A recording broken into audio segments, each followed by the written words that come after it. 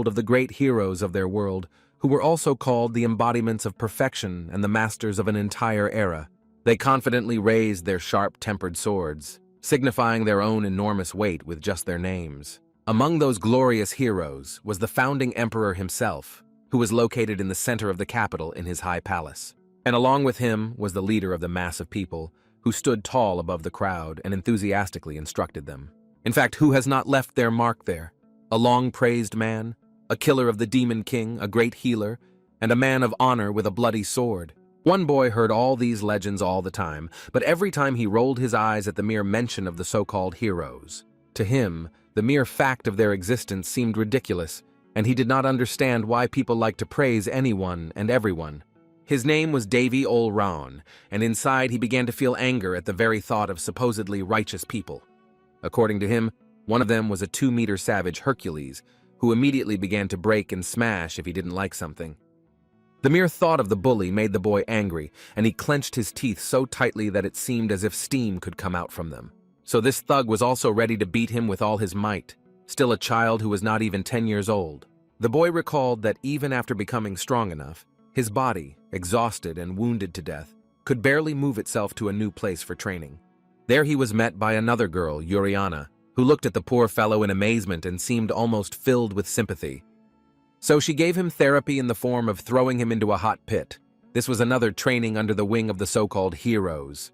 They all gathered in one place, like a huge family at a round table, where their comfort zone could not be disrupted by outsiders. The place was called the Gallery of Heroes, but the boy called it a place where obnoxious blockheads like those gathered. Eventually, he got tired of this hustle and bustle of life, and decided for himself that it was time for him to leave. Young Davy stood in the center of the Gallery of Heroes, his hand proudly placed on his belt, and his red eyes looking into the distance. His former teachers whispered among themselves, saying that the boy was still too weak, and that his sisters should have thrown him into the magma pool more often. Davy knew that his so-called sisters were actually just pretending to be young, but were actually 1,000-year-old old women. One of them, a saint named Daphne, loudly protested the shamelessness of her former student, breaking the stone in front of her. She was held back by the other heroes, but she continued to angrily threaten the guy to rip out his tongue while he did not even listen to the girl's screams. Finally, she broke free and went straight to personally cover his shameless mouth. Among the crowd of more calm heroes, Daphne was the only one who did not hide her fiery feelings towards the boy. They told her to be patient a little longer, but even with her lips pressed together, she found it difficult to control her rage. In fact, the sudden silence from his former teacher surprised Davy a little, who turned his head in slight confusion. Most of the heroes around Daphne remained silent, looking away or into space every now and then. Davy was more surprised when she wished him luck, albeit through her own sadness. He looked up to where his hero teachers were located, asking him not to forget them even when he woke up. The boy's red eyes widened as they truly took a liking to him after so many years of hard but brutal training. He slowly turned away on his bare feet, saying nothing to his old acquaintances. And then he gave himself free rein and silently stepped forward, heading towards his new life with new strength and the lessons that the great heroes had given him. Some cried happily as they watched how quickly their boy had grown up, while others looked with pride at the young lad who had stood on his own feet. For a few seconds, Davy stood still and said nothing at all, as if he still had something on his mind that he was afraid to share. But soon, he simply brazenly lifted the corners of his lips and went along his newly laid path. He waved low to his relatives' teachers, saying that he hoped to see them again soon. The red-eyed man disappeared into a blue shimmer that blinked, and in a matter of seconds turned into a huge flash, blinding life itself. The uncut green stone was floating in the water, as evidenced by the small air bubbles hovering near it in the liquid. The amazing mineral lay in the water for so long that it was able to color it a muddy green color. The boy's arm was hooked up to an IV, keeping him in a state between life and death thanks to the green liquid inside the IV bag. The sun barely illuminated the luxurious room through the windows, half protected by the embrace of silk curtains, and the boy himself lay humbly in a soft royal bed. The wind slightly tickled the snow-white curtains of the room, gently tugging at their thin, wavy material.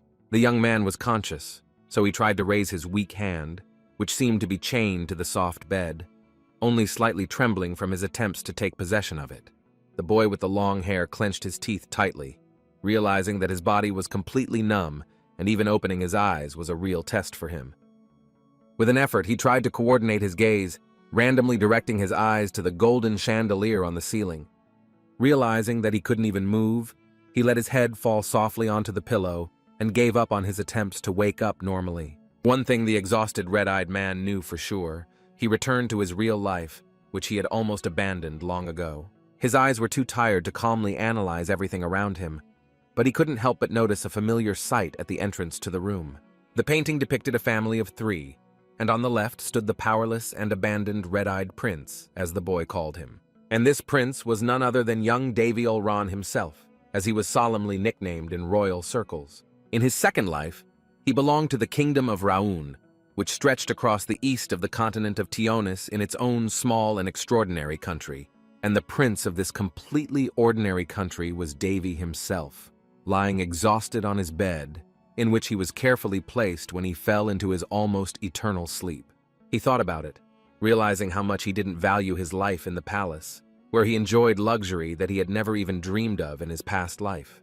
But perhaps he should think about something else, and not just about how well he lived and the luxury that had returned to him. And yet his mind was haunted by thoughts about why he had been so naive before fate itself had thrown him into the gallery of heroes. Even before his transformation into a prince, Davy lived on modern Earth, where he could not even imagine anything about the true meaning of the title of prince. After all, he thought that the life of a prince was a happy moment in abundance, and not when a cup of poison was put into the hands of your own mother. The title of prince was not a golden magic wand and a pompous crown. His life was filled with threat and the risk of death wherever he went. Even Davy's close blood relatives turned away and abandoned the powerless little boy. In the past, during a hunting competition, little Davy was wounded by an arrow from his opponent, Callus, after which he ended up in the gallery of heroes. He remembered the silhouette of his opponent well, even a few seconds before his departure to the world of heroes. Davy's sentimentality was also starting to get boring, and he changed the subject in his head again, staring straight at the ceiling. The boy closed his eyes and concentrated on the thoughts of restoring his body, humming something under his breath to gradually gain control of himself. He trained his voice, the ligaments of which gradually began to adapt and come into operation after so many years of stubborn silence in a coma. And although there was nothing special in this little exercise, a grin naturally appeared on the boy's face, because now he was much stronger after the training of the great heroes. The boy could recognize the son of the kingdom's new queen from 1,000 different people because he sent him into a coma with that very ill-fated arrow. He remembered his cheeky face, he remembered his orange hair, and he couldn't forget his already cynical name, Callus Barrietta. And Davy also kept in his mind how he, sitting on an already high horse, looked at him arrogantly. But the red-eyed boy was ready to give that cheeky kid his own special warm welcome to wipe that cocky smile off his face. One day, while still in the gallery of heroes, Davy was sitting on a small hump and quietly sobbing, his face completely pink from tears. He flinched with slight surprise when someone with a rough bass voice crept up behind him and addressed him as a newcomer. The boy looked back, lowering his eyebrows in disbelief, to which the other asked why he was looking at him so strangely. The big guy sat down next to Davy, laughing loudly and saying that the boy had taught his offenders a good lesson. Davy was visibly indignant. He didn't like the fact that the big guy was trying to ridicule him for simply speaking honestly in the heat of the moment. The boy was upset that at first everyone treated him well and even celebrated him, but as soon as they found out that he was an ordinary child, they began to look at him as a misunderstanding. Davy didn't like this attitude, but the big guy, of course, made excuses, because he couldn't know anything about the little boy. Red-eyed crossed his arms in an offended manner and rested his chin on his knee, saying that he had had enough. The brute grinned at the boy's request to get down to business and tell him what he really needed from him. The big guy said that he was a rather proud hero, and the boy's appearance was very unusual for them, to which Davy snorted indignantly. With some surprise, the youth noticed the man's words that the heroes had been consulting about him for several days and nights. Grabbing him tightly with his huge hand, the big guy told the stunned newcomer that he could safely consider himself lucky.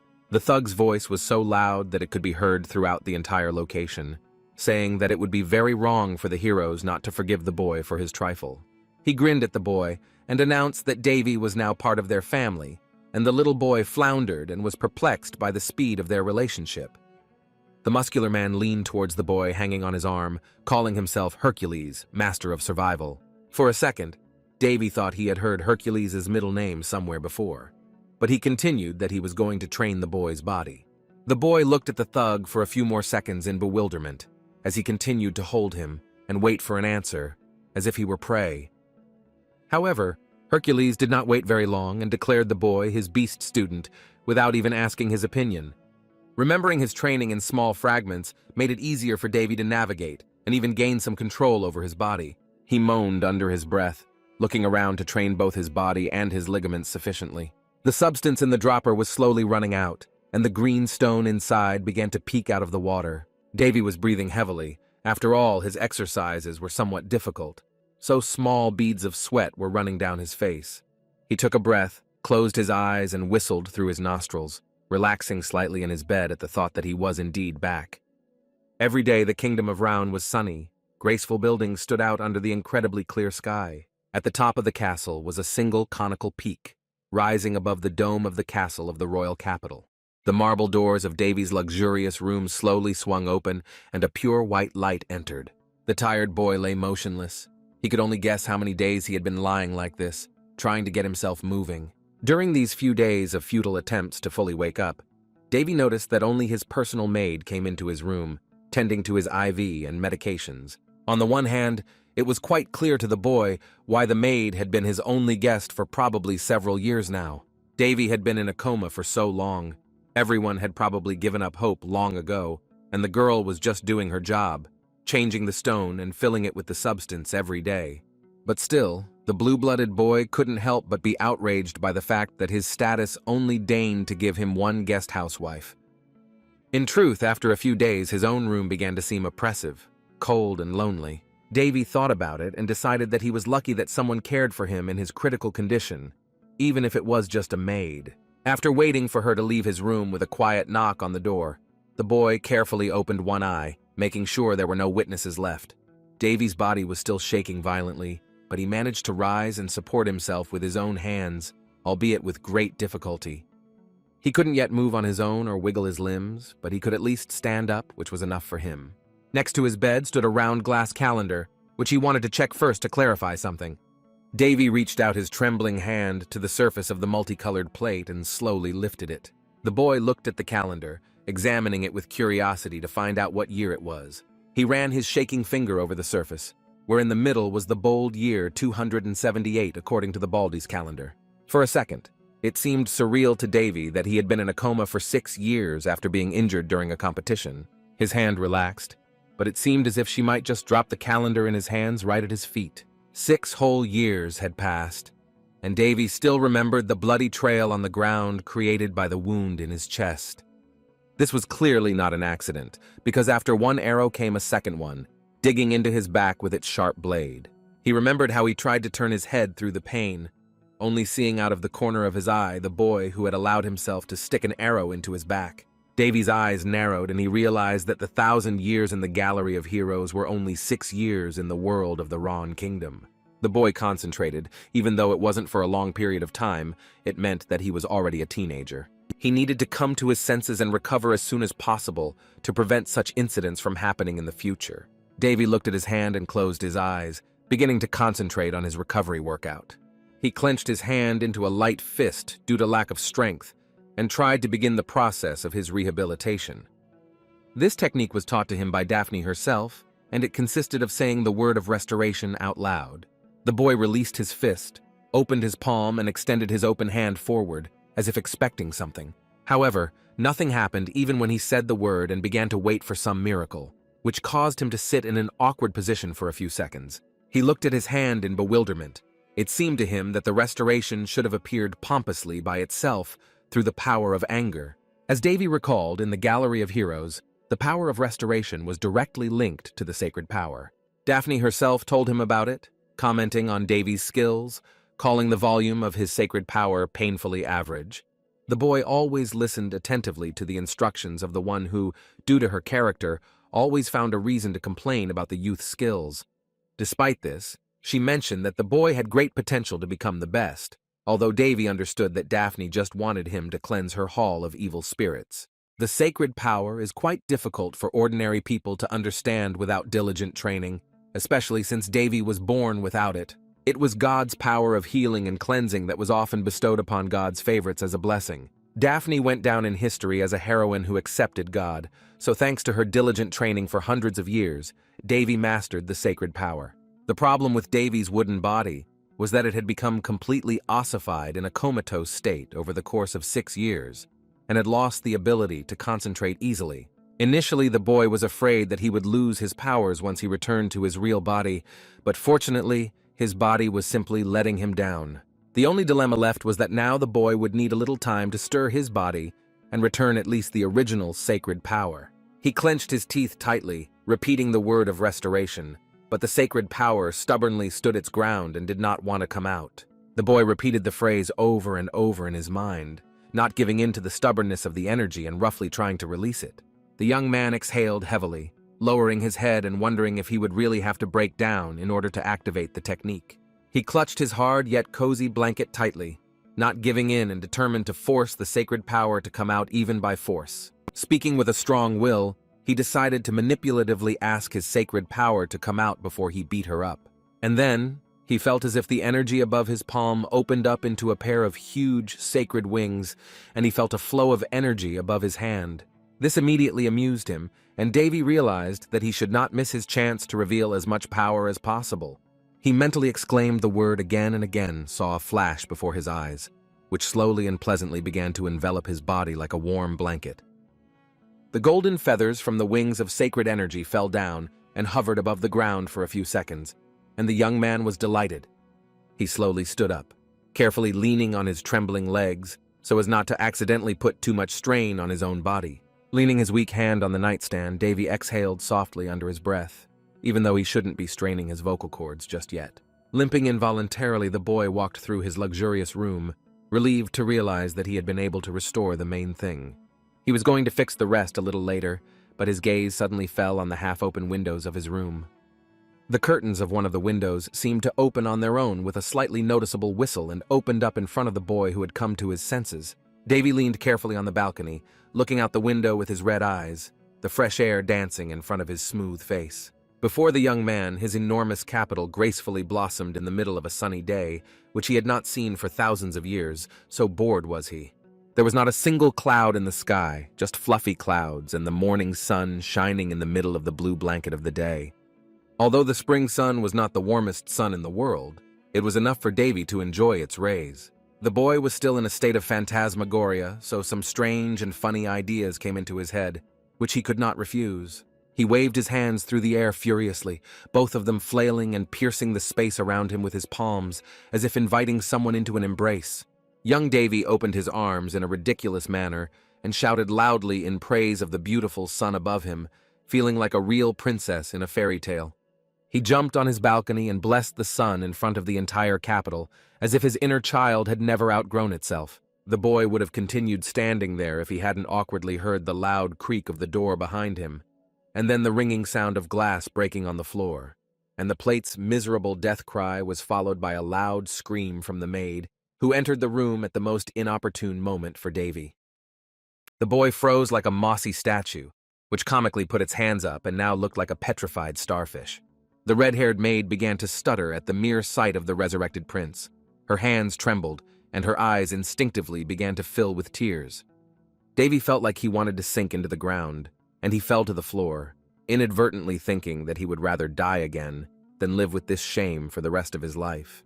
The maid brought the exhausted teenager to the doctor, who decided to examine the suddenly awakened prince, looking puzzled as he carried out his examination. Old Man Ramses was the court physician of the kingdom, and he was clearly impressed by the excellent condition of the young man's body, which only improved after his awakening. Davy smiled innocently, even though he knew his body was simply hardened enough to recover in an instant. The doctor still found this strange, so he asked about the boy's pain, who indifferently dispelled the elderly doctor's doubts. The old man scratched his beard in a funny way, and the boy thought that in the past he would never have thought of speaking so dismissively to his grandfather. To tell the truth, the boy didn't want to be rude to the doctor, but his high status forced him to speak a little condescendingly accordingly. After all, Davy Olran was part of a great family, and a member of the royal family of the Raon Kingdom. He was the first and only child of Queen Reni Al-Assad and the current king, and therefore the first prince of the country. One old woman had taken a dislike to the boy even before he was wounded, and so, casually waving her fan near her face, even now called him too tenacious. Davy looked back at the sharp voice. In front of him stood a delicate older woman, and behind her two submissive boy servants. Yes, the boy himself was not happy with these guests, because the dressed-up face in front of him was too familiar to him. It was the current queen, Linz Barrietta, who took the royal seat after the death of his mother due to poisoning. One look at her children, Princes Callus and Benedict, made it clear who the two little devils took after. Davy especially recognized the face of the second prince, Callus, who had kept his smug, spoiled grin on his face his entire life. Davy was no slouch himself, so he cheekily noted that he himself had not expected to be so tenacious. Linez did not stand on ceremony and first asked the boy if he saw who shot him during the hunting competition. The boy, of course, said nothing, saying that he could not see anything when the arrow flew painfully into his back. The boy's face broke into an all-knowing smile, and he decided to ask in response whether they had caught the one who had decided to attempt on his life. He looked at the royal family with a malicious grin in his red eyes, describing how terrible a crime the assassination attempt on the prince was. Prince Callus froze in horror at Davy's puzzled question about what punishment could befall a criminal with a bow. The old woman nervously bared her teeth, interrupting the speech of the awakened boy with hostility in her voice, while Callus nervously shook behind her dress. She called the incident too old and covered her face with a fan, although it was clear that behind it there was nothing but hostility and malice. Davy fell silent, lowering his red eyebrows as the woman's cold words told him that it was all over and no one would look into it. Old Man Ramses finished his examination and noted that little Davy would be able to recover in a few days under the right conditions, and the boy thanked him. The red-eyed man silently looked at the old man leaving with the young maid, who sternly announced his departure. Ramses was still giving some advice about the maid's food, and Linus unceremoniously whispered through her teeth that the boy should have simply died then. Davy was not at all hurt by her words, and with the same smile on his face, he asked if she regretted that the walking problem in her life had not yet disappeared. Callus nervously tried to support his mother, absurdly calling the first prince a disgrace who had fallen into a coma due to some unfortunate attack. With a loud retreat, Callus and Linz took Benedict with them and raced towards the exit, slamming the doors behind them with loud, dramatic force. The boy simply looked at the doors closed in front of him, involuntarily thinking that people like those three probably liked to disgrace the country and get caught. Davy looked at his hand, where he had concentrated enough sacred energy an hour ago to make his body bloom again. He opened his palm and felt the warmth around it, thinking that no one in the entire kingdom could recognize the sacred power, so it might be difficult for him to recognize enemies.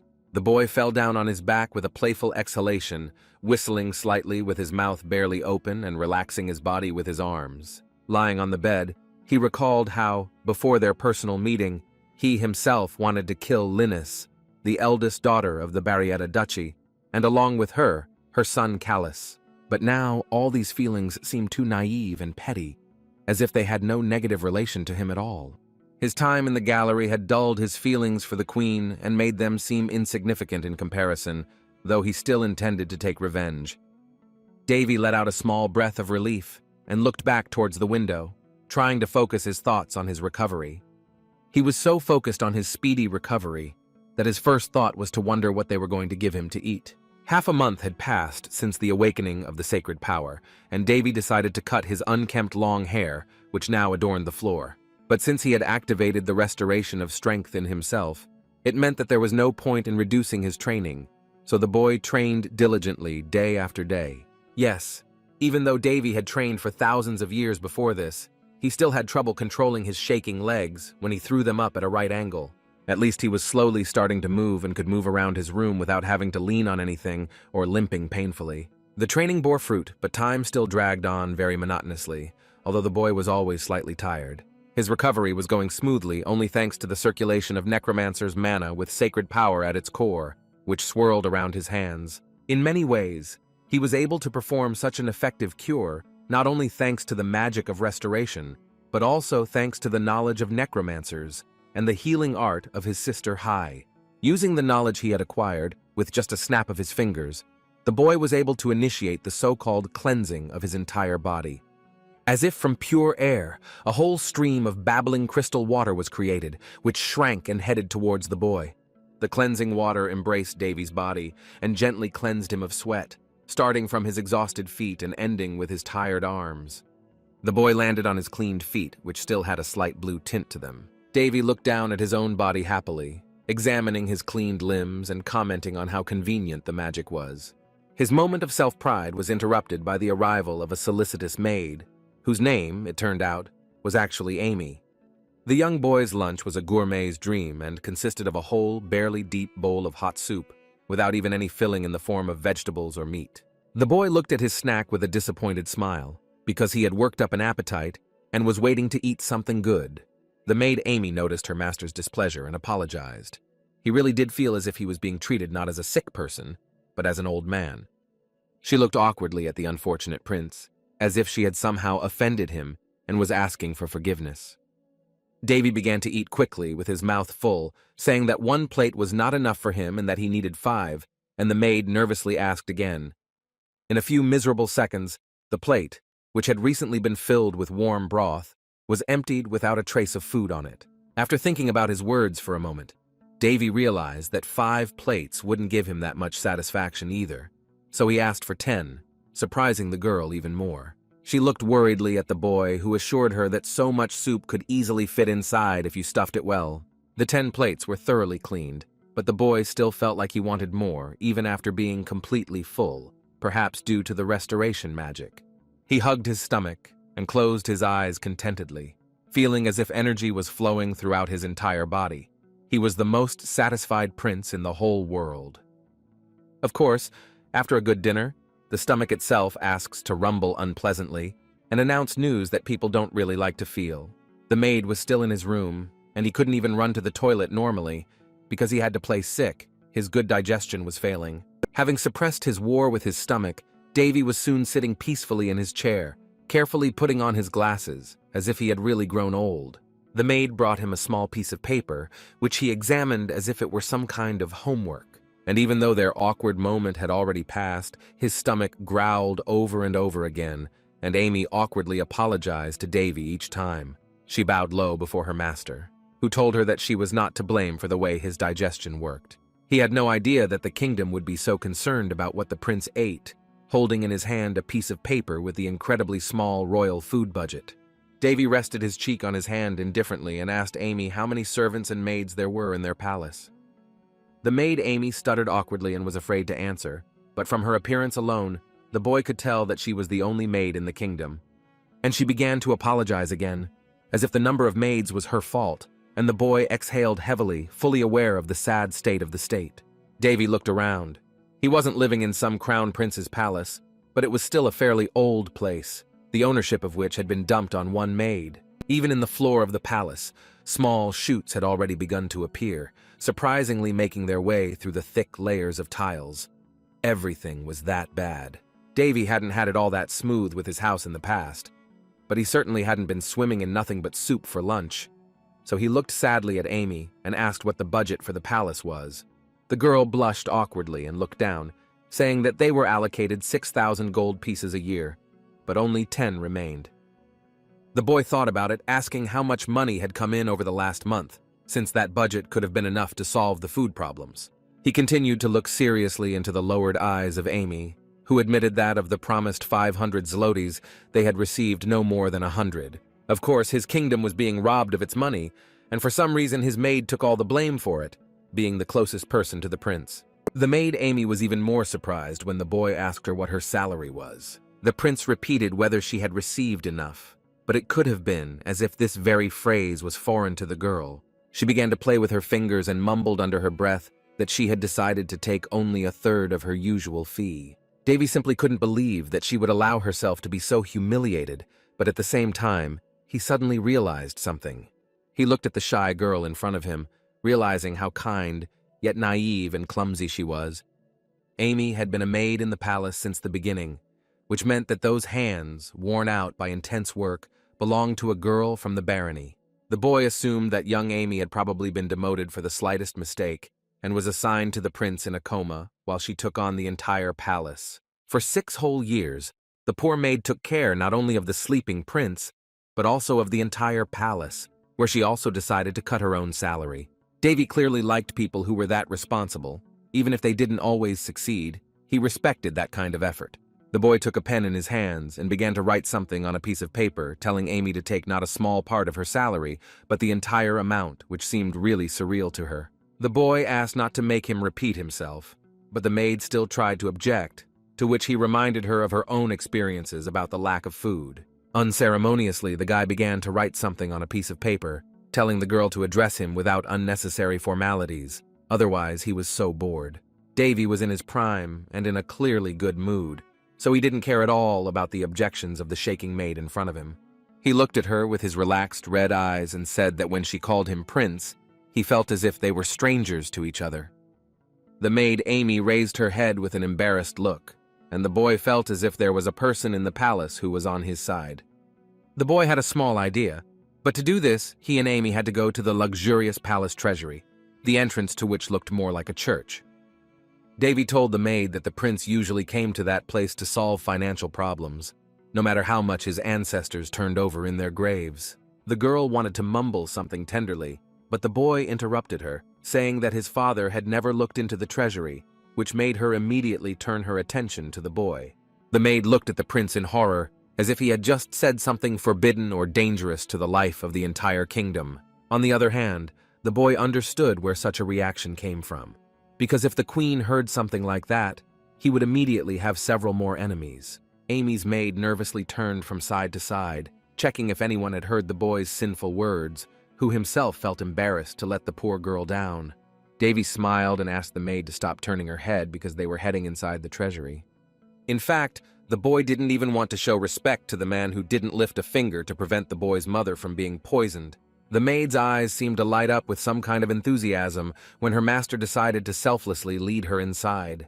The only thing the young man decided to ask the young girl was for her to take care of him, to which Amy frantically agreed on the go. Inside, the two were met by the local treasurer, who was playing slyly with the tip of the hair on his elaborate mustache, while he pretended to stutter and apologize to the prince. Despite his words, there was no regret on his face as he explained that it was impossible to obtain funds for the kingdom beyond what had been allocated. His bad habit of tugging at his mustache began to irritate Davy almost immediately, as if it emphasized his impudent tone and character in front of him.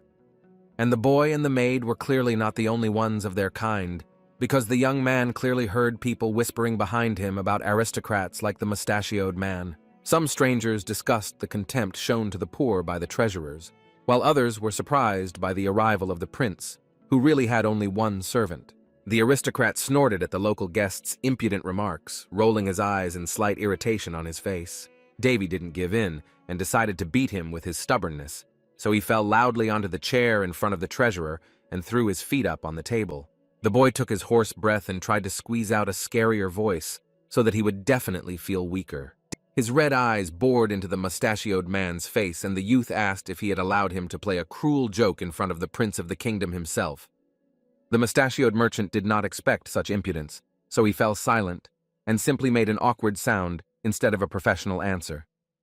Davy explained in detail that their royal budget was 500 gold per month, but no more than 100 came, but the nobleman could only stutter. After thinking for a moment, the mustachioed man spread his hands and said that the money they had received was the remainder of the funds spent on the repair and maintenance of the palace, as in all other kingdoms. Davy let out a sharp breath and ordered the aristocrat not to irritate him even more by trying to force a commanding tone. He asked him if it was because of their renovation that his floor was breaking with a bang every day, and everything outside was overgrown with weeds, not to mention the garden, which looked like a forest. The mustachioed man was driven into a dead end by such arguments, so he tried to cover the young prince's mouth, but in response he received an even greater barrage of leading questions. The aristocrat ran out of possible answers and stood dumbfounded, looking at the impudent boy with an angry expression on his face. The boy was more intrigued by what new excuses the treasurer would come up with to retain at least some of his honor. The mustachioed aristocrat wrinkled his forehead and looked away, stuttering that questions about the palace's renovation were under the jurisdiction of the housing department, not the treasury. The old grin was already beginning to return to his face when he began to say that they could do nothing about the prince's problem and were simply distributing the budget. The boy loudly slapped his knee in front of the nervous rich man and dramatically announced that he definitely didn't know the purpose of the treasury. The mustachioed man tried to maintain a proud look, even when the boy mentioned the unknown earth, where everyone blamed others in the same way. Davy turned his head towards Amy in a relaxed manner, telling her that they had to go, to which the maid asked if he was planning on visiting the housekeepers now. The red-eyed man had no such plans, so he asked the girl why he would go there at all. They approached the doors and the boy threw his head back, declaring that the housekeepers would also conduct the same session of shifting blame onto others. The aristocrat held his breath and almost fell over from the audacity of the guy who told him to buy something useful with the stolen money. The doors to the main room of the location closed. The boy could not take his eyes off the terrible interior of the royal treasury. Since the aristocrats themselves had to live in such conditions, he was afraid to imagine how the maids and other servants had to live. They probably took their salaries from the budget. No matter how justified the sacrifices of the aristocrats were, it was unfair to one maid, Amy, who took all the responsibility upon herself. The boy looked innocently at his maid, asking if she would bring him a sword, to which she jumped in surprise. Her mouth was still open, although she was reassured by the guy's words that he was not going to kill anyone. Davy laughed loudly at the fact that the maid was so scared, but she only quietly stuttered and said that she would look for the sword for the master. Amy ran forward and the boy began to play with his cane, unceremoniously twirling it around his hand. In the middle of the corridor there was a painting of the current Queen Linz, which the boy could not help but notice. With an unpleasant scraping sound from his cane on the floor, the boy turned and stared at the vile, vain portrait before him. He did say that he wasn't going to cut people, but nothing stopped him from cutting up all those whom he didn't consider people. It wasn't hard for him to imagine what might happen if he suddenly started killing people from above with his practically beggarly reputation. The answer was obvious. Everyone would start pointing fingers at the crazy prince and claiming that he should be locked in the tower of the royal castle. Davy didn't want to end up like this, but his heart was still burning with anticipation for the moment when his time would come. He wanted to feel free, to breathe in that wonderful air that would signify his own strength. But Davy knew for sure that with his sword, he was not going to become a feeding trough for the rotten aristocrats who were already eating away at his kingdom. The very next day, little Davy began his hunt, but he killed not a sarcastic aristocrat, but a huge wild boar. To do this, the boy had to make a little effort, and the maid looked at the dead body in horror, to which Davy replied that he simply moved the body of a boar that he saw nearby. The boy remembered that there was only water, herbs, and some other food left in the entire warehouse, so he asked Amy to bring them to him. The maid Amy fell to her knees in despair before the boy, loudly saying that it would be better if he killed her, and the young man was again perplexed. The girl's eyes filled with tears, and she bitterly said that the royal hands should not be stained with animal blood, even though they actually shed it. She clearly underestimated the young man, to whom she told him that he shouldn't have cut up the carcass himself anyway, since he could have gotten hurt. The boy shrugged his shoulders and unprincipledly began to prepare his dish, telling the frightened maid that no one would see anything anyway. His kitchen knife began its work, cutting through the thick layer of wild boar skin with small splashes of blood at the tip. While the boy was cutting up the boar, he decided to analyze his plan of action, since he was unable to get an audience with the king, meaning that other bodies could not solve the problem. Queen Linz was clearly planning an assassination attempt on the boy, so she kept quiet, not knowing that her target was trained by the master of survival himself, Hercules. Aware of the survival, Davy proudly pointed out to Amy the butchered body of a wild boar, which, despite its scientific name, was now simply his dinner. The evening dinner slowly faded and the heavens turned on their beacons in the form of stars, creating a glow over the dark night sky. The silhouette of the queen looked out of the cloudy window, thoughtfully situated in the middle of a sea of night stars. Her servants stood before her with a blindfold around their eyes, and the queen herself wondered what the young prince was planning to do against her. Queen Linz closed her fan in irritation, saying that she had not recognized little Davy at all lately, to which the servants replied that he was still ill. The woman leaned on the table and thought that if the boy's body recovered at the same rate, he would fully recover in 6 months. Linz paranoidly asked the nervous servant what the probability was that the guy would still not be able to recognize their spy. Seeing that she was hesitating in her answer, the queen held out her fan and motioned for the girl to raise her head, addressing her as Sherry. The old woman pointed sternly at the girl, saying that even if she was a secret A-class agent of the Black Moon Mercenary Guild, Her subordinates couldn't be higher than C rank. And although Queen Linus felt a special trust in her servants, her soul was still haunted by a strange panic that rose again and again. She recalled that Davy was the first prince whom even the king himself turned away from. And according to Sherry, he had not changed at all during his 6 years in a coma. But no matter how insignificant this boy was to her, she could not let go of her sparkling resentment towards him even after all these years. Queen Linz did not trust this impudent boy, who imagined himself to be the first prince and could do anything against her at any moment. An oppressive silence fell between Linz and Sherry, broken only occasionally by the queen's fan feathers opening. The old woman's cold face briefly fell into a slight panic when Sherry threatened her for insulting her highly trained agents. The queen giggled and covered her face with her fan again, innocently replying that she was only expressing her concern about the boy. She looked at her cup of black tea, adding haughtily that they could get rid of the boy at any convenient moment. Linz lifted the porcelain cup to her tired lips, beginning to lay down her terms with the agents, as if her status had been hurt and she needed to reassert it. Taking a single sip of the hot drink, she looked into the distance with a grin and finished by saying that if they failed, the agents would pay dearly. Sherry nodded. Even though she had been sipping her tea with sarcasm for several minutes, in one movement she poured the entire contents onto the floor, calling the drink completely tasteless. On the floor there was a small dreg of black tea, on which floated bloody petals, clearly plucked from the kingdom's elite flowers. Finally, the queen added with contempt in her voice that it was best to get rid of a dog that did not obey commands. Together with Sherry, she left the huge room and went out into the long corridor. The agent replied that at any moment, one word from the lady would be enough for her. Meanwhile, Davy was having dinner with Amy, offering her to have a snack with him, to which she nervously refused and waved her hands awkwardly. By punching through a blocked channel like moving a needle through small holes, a long channel for the flow of mana can be created. It was done carefully, gradually, but still very incomprehensible to little Davy in the gallery of heroes. Sister Iroh Aia's taught the boy that if Davy did not want to lose his mind, even on the threshold of death, he needed to remember the location of his channels. Saint Daphne endured her sister's admonitions for a long time, but from time to time she forced out a humiliating laugh. Enro Aia's was a necromancer, but even so she looked more like a saint than Daphne herself, who also drank often before training, each time telling Davy not to die by accident. On the other hand, he was met by a short archmage who, even in his dreams, could not show anything more useful than his enormous staff. And with the shorty there was always Hippocria, whom Davy affectionately called Hii. She always carefully took responsibility for the experiments upon herself. Sometimes the boy got the feeling that the heroes simply enjoyed watching him suffer rather than helping him improve his skills, but Haya was not one of them. Little sister Haya always persuaded little Davy and extended her hand to him, telling him to trust them. These events came back to Davy in his dreams, and he inadvertently shuddered with fear, remembering how terrible their experiment had been and how much he did not want to repeat it. Back to the kingdom of Raun, where the sun had already come out and warmly illuminated the forest location at the entrance to the palace.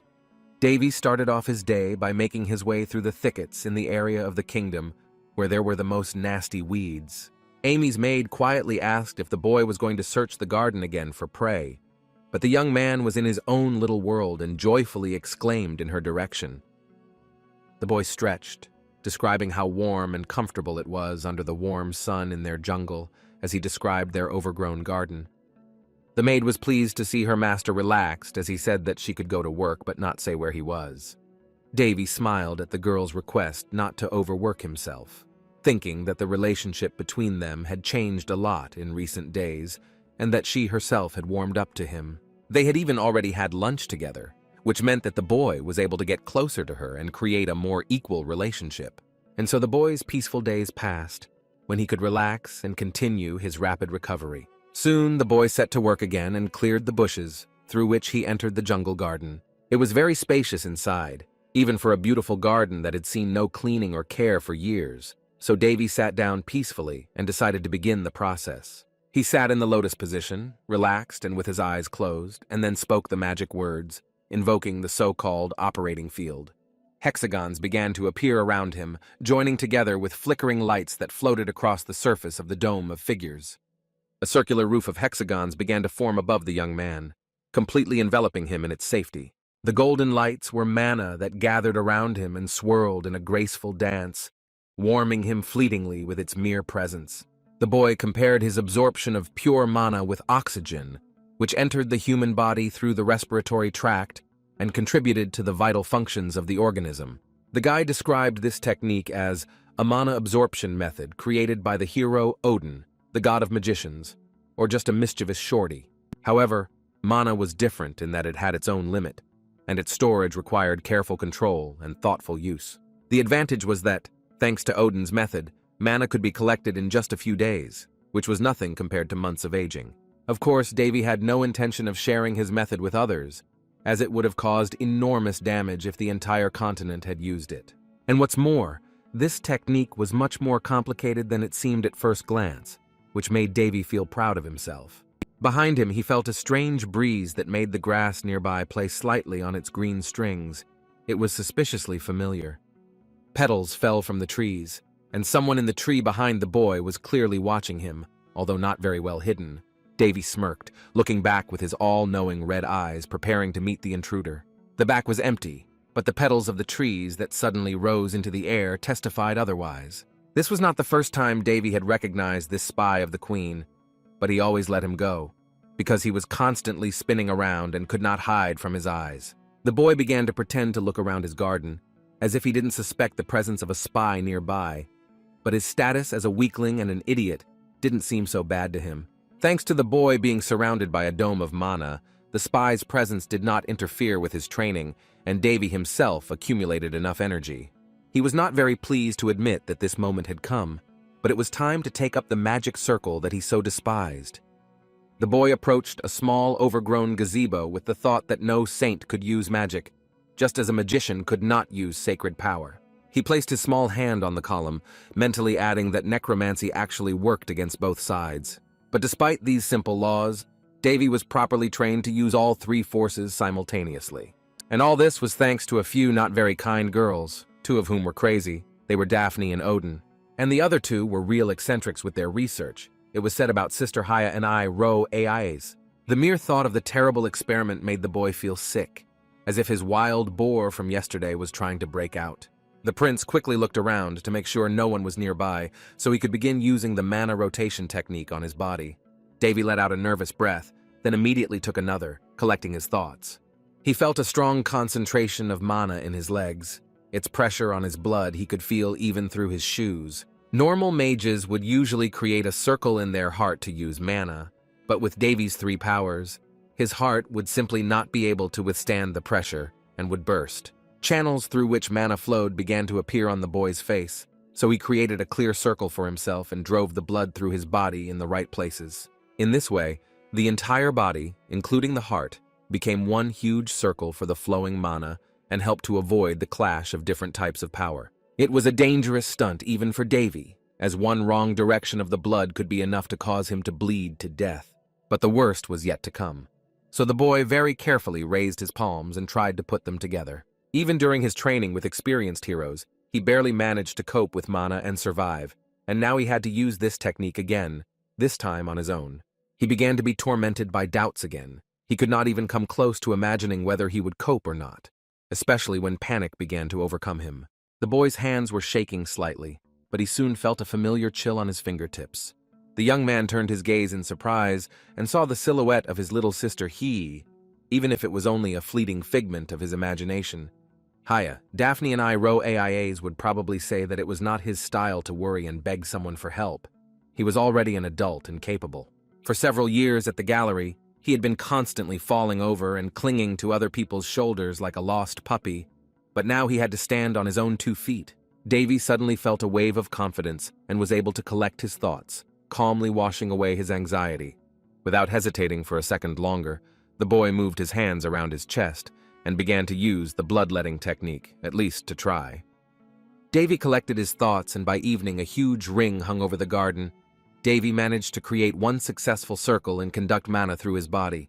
The evening was drawing to an end. The first stars began to appear in the sky, but the prince still did not return to the palace. The maid Amy was very much looking forward to her master's arrival, but she was also worried, so she went outside. She was very worried about the prince, who did not even come to dinner at the appointed time, which had already passed a long time ago. The boy's exercises had taken up a lot of time before, but he had never dared to skip the obligatory dinner on schedule. Amy began to panic inside and was in a dilemma with herself, because the prince told her not to come without his permission, but she was also afraid that something bad could happen to him. She blamed herself out loud for the incident with the prince that hadn't even happened, but her worries were cut short by the familiar voice of the guy, who asked not to call him so formally. The maid's eyes widened, and she jerked in surprise when she heard the familiar tone of the man behind her, whom she had been looking for just a second ago.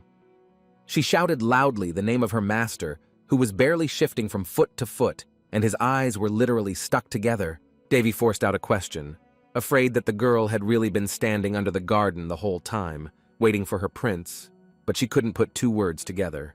The boy had to force himself to walk, so he walked, letting out light exhalations with each step, as if he was dying. Through a funny smile, the boy mumbled that even with his skills and good agility, he still had a lot to learn. Davy gave in and fell onto a surprised Amy, wrapping his right arm around her neck for the support he needed. The girl clearly misinterpreted the guy's gesture, so a loud red spot of embarrassment appeared on her face, and she began to stutter. Cold sweat was pouring down the boy's face, and he almost whispered an apology for something to the maid, closing his eyes with a defeated expression on his face. The prince said he could no longer hold on, and simply fell with all his weight onto Amy, who could not understand what had happened to her master. The maid couldn't hold the guy's heavy body, and it gracefully fell onto the cold ground, her surprised cries. The boy fell asleep peacefully on the pillow shaped like Amy's skirt, snoring softly under his breath with a sliding whistle. After some time, Davy opened his eyes, in front of which was the familiar chandelier, which he had already come to hate after several days in bed. He already thought that he would never wake up so exhausted, staring at his damn ceiling, but fate thought otherwise. Although something was still wrong, and the boy felt something nearby, opening his eyes in surprise. His hand was embraced by another, gently touching his fingers, but at the same time, not pressing too hard against her. It was the hand of the maid Amy, who was almost on the edge of the boy's bed. Most likely, she fell asleep with the boy. Davy immediately thought that the girl must have been very worried all day, which is why she spent the whole night with him. The young man looked at his hand, which was literally glowing with mana channels. He managed to create a perfect circle of channels, although at first he was very worried. Now there were 3 different forces flowing through the prince's body, but that was not even the only amazing feature of the circle in his body. The morning breeze opened the curtains and entered the room with its fresh breath as the young man activated the sacred power. From the bright light of the boy's ability, even the maid Amy slowly opened her eyes, leaving her dream world. In front of her was Davy, who proudly raised his head and looked at the dozens of golden feathers that were hovering near and above him with golden particles. The boy gained access to castless magic, with which he could use simple magic like restoration with just a flick of his finger. The girl looked in fascination at the glowing feathers around them, and Davy greeted his awakened maid. Thus, 5 whole months passed, and one sunny day, Amy's joyful exclamations began to be heard under the palace. Her face lit up with delight as she picked up the large bag and commented that this time it also contained medicinal herbs. Davy looked at the filled bag of goodies and food in surprise, saying that the contents would be enough for them to last for the near future. The girl giggled sweetly, calling the bag a real miracle, and the boy awkwardly shook his head and looked away from the gift. These bags of vegetables and meat started appearing 3 months ago, almost immediately after Davy mastered his first perfect mana circle. At first he suspected Queen Lin's of the mysterious gifts, but all the products turned out to be completely normal, so he put his paranoid thoughts aside. The boy had the involuntary feeling that someone was watching them and trying to help them behind the scenes. But he could only guess. Gently closing his eyes, the boy felt a light, warm breeze of mana on his face, as if it was trying to whisper something to him. Sometimes he managed to sense the mana floating in the palace, with the help of which he once sensed the presence of some stranger. He didn't really want to involve his maid in this situation, but both he and the girl liked such gifts quite a bit. Speaking of the mana near the palace, Davy heard footsteps nearby, which were clearly getting louder and approaching him and Amy. The boy tensed slightly. Gripping his cane tightly, he shouldn't act too boldly, but he needed to be prepared. The girl said quite innocently that they didn't have to worry about food anymore, but Davy had other concerns, so he just indifferently asked her to cook everything. The boy stepped forward quickly, warning the maid that some guests would soon be arriving, and she was stunned by the boy's sudden change in tone. Davy grinned cheekily as he walked to greet his uninvited guests, not listening at all to the surprised Amy and her questions about what her master's behavior meant. Unceremoniously, 3 people in long robes walked through the gates of the kingdom. They were led by a serious man with broad shoulders and a beard, dressed in a dark robe with a sacred cloak around his neck, all 3 of whom the boy called the Queen's puppets. They found themselves in the guy's room, which was clearly in need of some renovation, especially with the outdated shield and 2 sword symbol on the wall. The male priest examined the boy's hand with puzzled groans, casually running his hand over the boy's wrist. Davy looked on with affection as the priest attempted to feign some understanding of what was happening to the boy's body. He was getting tired of playing the man's game, so he asked the serious priest what he had seen. When the guy asked when he would be able to walk calmly, the man immediately answered that since he had been in a coma for a very long time, sacred magic would do him more harm than good. The priest tried to dissuade him from using sacred magic, telling him to be content with the usual rate of recovery, but Davy thought this was absurd. Even the priest knew that there was no harm from the sacred power, but he continued to play his role and indulge the woman who was in power. Davy chuckled, wondering if it was not he who didn't want to get well, but the priests who didn't want to work. He added in a naive tone that it seemed to him that such ailments could be easily cured by the power of the blessing of the goddess Priya. The priest tried to brush off the prince's passive-aggressive accusations, calling the boy's overconfidence simple ignorance. He added that the boy had no understanding of the operation of sacred power, since this was the responsibility of the clergy.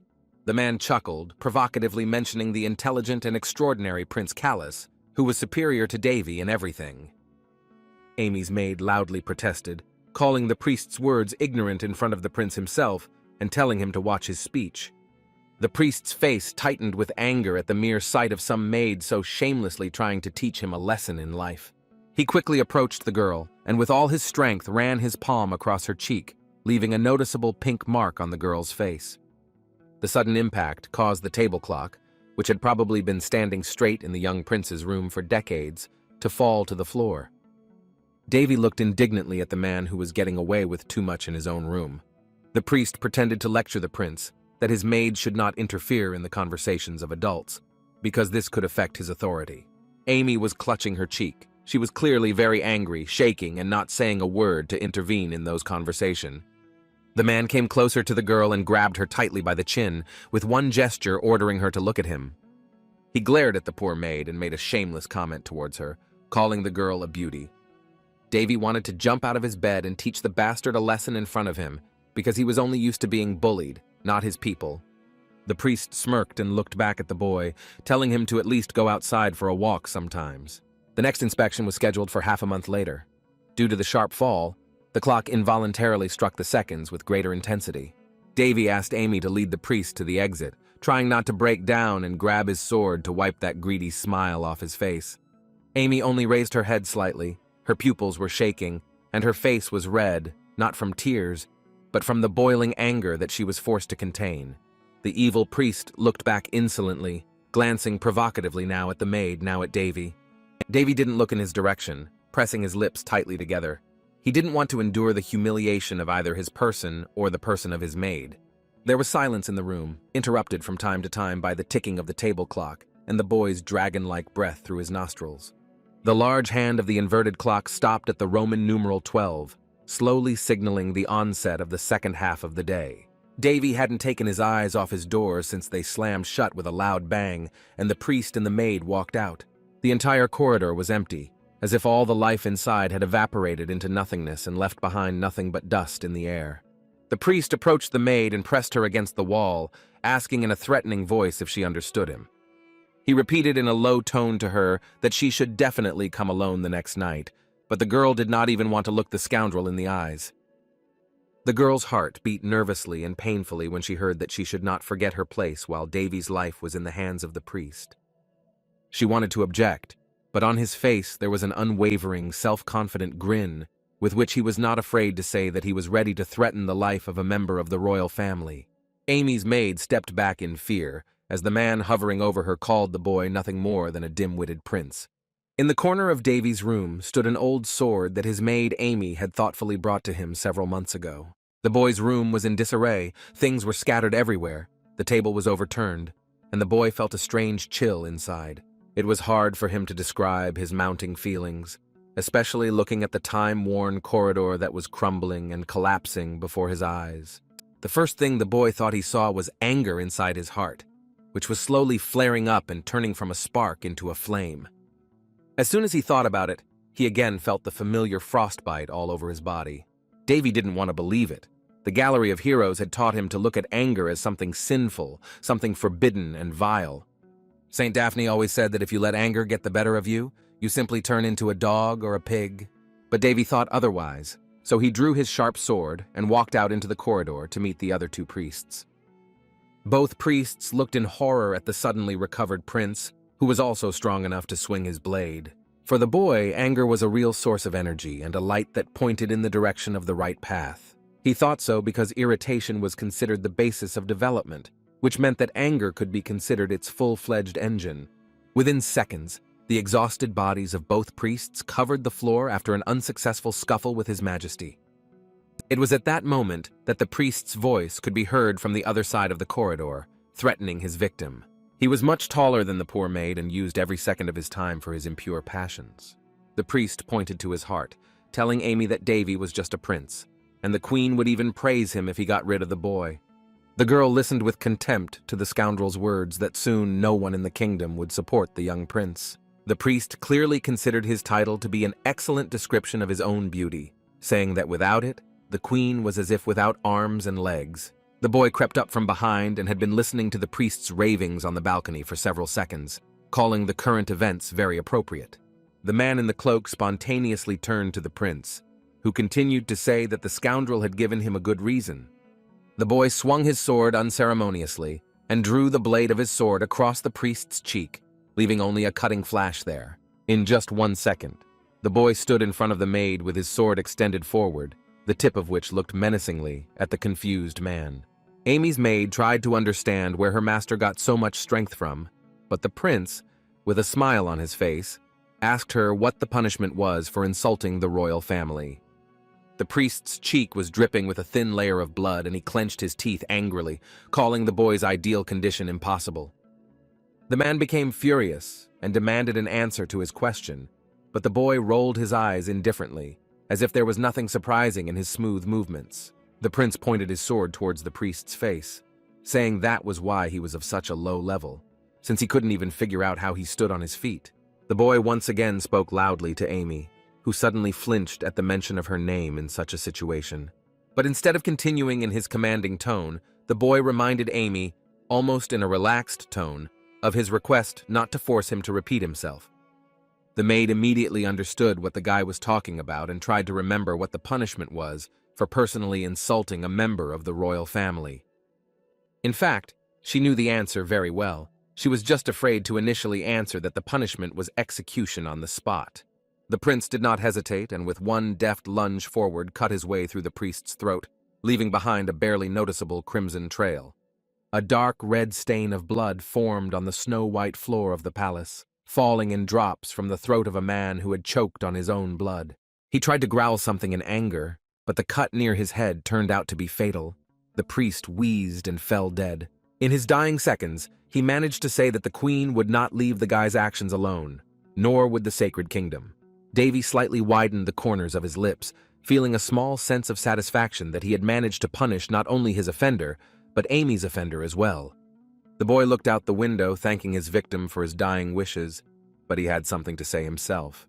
The prince swung his sword again, and with one deft movement severed the priest's head from his body, assuring him that the queen's turn would soon come. Soon, Queen Linz herself actually found out about this little incident, unceremoniously beginning the meeting with the phrase that the boy had completely gone mad.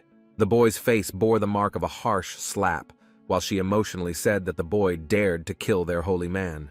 Her face twisted into an expression that was both fear and dislike as she described the boy's misdeed. Davy defended his honor by saying that he was only following the law when his life was in danger, but the old woman, through clenched teeth, equated him with a madman. She shouted loudly at him to stop clowning around and raised her hand, preparing to slap him a second time, but the boy interrupted her and asked her not to make him laugh. The queen's hand froze in the air as the guy said that even before the assassination attempt on him, no one in the entire kingdom followed the laws. The boy continued by saying that even the king himself kept silent about this small incident. But for some reason he, who executed the traitor, was called the culprit. He opened his red eyes and with a smug smile called this attitude towards the situation rather absurd. The queen and the prince changed places, and now the enraged Linnes listened to the young man's provocative words about the lower clergy who were tainting their family. She clutched her fan tightly in her hand, asking with disdain how the boy dared to question the authority of the king and the royal family. Waving her fan, the old woman shouted loudly at the boy, continuing to ask him how he was going to justify himself for the severed head of the priest. The queen said that she had known from the very beginning that the youth would be like his mother, but the prince was slightly offended by these words and did not understand what was wrong with his resemblance to his mother. The woman interrupted the boy dismissively and covered her face in disgust, rudely calling both members of the royal family plebeians. Last comment about his mother angered the prince greatly, and he nervously crossed his arms, turning angrily to the queen. He straightened his gaze and looked at the woman in front of him with angry red eyes, noting that it was very low to insult parents in front of their children. The queen's face fell. The former self-confidence and impudence evaporated from her eyes, and her wrinkled face was nervously dripping with cold sweat. Several swift cuts flew past behind the old woman, which inadvertently frightened her, causing her to shudder in fear. But as soon as the now visible servants of Linnes opened their long and sharp swords, they almost immediately returned them to their scabbards with a loud click of the hilt. Not all of them wielded swords. Some were unnoticeably holding sharp daggers in their hands, with chains entwining around them in a menacing manner. The woman's fan instantly fell out of her hands and landed on the floor with a light thud, just swaying ringingly above the surface for a while. A crowd of armed mercenary servants lined up in front of the queen, like a human shield in the form of several bodyguards at once. The boy felt that even from behind, maids with weapons were trying to surround him, and heavy chains began to dance nearby. His body was threatened by the rusty shackles of one of the maids, and the boy even grinned, albeit a little nervously. The close devotion of the queen's maids made the boy defensive, so he was out loud touched by their devotion to their queen. Davy cheekily said that he would be much more interested if the queen's armed servants decided to go even further. As much as the boy wanted to carry out his revenge here and now, he decided to restrain himself and simply exhaled with some release. The young man dispelled his own authoritative aura and sat down on a soft chair, suggesting that Queen Linnes think carefully about her decision and not rush into action.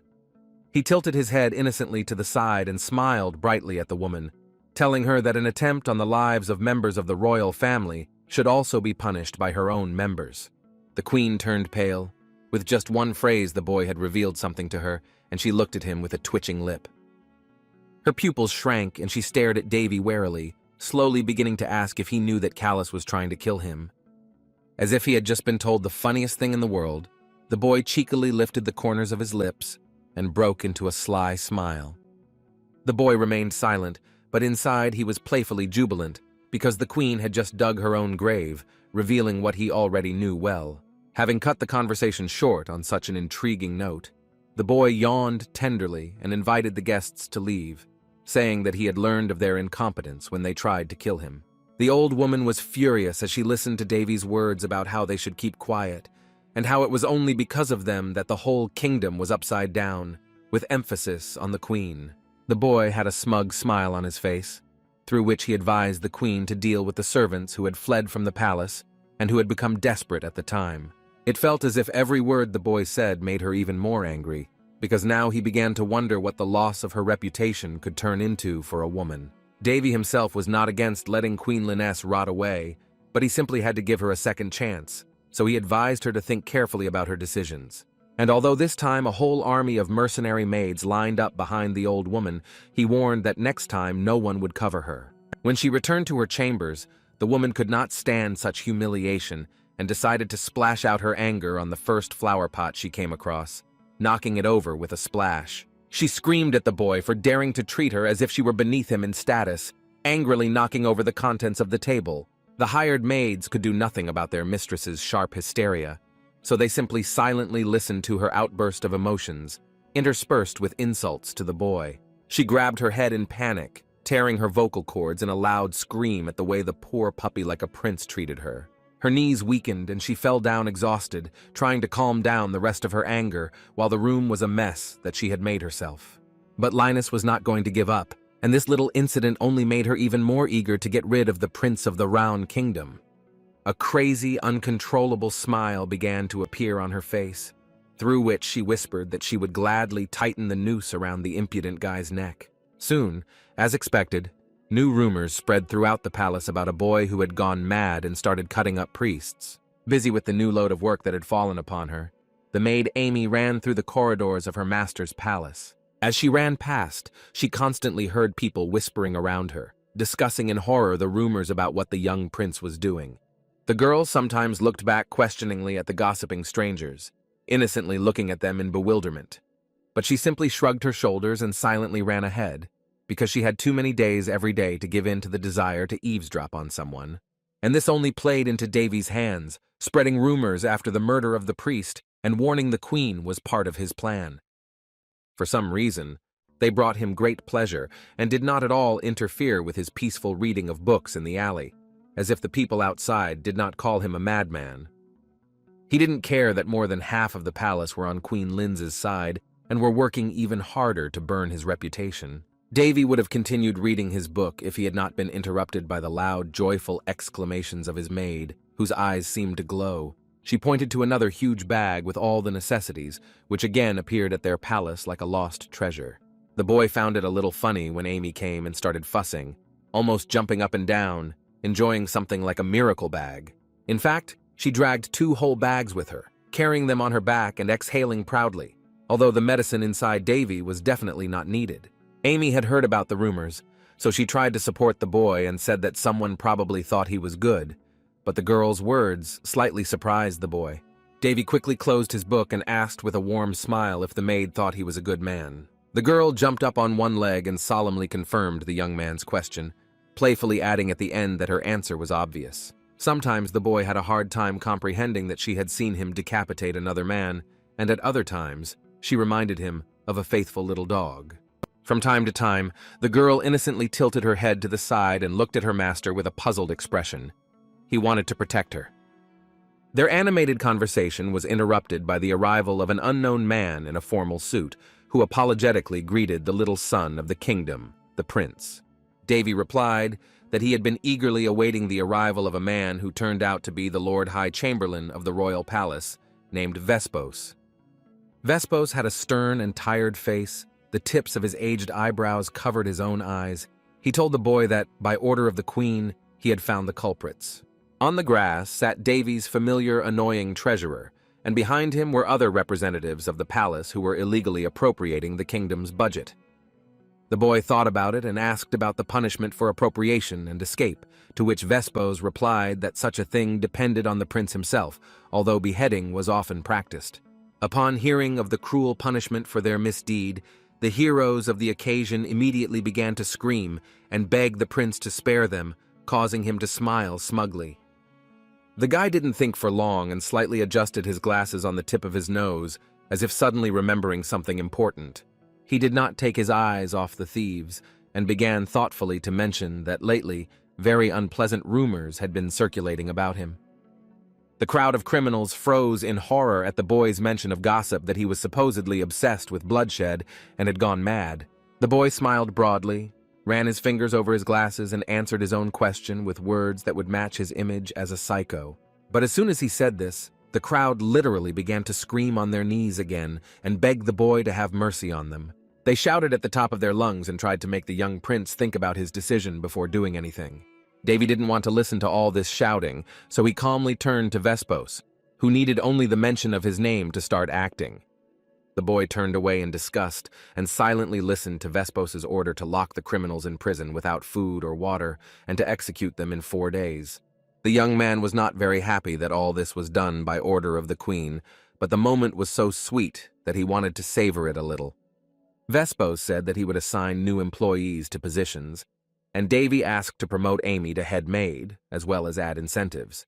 Davy took off his steamed-up glasses and put them down by the book, accidentally remembering something else he had not told the Lord Chamberlain.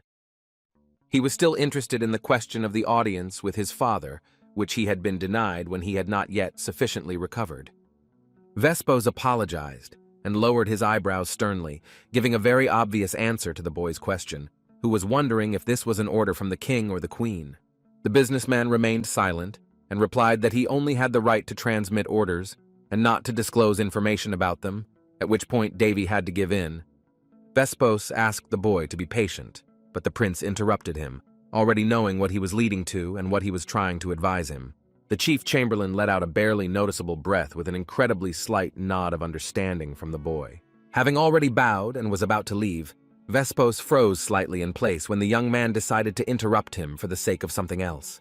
The guy turned his head towards the servants and said with a smile on his face that he had been eating well lately. The old man's eyebrows rose slightly at the boy's mention of the medicine he had brought, which he didn't really need, and his situation was already much better.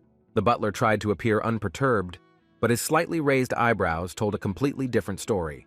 He began to shyly tug at his mustache and say that he did not know what the boy was talking about, but was sure that his kindness had been rewarded.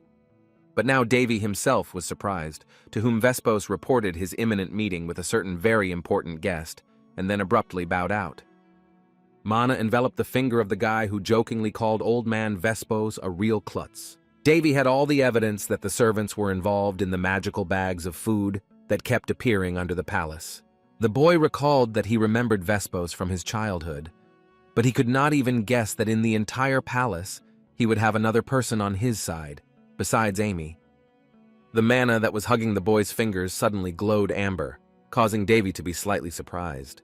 The golden coloring probably indicated the approach of some important guests, whom the butler had mentioned before leaving. Amy awkwardly peered through the unfortunate crack between the doors, intending to tell her master something.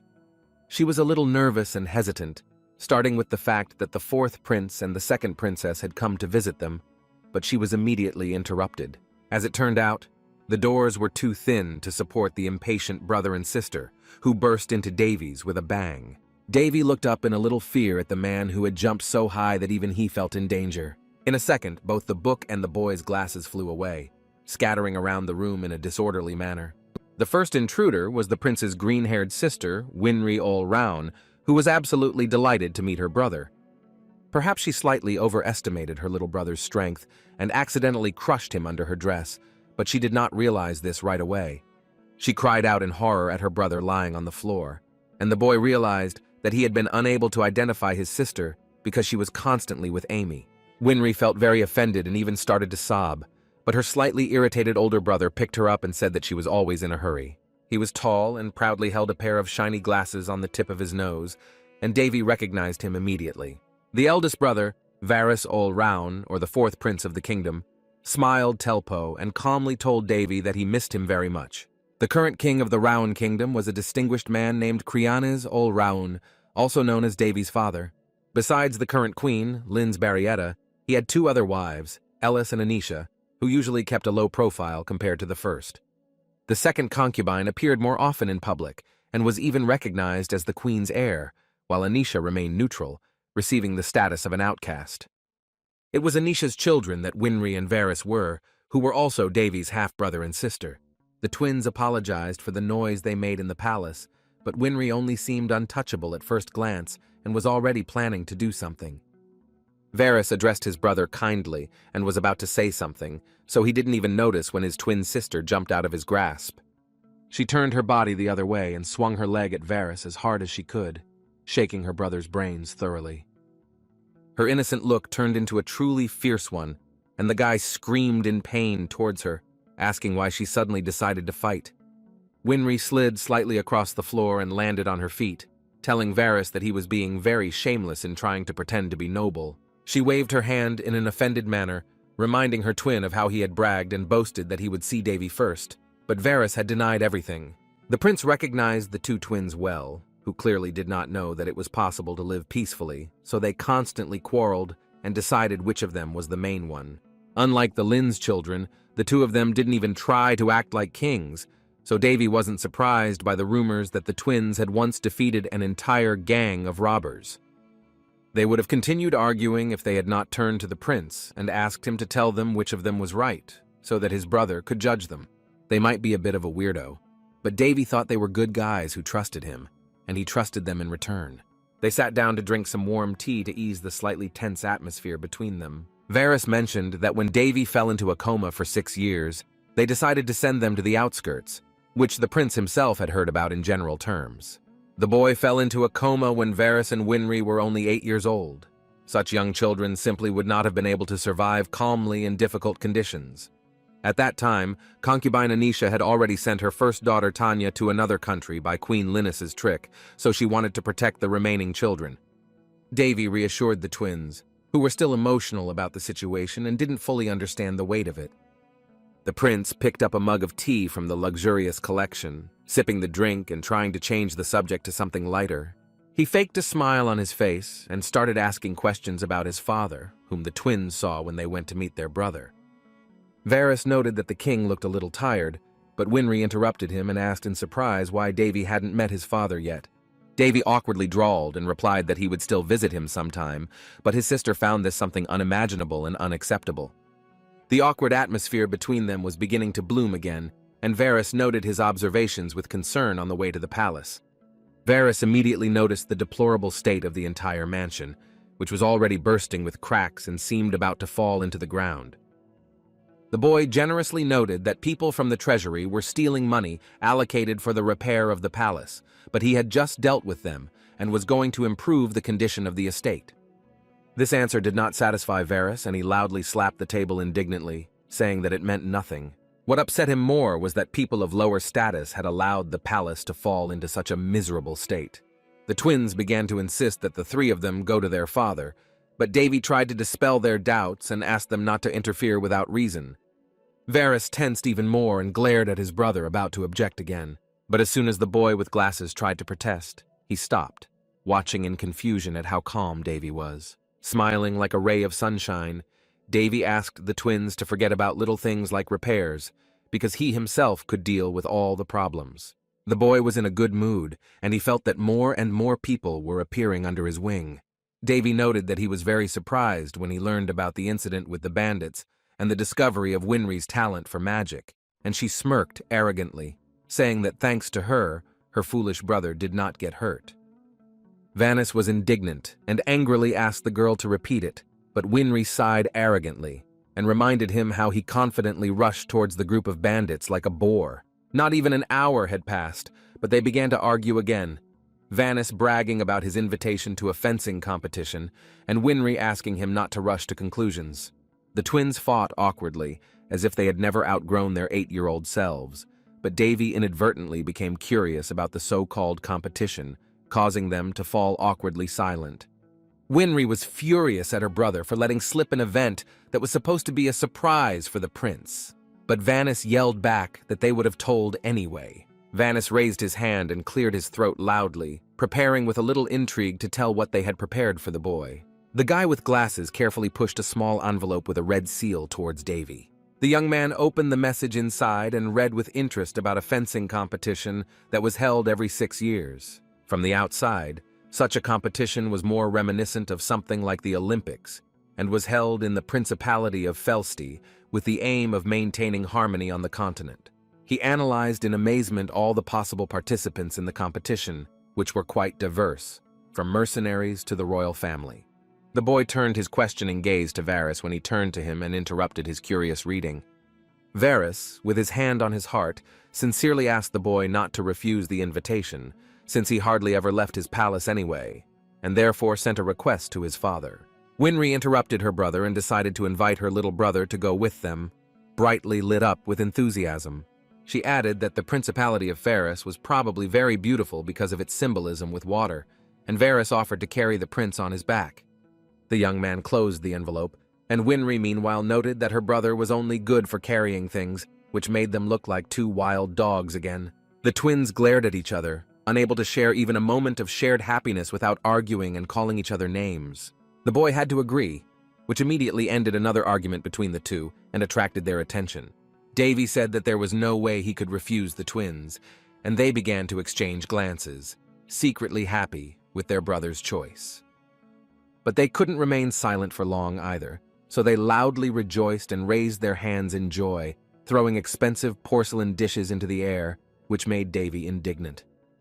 They began to whisper and decide where they would go first, and Davy wondered how little those two needed to be happy.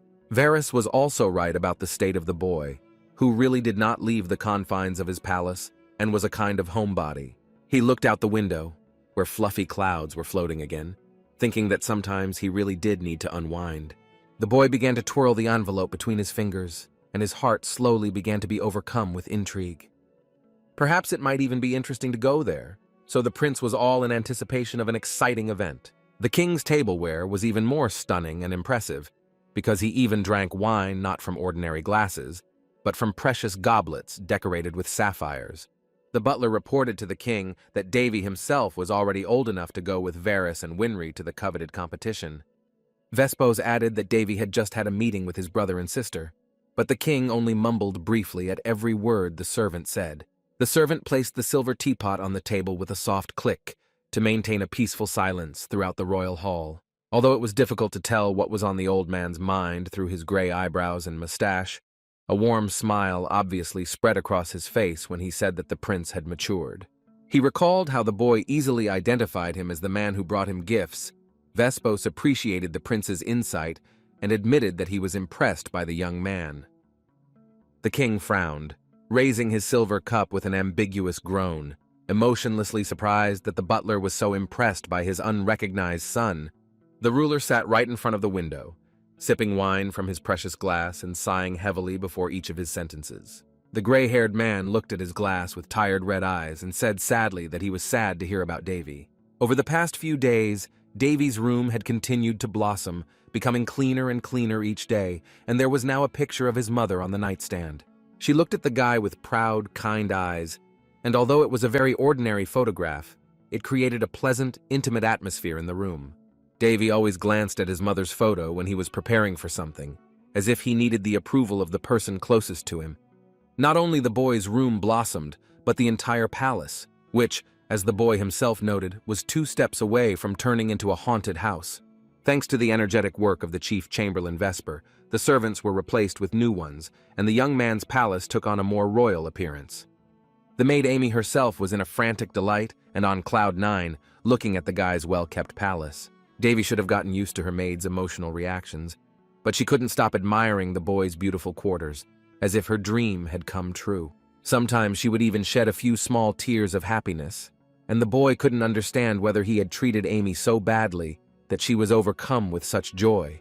It was time to leave, and even Varys urged his brother on, who had become slightly daydreamy after just one glance at the shining room. The young man looked at his new watch and replied that they had been delayed just a little, so he asked Amy again if she had collected all the necessary things. He asked her to take something else and handed the girl a bottle that looked like a wine bottle, and she looked at it with puzzled eyes. Well, now it was definitely time to go, so they opened the doors together in anticipation. Varys, Winry, Amy, and Davy himself were special guests of the Ron Kingdom who were going to conquer the great competition in the Felstead Principality. The flag of the Round Kingdom gracefully competed with the violent wind, which scattered small snowflakes of confetti all over the arena. The fencing competition was held every 6 years and was a very important event, with the eyes and ears of the whole world focused on it. Under the pretext of Davy's poor health, he managed to get there too, but the main goal of the test remained the defeat of Callus, which could have seriously damaged his reputation. The only thing that seemed strange to the boy was that Queen Linz agreed to this risky test with suspicious ease, as if she were planning something bad. The young man wanted to push all these thoughts aside, but he couldn't stop thinking about the fact that something could have gone wrong during the tests. The king did not keep us waiting long, and very soon firm steps were heard, echoing even in the open room. The voice solemnly announced the appearance of the ruler, followed by his personal butler Vespor. Crianes all-round walked forward, maintaining an unperturbed appearance, although it seemed as if the old king could simply fall asleep at any moment. People exclaimed phrases of glory towards the great king, but Davy remained silent. In his heart, he did not even call him father, but rather a man who was usually called that. Davy saw his father for the first time in the first 6 months after his awakening, during which time his father had successfully managed to avoid him. King Creones extended a tired hand towards his green-haired son, calmly ordering him to raise his head. The man's bloodshot eyes were slightly sad, but he asked if Varys was completely confident in his ability to win. Varys bowed before him and knelt down, confidently saying that he would definitely win and glorify the name of the Kingdom of Raun. Father lightly placed a warm hand on the shoulder of the determined Varys, wishing him back safe and sound in a hoarse voice. King Creones raised his head slightly, a small look of panic appearing on his face as his first prince stood in the crowd behind Varys. Davy was unperturbed. It was unpleasant for him to look into his father's eyes, but at the same time, he could not show weakness, so he continued to look with a calm gaze. The boy continued to stare at his father, whom he could not recognize at all after so many years of losing contact with him. Davy's father turned away, and as if the awkward exchange of glances had never happened, disappeared into the crowd of other people. As he left, King Creones let out a long sigh of relief, thanking the heavens that his son was okay. Davy didn't take his eyes off his master, and Winry looked at her brother with a little confusion in her strawberry-like eyes. She asked him again if everything was okay, but the boy stood motionless like a statue, not believing that he could feel something for his father after so many years.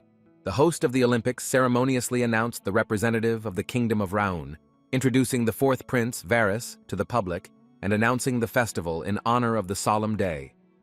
Davy simply did not recognize his valiant and outstanding king, who had lost his confidence and pride. The young man had the feeling that he was looking at some tired lion, unable to even squeeze out a slight smile. It was hard to see anything through the chariot windows except the tall trees that were woven together to form a silky forest. But Davy's thoughts were clearly somewhere else, and he didn't even want to admire the rather boring green landscapes. Varys noted that they would be very bored riding, because with the best warriors behind the chariot, they would not even see wild animals. But Winry was irritated by her twin brother's pessimism. Davy reassured them both, since it was because of him that the three of them had to ride in the same carriage, but the twins unanimously protested the guy's self-humiliation. Winry enjoyed the wine her brother brought them the most, so she definitely couldn't get bored, and Varys ordered her to know when to stop. The sister praised the boy's delicious wine and asked where he got such a wonderful ruby drink. In fact, the young man himself did not have an answer to Winry's question, because it was wine that he got from his mother. The twins backed away and began to question whether they should drink wine with such a history, but the boy simply shrugged and said that he saw nothing wrong with it. He looked at the deep pink hue of the ancient wine and added that on their special day, such a wine was just right to celebrate. Varys smiled and told Davy that he had changed a lot in a few years, and Winry only confirmed her twin brother's words to the youth's slight surprise. The boy blushed just a little from Winry's precise mention that the young man used to be very hot-tempered and treasured everything that belonged to his mother. The twins quickly changed their minds about drinking wine and raised their glasses, saying that good wine should be drunk, not saved.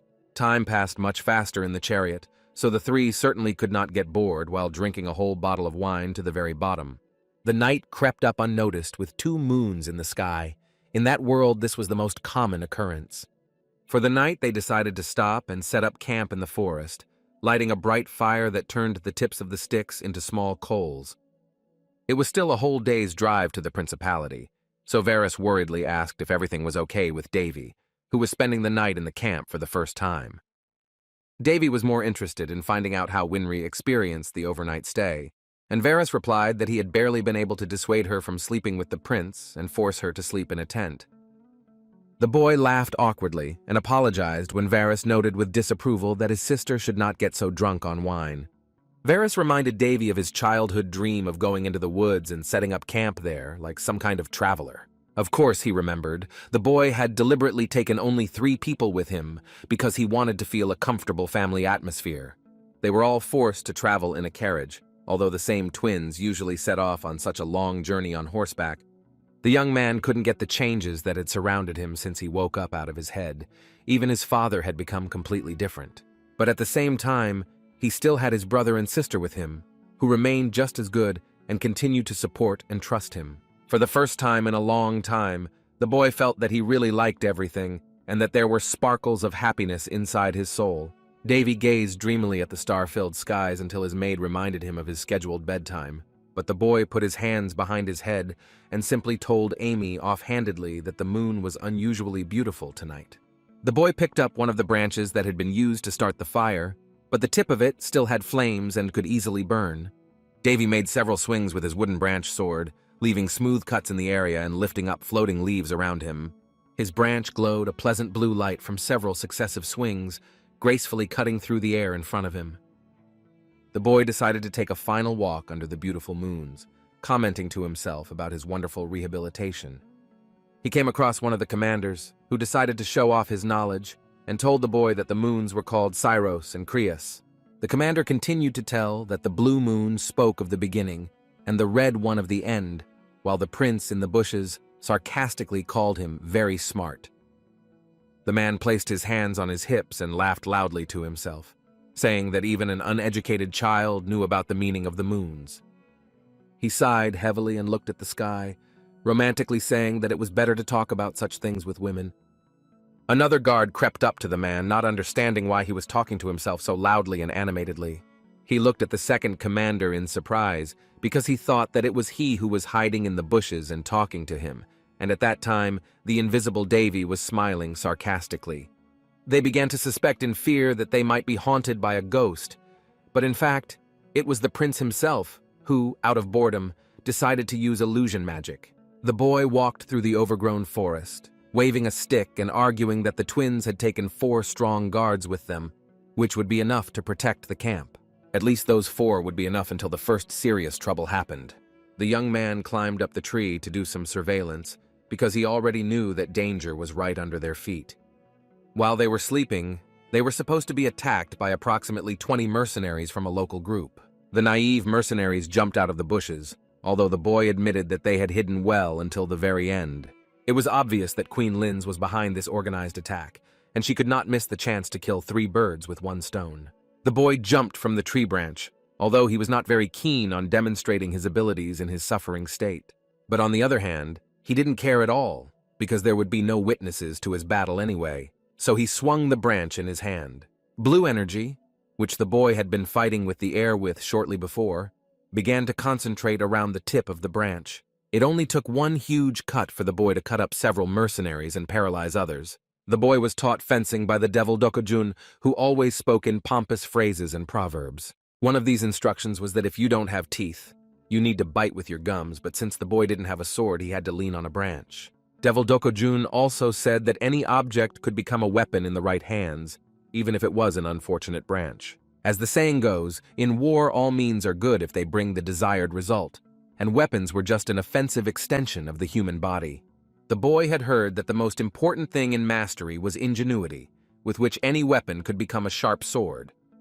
He moved in front of his enemies in various attacking poses, boastfully waving his sword stick like a child playing with fantasy. Davy let out a soft breath and with one arrogant glance in their direction, let the mercenaries know that he didn't consider them his equal. The wounded mercenaries fell to their knees before him and could do nothing to him. Inadvertently, the boy remembered the hero Hermesh, who taught him to kill. The guy playfully spun on one leg and looked at them thoughtfully with one small question. The mercenaries froze in place and remained silent when the young man asked them if they had been summoned by Queen Linz to get rid of the royal family members. The prince was not at all satisfied with this answer, and he stepped forward to meet the serious killers in order to force them to spit out a second word. He increased his pace and began to quickly walk towards his enemies, swinging his sword at the same time and leaving cuts all around. The boy stepped loudly on the ground and turned his foot to the side, rolling his toe along the ground. Davy snuck up on one of the confused mercenaries and told them that they didn't even have to say anything because they were going to die anyway. The boy seemed to savor every moment, even in the dying moments of his enemies, guessing out loud what the queen was trying to achieve with this attack. No matter how high Linus's status was, it was very foolish to send a group of assassins to kill several important members of the royal family at once. The blood of several mercenaries spurted in different directions, along with their short screams and groans at the tip of their throats. Davy didn't even have to put in any effort to cover the ground with several corpses using just one branch. He looked at the remaining mercenaries with a relaxed grin and asked if they had naively hoped to deal with him. The armed killers looked in horror at the crazy boy, who asked them to tell him that he would not make noise if the queen stopped giving concerts. It was difficult to understand what was on the mercenaries' minds due to their masks, which hid most of their faces, but they were clearly preparing for something. 3 mercenaries jumped on the guy standing still, running past him from several sides and trying to hide. Layers of irritating dust appeared around Davy, but he didn't even move, as if it were an artificial obstacle for him. A sinister grin appeared on his face as he realized that the killers were not attacking him, but were trying to escape. But the boy couldn't just let them get away, so he jumped on one of the killers running past and swung a sharp branch. The naive mercenaries fell for the boy's bluff and didn't even have time to realize when he suddenly began to cut the air and slash them. Hundreds of slashes appeared in the air in a matter of seconds, intertwining with each other and simultaneously cutting through several assassins in an instant. The situation made the boy laugh a little, especially because professional mercenaries fell for such a stupid trick. He looked at the exhausted killers and said that successful mercenaries must first and foremost be able to endure well. One of the killers didn't understand what he was talking about, so the guy unceremoniously stuck a branch right into his head. Davy dubbed their failed assassination the one no one will know about, emphasizing his words as a very good ancient saying. Some of the mercenaries lost their minds and decided to jump on Davy with daggers in their hands, trying to surround him and trap him. One of the assassins tried to escape, but the boy had already begun to read the next phrase of his former mentor. Another piece of wisdom was that even in a secret murder, one must not allow anyone to escape. This was especially critical when someone tried to escape while others were still attacking. Davy waved his branch quietly and calmly, causing a flame to run across the surface of the vulnerable twig and cut through the attacking mercenaries with hot light. The boy said that he didn't even need a branch for such enemies, throwing away the useless burnt stick. Instead, the youth confidently pointed his index finger forward and focused entirely on it. He began to scan the trees with his finger, which he almost used to aim and search for his target with the help of a small target-shaped indicator. Davy had prepared for their meeting in advance, so the best-case scenario was that the killers could only escape if they ended up on the other side of the continent. He sadistically waited until his victim thought he had escaped before snapping his fingers and activating his next ability. The boy used black magic against his enemy, weaving him with his threads and completely paralyzing, suppressing and exploding his soul. Magic like this instantly took a person's life, and although it was not the most noble method of fighting enemies, this is how Davy was raised and taught to fight. The heroes taught the guy not to feel pity for those who attempted to take his life, so he adopted appropriate methods. With this, he ended his little performance, stepping forward and leaving the scene of the crime, which he had left without a trace. He shrugged indifferently and walked away, thinking that if no one ever found out about what had happened, he had managed to pull off the perfect murder mystery. In the dark room, in the oppressive darkness, the familiar figure of Queen Linz sat with her back to him, asking in a cold and stern voice how the mercenaries' operation had gone. Sherry remained silent, lowering her blindfolded gaze to the floor, and then covertly mentioned the candle flames that connected her servants and the souls of those. She pulled herself together and replied that all the lights on the melted hot wax items simply went out without a trace. The queen preferred to be straightforward, so she interpreted her servant's words out loud, saying that the killers had been eliminated, and Sherry confirmed her assumption. She nervously put down the fragile teacup, almost spilling the warm drink inside, and asked about the targets they had planned to kill last night. The battle maid had no doubt, and simply said that the members of the royal family should have already arrived in the Felsty Principality. Unceremoniously and completely hopelessly, the maid's face met the burning blow of the woman's palm, which rushed across her cheek and left a mark on it. The queen was furious and loudly asked the maid what she was going to do now that even 20 professional killers could not kill 3 teenagers. The maid looked away and quietly but humbly explained that they were still investigating the situation, but had already come to the conclusion that Davy had powerful support. The queen turned green and slammed her fist down on the table, not understanding how a blockhead like the boy could have any significant helping hand. She clenched her teeth together nervously and wanted to bite her own finger in anger, and her fierce breath was like a dragon's. Linez loudly ordered the maid to urgently find out everything about those who were helping the boy, so that they could prepare and get rid of those who underestimated them. Sherry answered briefly, saying that she remembered everything well, and the queen once again towered over her and reminded her that she had not covered for nothing. The queen looked menacingly at her servant and threatened her that in the event of another failure, she would break contact with their guild. The maid listened attentively to Linus's words about how the Black Moon Guild would come to an end, even if she had to take the entire power of the country and the duchy to do so. Having obediently accepted her mistress's conditions, the maid disappeared into the night, and a scarlet moon hung over the castle, predicting a quick end. The next day came very imperceptibly, and under the light of the shining sun one could already hear the joyful cries of Winry, who was calling Davy. She jumped excitedly and looked out the window as they began to approach the coveted Felsti Principality. The trip wasn't very long, but even as they approached, Varys and Winry couldn't stop arguing, because now the former, according to her brother, was behaving unculturedly, as if she were a lady. The small principality of Felsti was located between the Kingdom of Raun and Lake Cilicia, and was comparable in size to Singapore on Earth. The principality's ancient ruins and monuments made it one of the most beautiful places on the entire continent. The boy glanced at various architectural monuments that had stood the test of decades and still stood confidently in their frozen poses. Varys commented on the boy's expression, emphasizing that he looked pleased, which Davy couldn't help but agree with. It was behind those gates to the huge Colosseum that the Great Continental Fencing Tournament opened. Davy knew history well, so he talked about how the large stadium was usually used as an arena. The arena was famous for its competitions where fighters' lives were put on the line against monsters and gladiators, but Varys called this kind of entertainment senseless savagery. Davy clarified the competition and the number of participants, and Varys noted that only 8 countries took part in the tournament, representing 1 person each. The boy crossed his arms and, exhaling weakly, summed up in his head that the countries simply wanted to show off their champions. The tournament itself was for fairly young people and no one over 20 was selected, but Winry noted that such competitions were not for masters. Winry, although she came to support her twin brother, did not miss her chance to once again mock her brother, sarcastically pointing to him as their representative. And even though his sister constantly mocked Varys, Davy understood perfectly well that they decided to take his brother away for a reason. With his gaze, the boy analyzed Varys's incredible level of skills for his age, which were at the average expert level and at the low sword level. Winry thought for a moment and asked who would represent the Palin Empire, and Varys replied that its representative would be a certain famous sword princess, whose name Davy had never heard before. It was a real revelation for the twins that the boy didn't know about someone so outstanding, and it seemed to the boy himself that he had no problems with his memory. During the boy's time in a coma, many celebrities emerged, including Elena de Palan, the only princess of the empire and the pride of the emperor.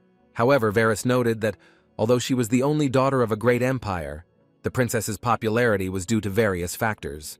Davy had even more questions, especially after mentioning that the girl wielded the mysterious divine sword, which was the main reason for her fame.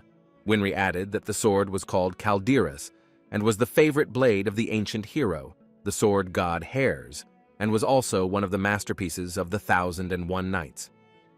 In fact, Davy had heard the name of the said sword before, but it was so long ago that he had completely forgotten about its existence. Hares was the boy's first fencing teacher and taught him with rather unusual methods that sometimes left the boy feeling like a lemon. The boy remembered Hares as the last lazy person and drunkard, but in terms of a teacher, he was very skilled and fought well, although he bored the young man's ears with stories about his sword. According to rumors from many heroes in the gallery, this was the very same great sword that was used to overthrow the Demon King himself. Unlike the Devil Master Dokojin, Hares was actually from their world, which is why his memory remained on the continent. The guy couldn't understand why, but he had some strange feeling in his soul. But he was so lost in thought that he didn't even notice how someone secretly ran past him. The light-eyed girl glanced back at the passing members of the royal family, stopping thoughtfully for a split second. The blonde was clearly worried about something, and a voice nearby addressed her, asking with concern if something was wrong. She remained silent for a few seconds and touched the sword necklace around her neck, reassuring the unknown voice that everything was okay. The royal family sat down to dine, and Varys used a fork as an example to talk about the divine sword, which was intact even after thousands of years and had its own character. Davy knew that such a phenomenon was called the spirit of the sword because of the attachment of the swordsman and his soul, so Winry summed up that the chosen one of the sword was just Princess Aelina. Varys darkened slightly and leaned mysteriously towards his relatives, intending to tell them about another reason for the girl's popularity. He straightened his gaze tensely, and began to speak intriguingly, as if he was about to reveal a terrible secret about the princess. The most impressive factor was the unearthly beauty of the girl, whom Varys simply admired and called one of the first beauties of the continent. Before the competition, it was worth dressing up a bit, so Amy chose the most luxurious clothes for her master, which Davy was not thrilled about. The ribbon on his neck seemed too tight and rubbed unpleasantly against the skin on the back of the guy's head, although the maid herself really liked the suit. The boy inadvertently got the impression that he was not just an observer, but a participant in the festival himself, although Amy told him to get used to such measures. The festive evening before the fencing competition was approaching, so under the 2 moons there was a loud roar of celebration. The entire capital was decorated for the holiday with various shiny decorations, which were most visible at night when they were clearly visible. Winry and Varys also received their own festive outfits, which complemented each other perfectly thanks to the shared color palette.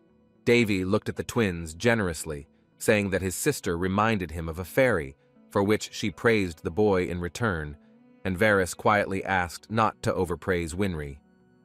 Winry was naive, of course, but when Davy praised her, even out of politeness, she liked it, so she kicked her twin brother hard with a clear message. Varys was sometimes tired of his sister's temperament, who had already run up to the prince and asked him to be her escort, although the roles, in fact, needed to be reversed.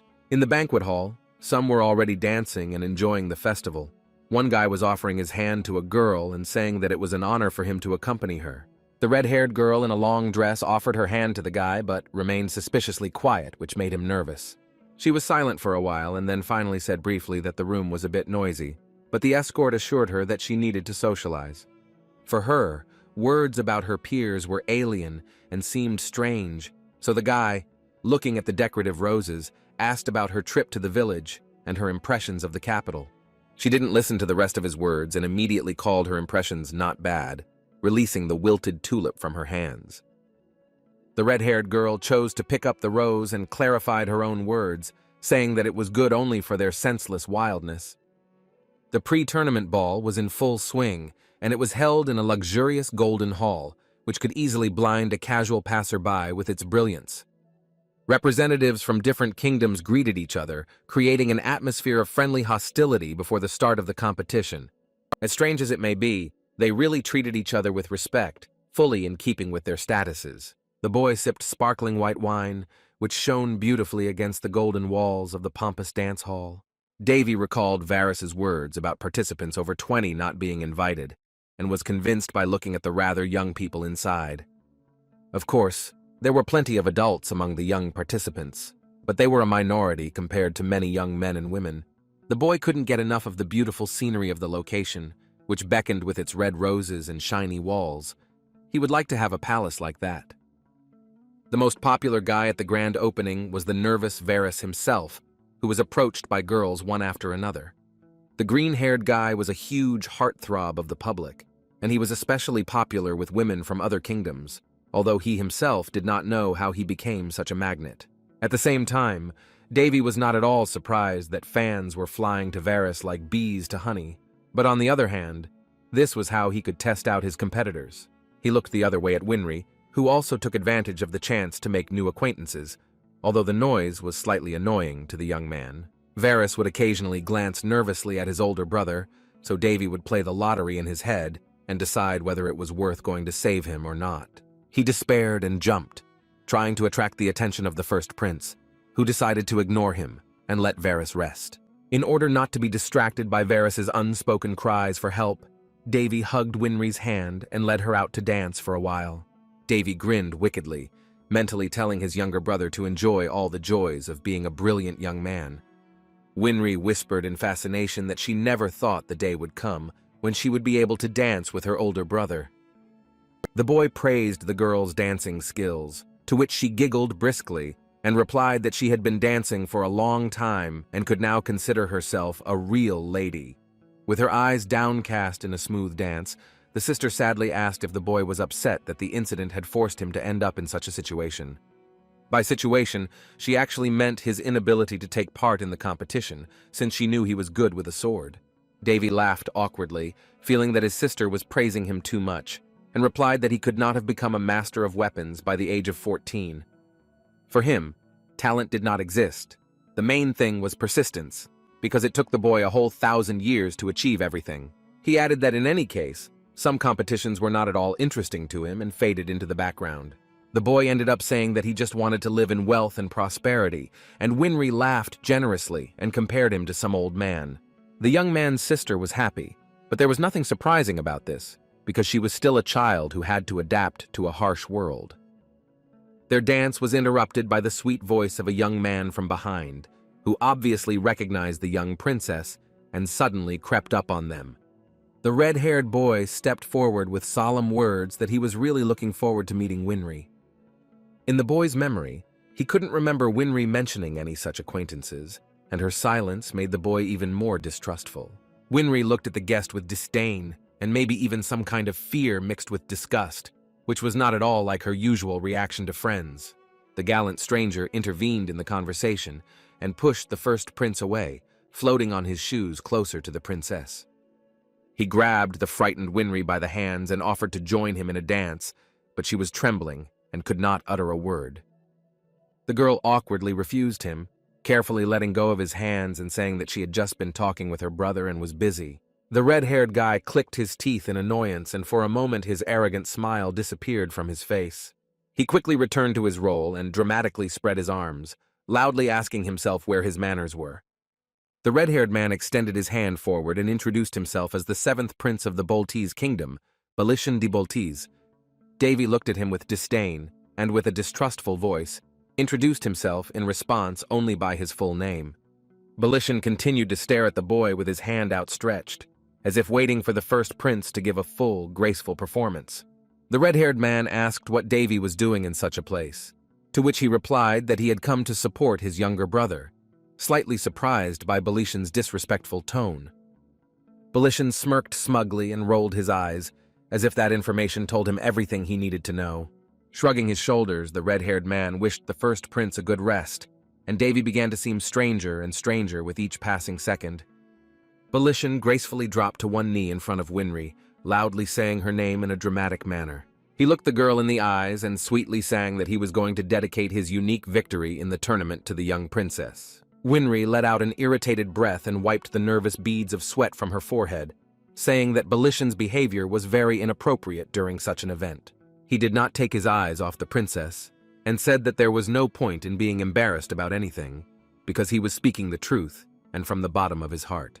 Winry snapped, reminding him that her brother was participating in the tournament, so for him to claim victory was low in relation to her and Varys. Winry walked past Belishan and hugged her older brother's arm, urging him to get away from the red-haired weirdo. The boy tried to play parallel to his sister, and even thought for a second that Winry was already resolving conflicts like an adult. Bad thoughts did not leave the young man's head, and he cautiously glanced towards the frozen Belishan, suspecting something. He had great doubts that the prince of the kingdom of Boltese would not take the ringing refusal to heart and stop. And so it happened. The red-haired man quickly ran up, exclaiming how Winry dared to speak to him so arrogantly, and tried to grab her hand. Davy's patience was wearing thin. He had already had to force himself to suffer through the awkward picture in front of him earlier. But seeing how the claw in the glove tried to casually touch his sister, he simply could not stand it, and decided to act in response. The boy tripped him up and let Prince Boltese stumble awkwardly over it, innocently saying that his foot had slipped by accident. Then the young man grabbed Belishan's wrist tightly and pressed it with his hand so hard that he let out a shrill scream that echoed throughout the entire room. When the red-haired man calmed down a little, Davy asked how he dared to touch other people's sisters with his dirty hands without permission. He let go of his hand and shrugged, magnanimously calling him lucky, because the grip had not reached the breaking point, and he did not want to ruin the festival for Varys either. Belishan looked at the boy like a wild, angry beast, and even the young man noticed that his royal and noble appearance had disappeared without a trace. His hand dug into the floor, and it looked like he was about to strike back at the first prince. But instead of the expected slap or punch in the stomach, a glove was casually thrown into the guy's face, which barely hurt him. The hand garment quickly fell to the floor and crumpled, a very strange gesture, even for such an oddball as Belishan. Belishan rose angrily from his knees and, in a creaking voice, loudly announced that he was challenging the first prince of the Kingdom of Round to a duel. Winry was indignant, once again pointing out the red-haired man's impudence, but he ordered her not to interfere in the conversation. He clutched his own hand and, with nervously darting eyes, replied that the matter concerned the salvation of his sacred knightly honor. Prince Bolteze's loud exclamations were answered by a girl from the crowd, declaring that since he had raised the question of honor, he needed to realize how piggishly he had behaved. It was the same red-haired girl from the crowd that Belishan stared at in surprise and became even more nervous. She continued by saying that she had been watching the altercation between the two from the very beginning, so she decided to ask Belishan if he really thought he was so noble. But despite the tense atmosphere, something about the girl seemed suspiciously familiar to the young boy, and then he quietly uttered the name of Hares, as if he recognized someone. The sword god Hares was an ancient hero born in the Palan Empire, which was considered one of the 3 most powerful states on the continent. Aside from his distinguished roots, he was the first wielder of the divine sword of Calderas and created the 2-handed sword style of terrifying destructiveness. However, the mighty hero was not called the god of the sword for nothing, because his calderas could take different forms, for example, an indestructible rock. But just like the earth element, Caldera's cut could become a crushing sea wave. For an old man, Hares was very skilled. The girl responded to the only name that escaped the lips of the young man. But due to her usual imperturbability, it was difficult to understand whether he surprised her or simply confused her. For a while, she simply looked at him with her golden eyes, and the crowd began to loudly rejoice at the mere arrival of Princess Elena from the Palan Empire. The boy nervously covered his mouth. Against the backdrop of her loyal fans, he looked like a klutz who didn't recognize a celebrity and said something stupid. He quickly turned away and began to fuss about on the spot, apologizing for the awkwardly escaped word and mentally cursing his overly long tongue. As it turned out, the great princess, who was also the new mistress of Calderas, was very similar to Hares, which the guy could not help but notice. Of course, Hares, although he was an incredible lazybones, was also quite handsome for a man. But the girl looked as if Hares had been slightly preened and dressed in a dress. The young man was so deep in thought that he didn't even notice how he had missed Elena's words when she addressed him. She had to get closer to the boy to get his attention, so she repeated her question about his strange word mistake. The boy didn't know how to justify himself, so he simply stuttered when he saw the girl in front of him crushing him with her authority. It seemed that the words about his mistake calmed the girl down a little, but she still looked at Davy with some suspicion in her eyes. She narrowed her honey-colored eyes vilely, as if analyzing what the young man had said through lenses of mistrust and skepticism.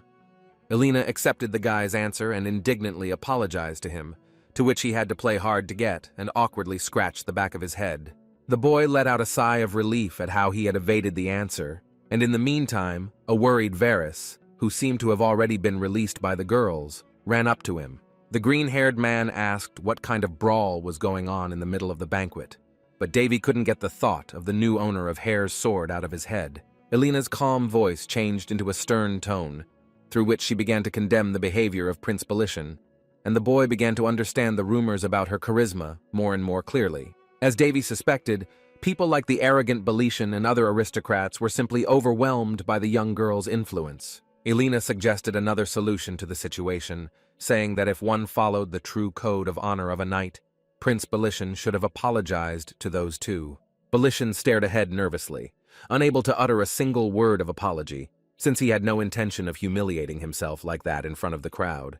Davy decided to give him a chance, although he very much doubted that the melody of conscience would suddenly play in his head, and he would decide to repent.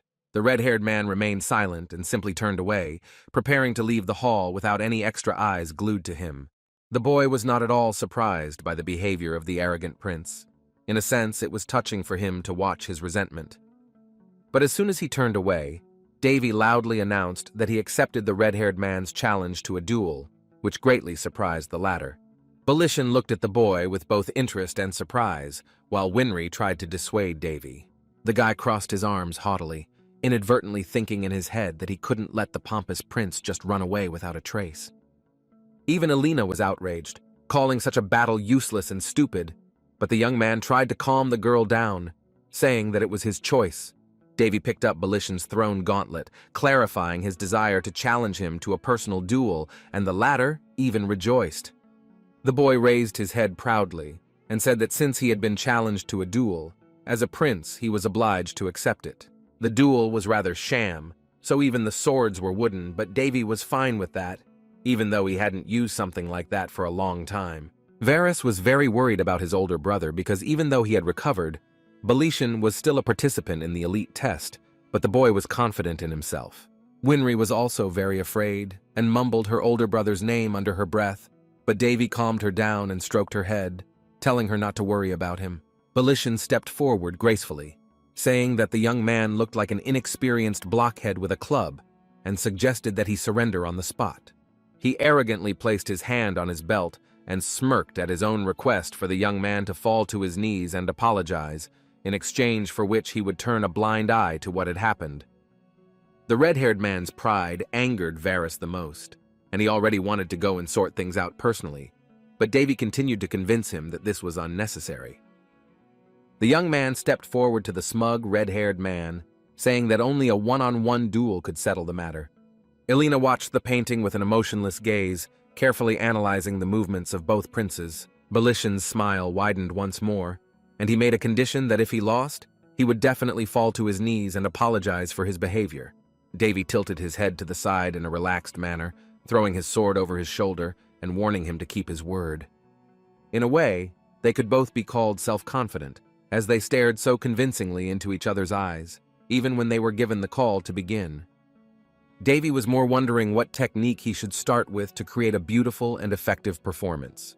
He had to remember that for others, he was in possession of the body of a prince who had woken up no more than a year ago, so he had to win convincingly without any tricks.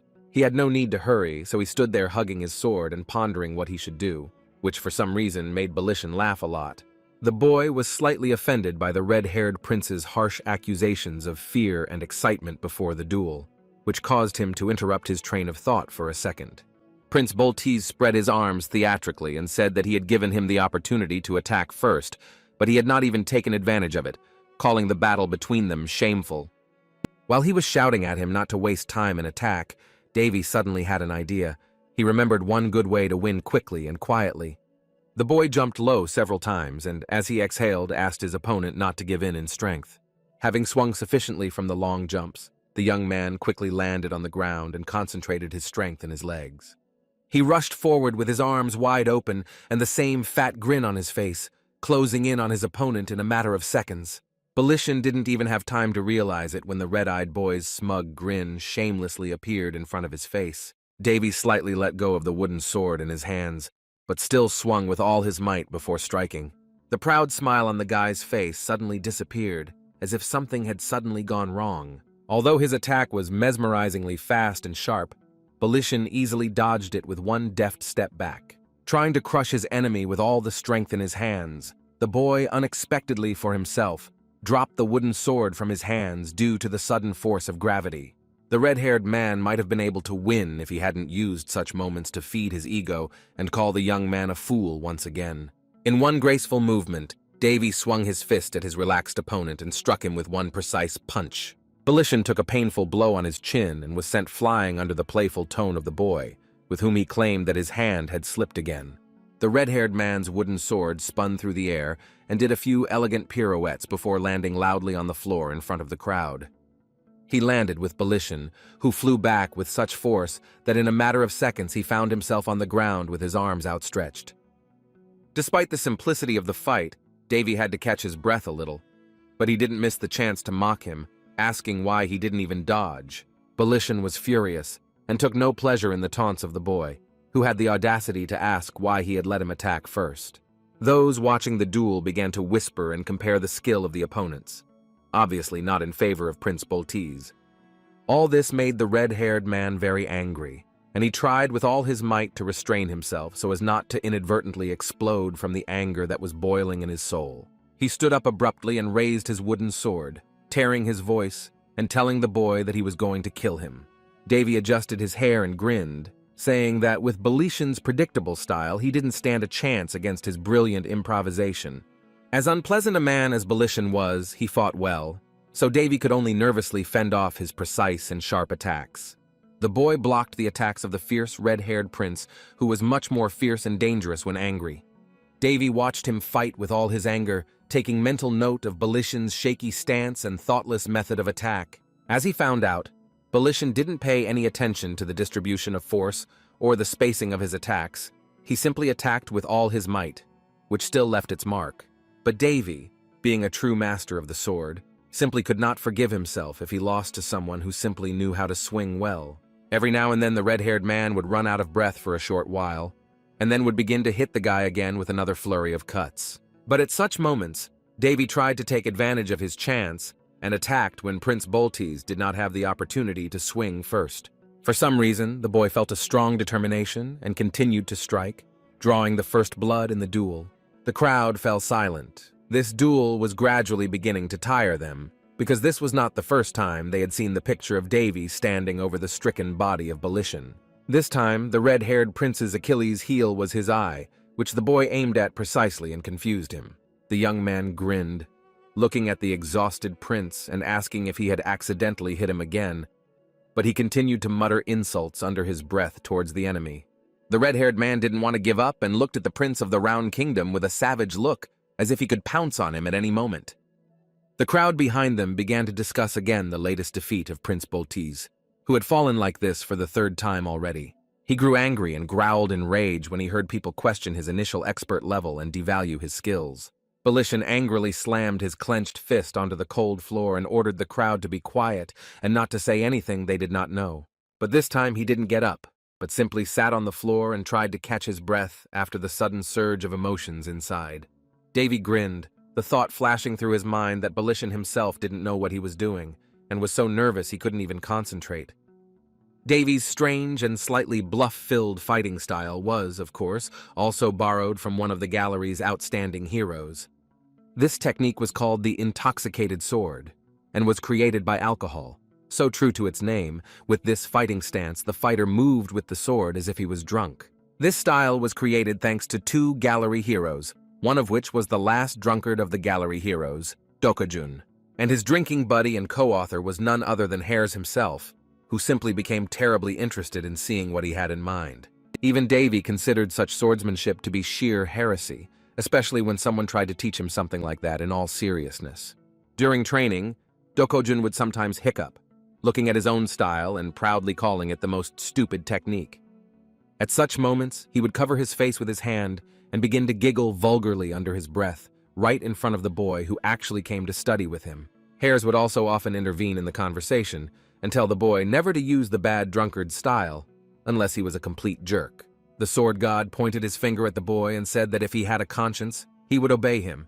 That is, even the creators did not recognize this style.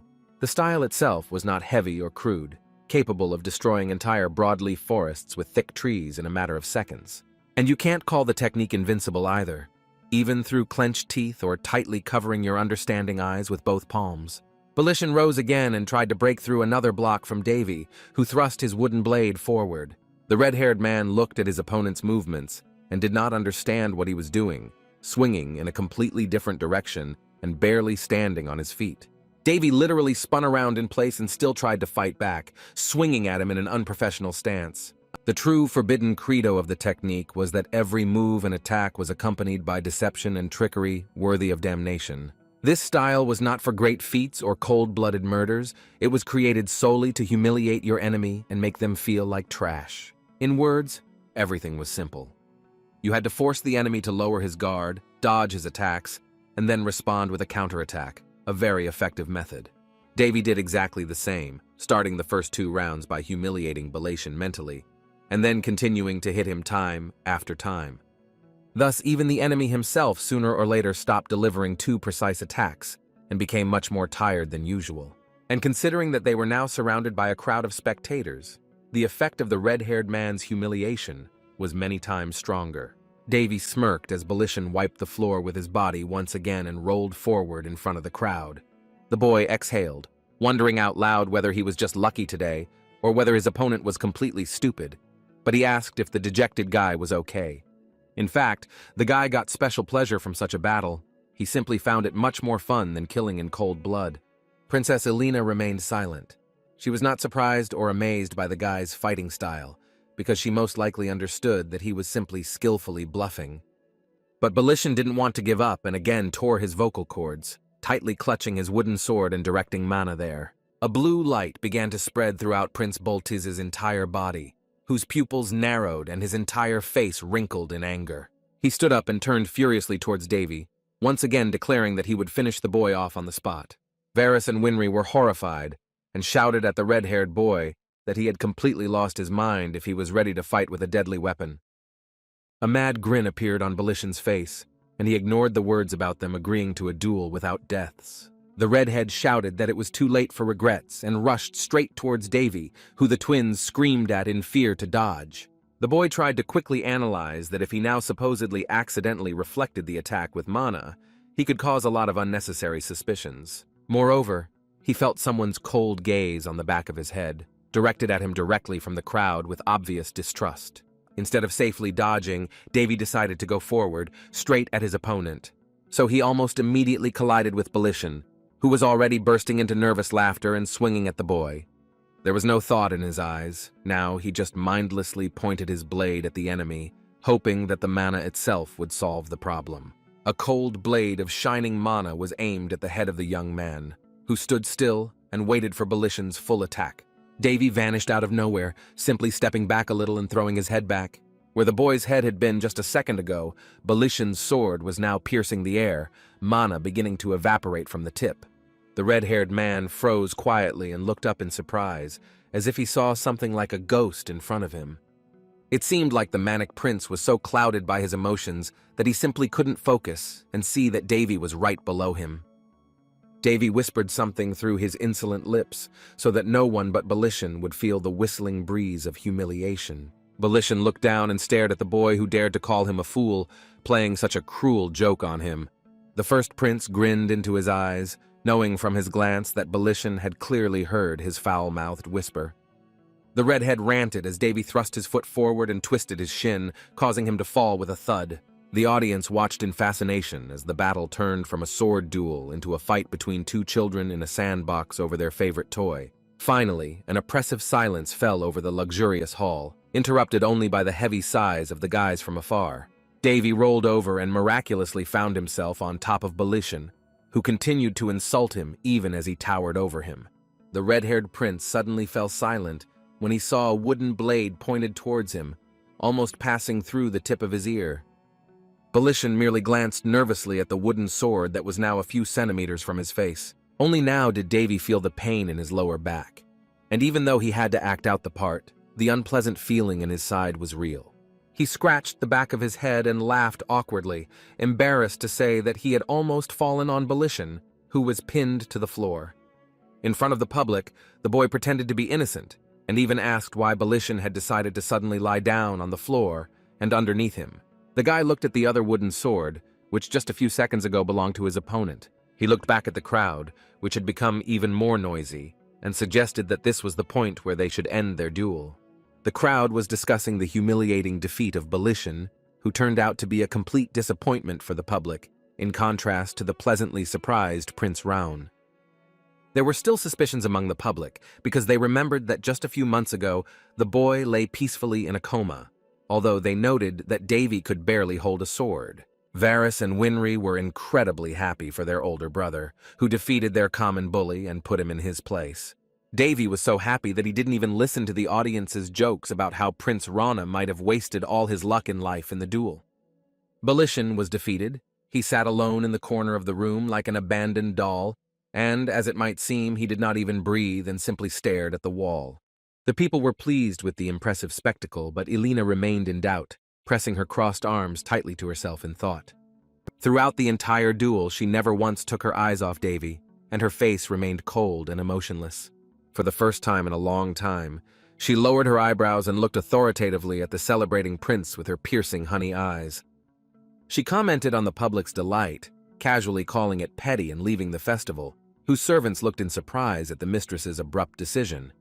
Elena's servants followed the passively indignant girl, who quickly walked along the corridor and did not allow them to match her in pace.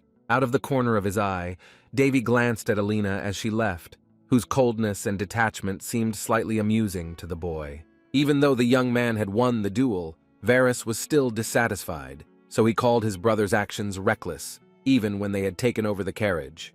When the boy was being counted out by the twins, he preferred to remain silent, because they never lagged behind until their older brother gave in. Davy looked at his brother and sister with a smile, saying that he won anyway, so nothing bad happened. Varys exhaled heavily and replied that Davy was simply lucky, because Belishan was not just bragging for no reason, even if he had an overly proud character.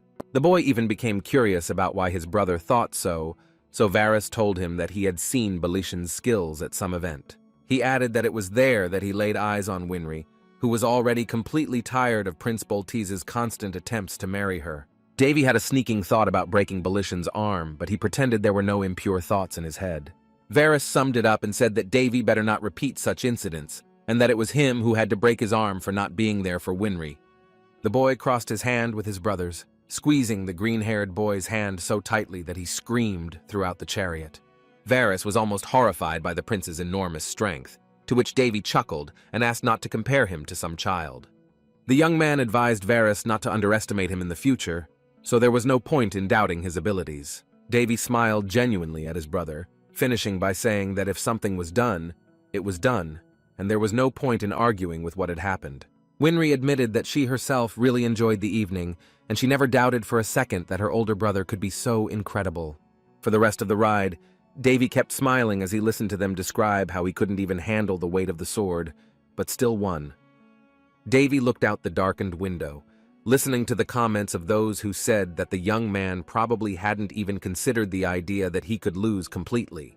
And in another capital, the holiday was just blossoming with colorful fireworks over the sharp treetops, although it blossomed somewhat differently. One of the many expensive plates in the hall was smashed into miserable pieces, accompanied by a soundtrack of screams full of anger and despair. Belishan grabbed the nearest chair to transform it into a disassembled likeness of himself, while his personal butlers tried to stop him. The red-haired prince was angry and did not even want to listen to his worried servants, who were doing their best to calm their master. He screamed furiously into thin air, as if asking the universe itself how it dared to neglect him, the next crown prince of Boltese.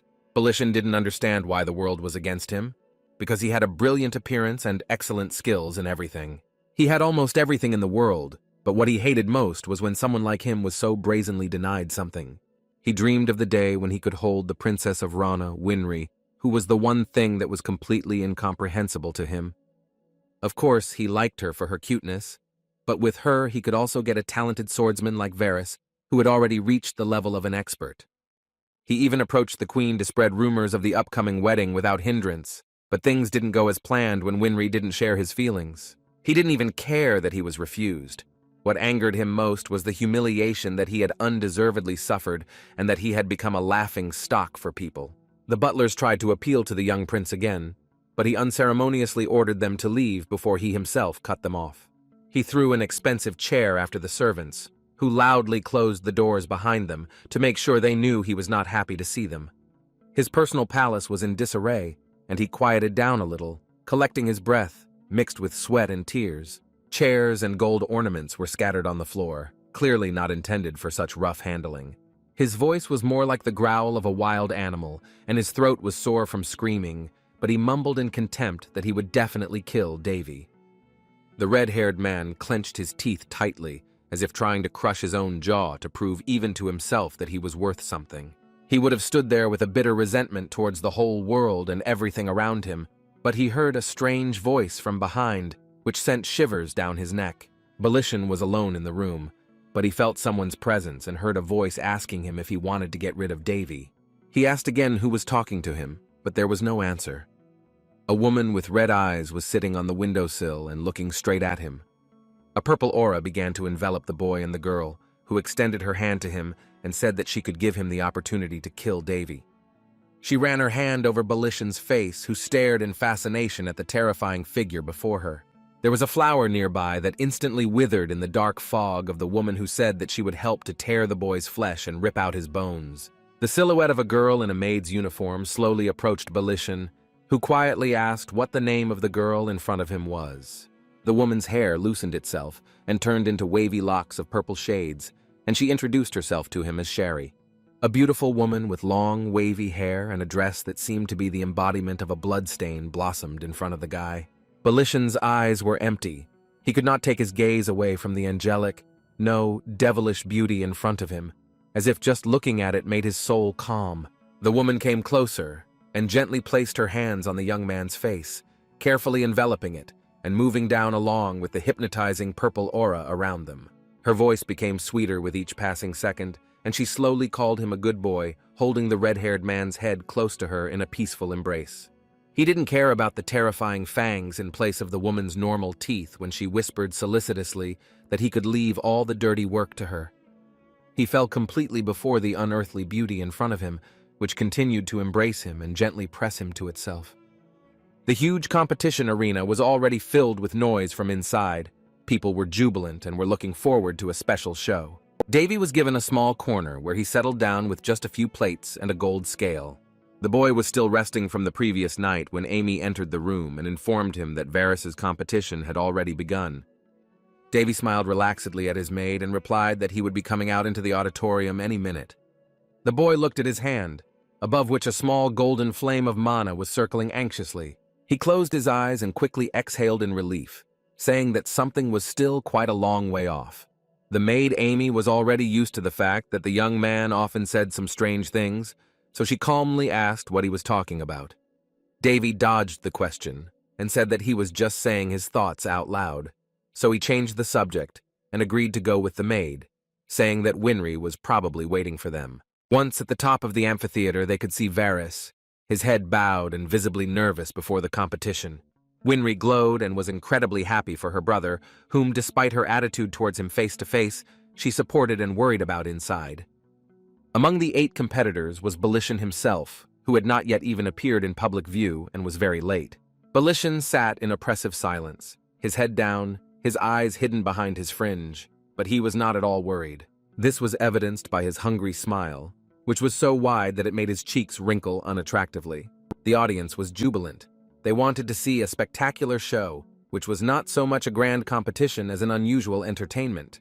Each participant was outstanding in his own way, and showed himself in the arena simply brilliantly, gracefully swinging his sword for the glory of his kingdom. Davy couldn't help but notice how energetic the competitors were, but he was already coming up with a plan to quietly leave after the sparring portion. Winry noticed her older brother and waved at him, energetically inviting him to take his place. A short conversation took place between the brother and sister, in which they quickly shared their impressions about the upcoming competition. Davy had been late because his stomach had started to hurt again, but he didn't say that, nodding at his sister's assumption that he had simply overworked himself the day before. Thanks to the guy creating a mana circle earlier, he had enough strength to deal with weak enemies, but he was still in a serious condition. He looked at his hand and thought that, one way or another, he was still much stronger in the gallery of heroes, and his recovery was not yet complete. His stomach growled painfully again, and he was already thinking about using divine power to combat the indigestion, but Winry exclaimed loudly and asked her brother to look at something. She showed that Varys had already entered the arena, waving solemnly to everyone present with a relaxed smile, as if his excitement had been blown away by the wind. The boy couldn't wait for it to start, and Winry inadvertently wondered how many fans her twin brother, whom she loved to tease, had. The young man decided to look at the competition plan, which had the order of the rounds and the names of the participants fighting against each other written down. The silhouette of Varys's opponent began to appear beneath the gates of the Colosseum, frozen sternly in one place to maintain a little intrigue. Seeing that Varys's opponent was Belishan, the young man awkwardly opened his mouth and called the competition program rather stupid. Belishan stepped forward to meet his opponent from the Kingdom of Raun, but Davy did not understand why it was necessary to pit the two against each other so early. Flags were ceremoniously raised over the Colosseum, signifying the official opening of the fencing competition. The judge explained the rules to the two boys, following which, inflicting mortal wounds was strictly prohibited, as was the use of mana. Belishan was unusually calm, not waving his arms dramatically or trying to introduce himself gracefully, but simply standing silently. Davy noted wryly that the crowd was clearly not thrilled with the hero of the occasion last night, to which Winry agreed, stuffing her mouth with chocolate chip cookies. In fact, inside Winry was very worried that Varys might just get too carried away with the fight and get badly hurt in the process. The boy reassured his younger sister with words of encouragement that Varys was a very experienced fighter and knew exactly what he was doing. He smiled and added that he had taken care to ensure Winry's brother, who looked at the prince in confusion. The judges ordered the fencing masters to step forward and begin drawing their swords in preparation for battle. The cloaked referees raised their gallant staffs and began an attentive count, and the audience followed them. Belishan bowed his head as if trying to hide from public view, and his face was not wearing the usual forced smile. Varys readied his sword, pointing the tip forward and directing a focused, attentive gaze towards his opponent. The judge slowly raised his hand, intriguingly beginning to announce the start of the competition and cutting off the sentence halfway through. The man in the cloak fiercely threw his palm down, indicating that the fighters could begin their battle. Both masters jumped from their positions with an audible screech on the dusty ground and rushed to open a series of attacks on each other. The movements of both were smooth and neat, at least at that pace they started, as if playing a kind of prelude. Davy reasoned that Belishan used a freestyle fighting style, recalling his techniques from the previous night. Varys was in a better position because he put power into his blows and fought more aggressively. The only problem was his frisky nature. It seemed to Davy that Belishan simply wasn't at the level to withstand the heavy attacks of Varys's claymore on a consistent basis. But just as the boy was about to think that Belishan would avoid direct clashes, the swords of the two masters crossed and left sparks behind them. Varys was confused by the red-haired man's direct response to his attack, since he was planning to fight a completely different kind of battle. A red fringe of hair flashed past Belishan's covered face, who had not only blocked Varys's blow, but had literally run into it before striking. The red-haired prince's lips parted, revealing a row of sharp teeth that together formed a terrifying grin. Varys tensed, trying to charge up several successive cuts to scare off his opponent, but he stubbornly fought back and parried his attacks. A real fight broke out between them in close combat, in which Belishan defended himself and Varys directed his heavy cuts towards him. Belishan parried Varys's attacks one by one, confidently approaching and arrogantly letting him strike first. The crowd enjoyed watching this kind of battle much more, commenting on how neither guy was willing to give in to the other for a second. Davy thought about it and came to the conclusion that, contrary to the impression of the audience, such an instant increase in Belishan's skills was simply impossible. The boy justified his conclusion by citing Belishan's inappropriate physique, which was very different from Varys's athletic body. He noted that although the red-haired man continued to fight back relentlessly, sooner or later the heavy attacks of his more resilient opponent would begin to wear him down. Varys gripped his sword tighter, even though he felt an unpleasant click in his wrist, probably due to the weight. Davy felt that the situation on the battlefield was starting to heat up, and the battle between them was gradually turning into a real battle. Something in Balaton's movements seemed suspicious and unusual to him, as if his sword was in the hands of a completely different person. Winry moved closer to the edge of her seat in excitement, noting that she had never seen her twin brother move so fast before. The guy with glasses ran to the other side, swinging his sword at great speed, thinking that since the fight was starting to develop, he also needed to try harder. Davy smiled proudly and noted that his brother had indeed grown a lot over the past few years of hard training. He recalled that as children, the three of them often played in the royal garden, and Varys always tried to find himself some beautiful wand sword. Little Varys waved his wand, saying that he would become a knight in the future, and argued with little Winry about which of them would become the first prince's bodyguard. 6 whole years have passed since then, and the leap in Varys's skills was so noticeable that he was able to represent the entire kingdom at the great festival. But as strong as brother Davy was, he couldn't understand what had suddenly happened to Belishan, who was tearing and throwing every attack of his opponent. It took Varys several years to hone his skills, but Belishan seemed to become a master swordsman overnight. Moreover, Davy had some strange feeling of déjà vu inside, which he could not explain, as if he had seen the picture not for the first time. The boy had to stand up to fully comprehend the aura that had hovered before Belishan when he looked at him. For a brief moment, the battle between them took a different turn, and the endless blows stopped, forcing them to prepare for the next blow. Varys confidently held his sword out in front of him, as if it was now his turn to defend himself against his opponent. The green-haired man smiled.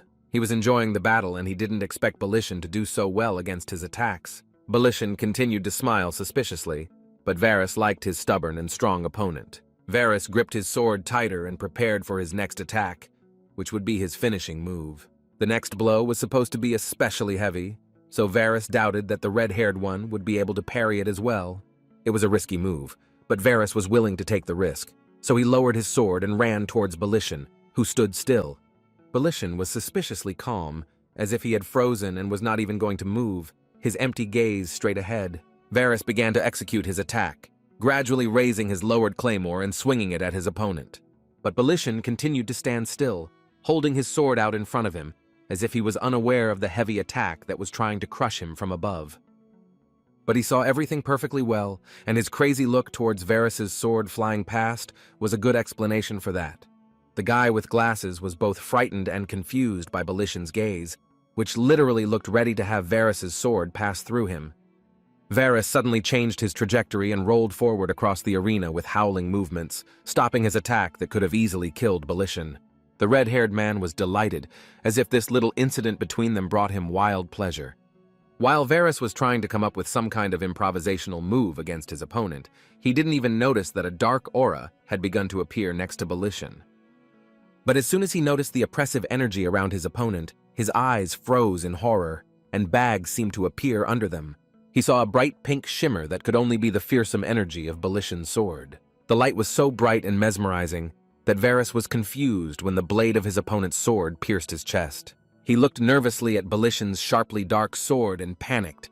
At this moment he could just die out of nowhere. Last night, the sounds of sword swinging and light panting never stopped for a second, even in the midst of the celebration. Varus trained hard and practiced his sword very carefully in order to perform at his best during the competition. Davy stood nearby the whole time and watched his younger brother's diligent training, involuntarily commenting from time to time. The boy was tired, but while his brother was swinging his sword, he couldn't even fall asleep, so Varus chuckled awkwardly and apologized before that. Davy jokingly called his brother's behavior inappropriate, because Winry had already seen the 10th dream, and he was rowdy in the middle of the night, to which Varus replied that he himself could not sleep. The boy's face turned to Varus when he mentioned Prince Belishan, a puzzled expression that had been haunting him since the evening. Varus continued by saying that although Davy had been able to teach the red-haired gentleman a lesson, it was not enough for him, so the prince asked what he wanted to do. The green-haired man's answer was clear and simple. He was going to crush and defeat Prince Boltiz with his own hands. Davy let out a small chuckle, pulled out a book, and said that his brother had nothing to worry about anyway. Varus continued training to the sounds of the sword cutting through the air and the light exhalations that came out of him on their own. First, Prince Rauna would occasionally glance at his brother, describing his movements as a pure and gentle flow, which was entirely in keeping with his excellent state of mana. Davy looked up from the book in his hands and looked proudly at the diligent Varus, wondering if he should have helped him out a little. The boy's idea was risky and could attract a lot of unwanted attention, but for his brother's sake, he was willing to take the risk. Varus himself was distracted from his training, noticing his older brother, who put down his book and began to approach him. The boy grabbed Varus, who was stunned by the strange gesture, tightly by his shoulders, which were focused on training. To his brother's surprised look, Davy unprincipledly replied that he was going to give him a little massage, so Varus calmed down a little and thanked his brother. The prince smiled and playfully told the diligent client of his unusual beauty salon to relax a little. Davy placed his hands on the area of Varus's shoulders and the back of his head, where streams of sparkling mana gradually began to appear. The boy prepared his concentrated fingers in a slightly sly smile, knowing that such a massage was usually not the most pleasant. Varus felt as if an electric shock had struck his entire body, and he froze, feeling how the power began to tingle and beat back inside him. Davy soothed his brother, pointing to his tense shoulders, while the exclamations from the painful massage could be heard throughout the capital. Varus's breathing began to become difficult, and it was becoming increasingly difficult for him to endure the strange feeling, and the prince secretly explained that the green-haired man should not have overexerted himself so much. Davy was busy stimulating Varus's mana, causing it to vibrate by pressing the most sensitive points of his body, thus filling him with energy. The procedure itself might seem terribly simple at first glance, but in fact it was borrowed from another dimension that violated the principles of the ordinary world. Of course, even in the world where Davy lived, there were interesting places where they did amazing massages, but it was like heaven and earth. Davy began to shout words of encouragement towards his brother, welcoming the new inner strength in his body. The massage hadn't been the most pleasant before, but now the prince began to add elements that made Varus jump and writhe. But the boy did not stop and turned his palm into something like a sharp sword, which he aimed straight at the back of his younger brother. Varys watched in fascination as Davy's gesticulations were as disconcerting as they were amazing. In the end, poor Varys lay on the ground, shaking after such an effective massage, and Davy looked proudly at the fruit of his labor. It seemed as if the relaxing massage had tired and broken the younger brother much more than the training all night long. The boy was pleased, because now Varys was filled with inner strength that could be useful to him in the future, but he remembered something. He roughly patted the tired Varys on the back, loudly telling him to get up from the cold ground so as not to accidentally catch a cold before the tournament. The green-haired man was in no hurry to get up and continued to tremble on the ground for a few more seconds, although Davy only gave him a little backup.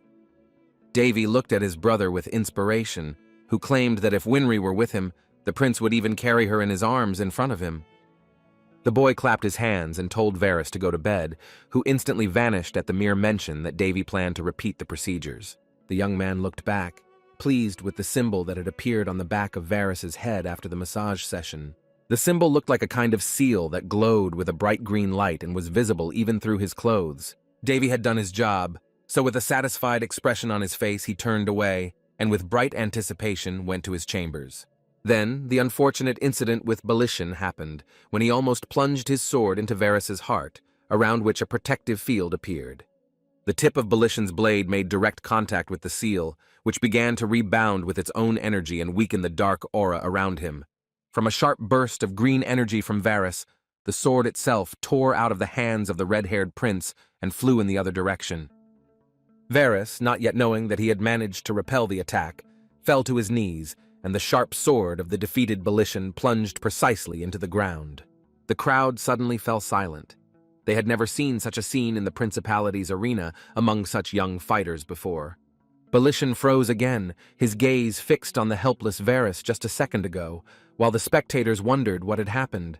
The protective field around the green-haired man began to disappear as the crowd heatedly discussed and analyzed the strange brawl between the two. It was only then that they noticed the energy field around Varys, which had broken down into hundreds of small crystal hexagons. Then the Colosseum burst into a roar and the crowd began to rejoice, because techniques like the energy barrier were the highest-level skills of an expert. Winry was delighted and very happy for her brother, who had so amazingly impressed her, despite the fact that, as always, he had managed to do something wrong. The sister was so engrossed in her twin brother's amazing performance that she didn't even notice when Davy disappeared and left the spectator arch. The energy barrier only softened the powerful blow of the sword, which caused Varys to choke and cough up his own blood. The judges ran up to the exhausted green-haired man and loudly announced that the sparring was over and Balishan was declared defeated. The judge angrily shouted at the departing red-haired prince that he had disregarded their rules and tried to kill his opponent, which was tantamount to declaring war on an entire country. The servants representing the kingdom of Boltese ran up to the judge with apologies when he said that he was going to appeal Balishan's action. One of the butlers approached Balishan and nervously asked him to say something in his defense, but he remained silent and acted completely emotionless. In response to the servant's request to say something, the red-haired prince grabbed him tightly by the neck and squeezed it in a steel grip. He easily lifted the body of the gasping servant, who was still trying to address the prince, and was frantically waving his legs. A few seconds later, the butler's head turned into a huge bloody cloud, and the crimson substance flared up in all directions. The judge and the other butlers looked in horror at the brutalized Balishan, whose face alone was not even remotely human. In full view, the butler's dead body fell to the ground, and the entire audience screamed in horror that Prince Balishan had killed a man. The red-haired man raised his bloody hand, which looked more like the claw of a terrifying monster. His wide smile didn't disappear, but only grew bigger, turning into a truly brutal grin. This was no longer Prince Balishan. His body belonged to an entirely different creature, one that took pleasure in the pain and suffering of others. The audience was once again in an uproar, but this time their cries were far from solemn but rather alarming. People began to run in different directions, so as not to become the next victim of the monster, which was ready to kill a person in front of everyone. It was supposed to be a grand, friendly competition, but from one moment to the next, the Colosseum could live up to its status as an arena and turn into a real bloodbath. Balishan never stopped smiling for a second, as if it was the only expression he could muster. Amid cries that Prince Boltese had gone mad and become a monster, the monster in the prince's costume began to growl bloodthirstily with its cutting voice. People ordered the priests and the judges to suppress the damned monster, but they replied that they would never be able to stop such a monster alone and needed support. Soon, Varus woke up after the abrupt end of the battle and the softened blow to his chest, seeing his older brother in front of him. The green-haired man's eyes were barely open. The sun was begging to shine into his eyes, and he still felt an incredible weakness throughout his body. Davy didn't answer at first and just looked warmly into his brother's eyes, and then asked if he had slept well, but Varus mumbled something about the tournament. The boy immediately understood what his brother was worried about and reassured him, adding that he had fought simply superbly. Varus held out his hand to the sun, still coughing and asking in a shaky voice if Davy had seen his technique. The green-haired man's glasses fell from his eyes, and he said with a casual smile that during the battle he was able to create an energy barrier. Davy's eyes widened in surprise at the mention of such a move. Varus sometimes really enjoyed surprising the boy. Davy smiled proudly in response, because even though he had a hand in opening the barrier, Varus was able to activate it himself. The energy barrier was a protective field at the highest level of an expert, and was able to protect the owner by independently distributing the aura in the form of a shield. The massage last night had only helped Varus awaken such a skill within himself, but the Swordmaster would not have been able to activate it without his own efforts. Davy put his knee under his younger brother's head and thought that for his age, Varus took his achievement very seriously, preferring to be happy rather than proud. The boy tapped 2 fingers on the relaxed Varus's forehead, noting that it would be funnier if he started crying freely from pain. Leaning closer to his brother, Davy told him to rest and extended his index finger towards him, with mana hovering on the tip. With just one touch to Varus's forehead, the boy calmed the trembling Swordmaster's heartbeat slightly, and he fell asleep again. The concerned priests took the green-haired man's weakened body and placed it on a stretcher, hastily heading to the local rehabilitation center. Davy glanced across the arena to where the guards were trying to deal with the enraged Belition, who looked like a disgruntled predator.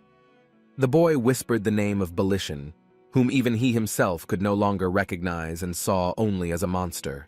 The gates into the arena swung open, and the first prince walked inside, slowly approaching the place where it was currently the hottest. It was hot, in the literal sense, because the priest mages were now desperately using hot fire spheres against the monster. Belition didn't even move as the fireballs exploded and left a huge explosion in the middle of nowhere along with dust all around. The nervous priests watched as the powerful enemy not only took all the damage but also absorbed their attacks. No matter how hard they tried to break through the red-haired man's normal human skin, it was constantly restored and was like hard tissue. The monster in front of them stood impassively in the clouds of dust around it, looking emotionlessly at its prey with a tense face. Belition smiled bloodthirstily with his wounded face, as if all this pain brought him incredible pleasure. The priests shouted loudly that their strength was simply not enough for such a monster, and they needed to urgently evacuate the spectators to a safe place. Davy headed towards the mages, whose energy barrier was also gradually beginning to break down and lose its effectiveness. The hopeless priests in white cloaks immediately noticed the uninvited guest in the center of the arena and stared at him in horror. Davy slowly approached the group, who did not understand how the guy ended up in such a dangerous place, and walked towards them. The prince raised his eyes to the loud exclamations of those that it was not safe with them, and he needed to leave immediately. The magicians begged Davy to think about his life and not come closer to the epicenter of events, where the dust was unpleasantly pressing into his eyes. Winry was still at the top of her viewing arch, looking at her brother in shock, who seemed to have gone crazy with his self-confidence. She began to descend, trying to find the entrance the boy had used to get inside the arena. Despite the priest's warnings, the boy came even closer and saw how the enraged Belition killed another guard. The monster growled with displeasure, greedily looking for its next victim among the crowd of enemies who dared to attack it. Davy grinned and said cheekily to Belition that he had worked up quite a bit over the night. The boy lowered his red eyes and began to wonder where he should start in order to have some proper fun with his opponent. The damned Belition tore his vocal cords and made loud sounds that no longer even resembled growls, but rather desperate screams. The enraged monster very quickly headed towards Davy, and the magicians and guards stood in front of His Majesty to protect him from the monster jumping on them. They put their weapons forward, but at the same time, they were completely helpless against the predator, which tore apart everything it saw before its eyes. While the crimson blood flew in all directions, Davy didn't even move and waited for the beast to get as close as possible. Davy already had some kind of ace up his sleeve, which he was ready to use the moment the monster's hand reached out to him. His concentration quickly faded when he heard Winry's voice running up behind him worriedly. Davy was confused and turned to his younger sister, who had snuck up at the most inopportune moment. But as he stared at Winry in shock, Volition's claw moved even closer and grabbed him by the throat. The boy was overcome with panic, and he realized that if this continued, Winry might suffer after him. He almost became the monster's next victim, but someone suddenly grabbed him by the collar and ordered him in a serious voice to get out. Princess Elena charged into the arena, throwing the first prince aside with a deft movement of one hand. The last thing Davy expected was for anyone to be more daring than him in this situation, so he could only look at the girl in surprise. The girl casually threw the boy a disapproving glance with her honey eyes before entering the fight. The floor was strewn with corpses of mages and guards, bleeding dark red blood. The red-haired princess rolled past the frozen monster in its grasp and was about to attack it from behind. Volition was losing his composure and humanity with each passing second, and his eyes were filling with a bloody light inside. Princess Elena prepared to take out her huge sword, which was almost as big as she was. The red-haired girl looked down and said in a stern voice the name of her technique, which began with the words about a two-handed sword. She put in almost no effort as she unceremoniously swung and hit her opponent with erect a massive mountain. The circular cut of her sword sent the enraged Volition flying, and the floor beneath them shook, along with the leaves that scattered in the wind. Volition was in a concussion and simply growled in rage in the direction of the girl's cut. A huge shockwave swept through the entire arena, and cracks began to appear on the floor, which gradually turned into flying pieces of stone. Princess Elena remained as unperturbed as before, continuing to confidently stand in a fighting stance and prepare for the next attack. Winry ran excitedly up to the boy, who, with a tired smile on his face, asked if Elena had tried to steal his loot. Elena's cut was so powerful that for a few seconds a layer of dust thicker than fog rose up throughout the entire Colosseum. She continued to hold the greatsword in her hands in case Volition decided to attack unexpectedly again. The red-haired girl was quite determined, so all she could do was wait for the silhouette of the wounded monster to appear in the fog of dust. The two-handed sword necklace around her neck flickered suspiciously, as if alerting her to the impending threat. Despite the previous readiness on her face, her eyes widened in great surprise as the cloud of dust dispersed into hundreds of tiny particles. The incredibly powerful blow struck Volition, but at the same time, it only weakened the red-haired monster, who was simply recovering in the crater. The demon pressed his hand to his knee and looked angrily with his bloody eyeballs at the girl in armor, growling angrily under his breath.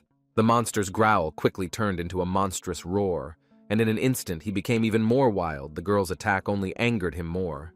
With each passing minute, his face became more and more deformed, his eyes became even more bloodthirsty, and his teeth looked more like fangs. Princess Elena did not mince words, so she threw down her sword and began a series of hand-to-hand attacks on her opponent, each of which he took for granted. She decided to finish with a graceful uppercut, sending Volition into a short but rather high flight with a fierce fist. After several heavy attacks from the girl, the monster fell silent and seemed to accept its fate of being beaten. But she wasn't finished yet, and in mid-flight she nobly swung her leg at the confused monster. One powerful swing of the heel was enough to send Volition flying across the arena with a loud clatter of metal. The blow was so powerful that it could match her sword attack earlier, creating a huge explosion at the sight of her enemy who had flown away. The priest and guards looked on in amazement as the girl single-handedly defeated such a strong opponent. Elena landed down briskly, carefully watching the dissipating fog of dust around her. When the sand clouds disappeared, the silhouette of an exhausted Volition appeared in the wall of the Colosseum, his head down and unable to get up. It began to seem as if his body was gradually becoming weaker, but he still remained motionless and could do anything. Princess Elena proudly raised her head and adjusted her hair to the cheers of the crowd, who called her a brave hero. Winry tugged at her older brother's hand, asking him to go to a safe place and leave the monster to the princess, and Davy sighed in annoyance. Still, the boy was a little envious and offended that his loot was so unexpectedly and shamelessly stolen, even if it was so epic. To be fair, Davy noted that the new owner of the great two-handed sword lived up to the rumors and was one of the best masters. Princess Elena placed the sword in front of her face and began to concentrate on filling it with her mana.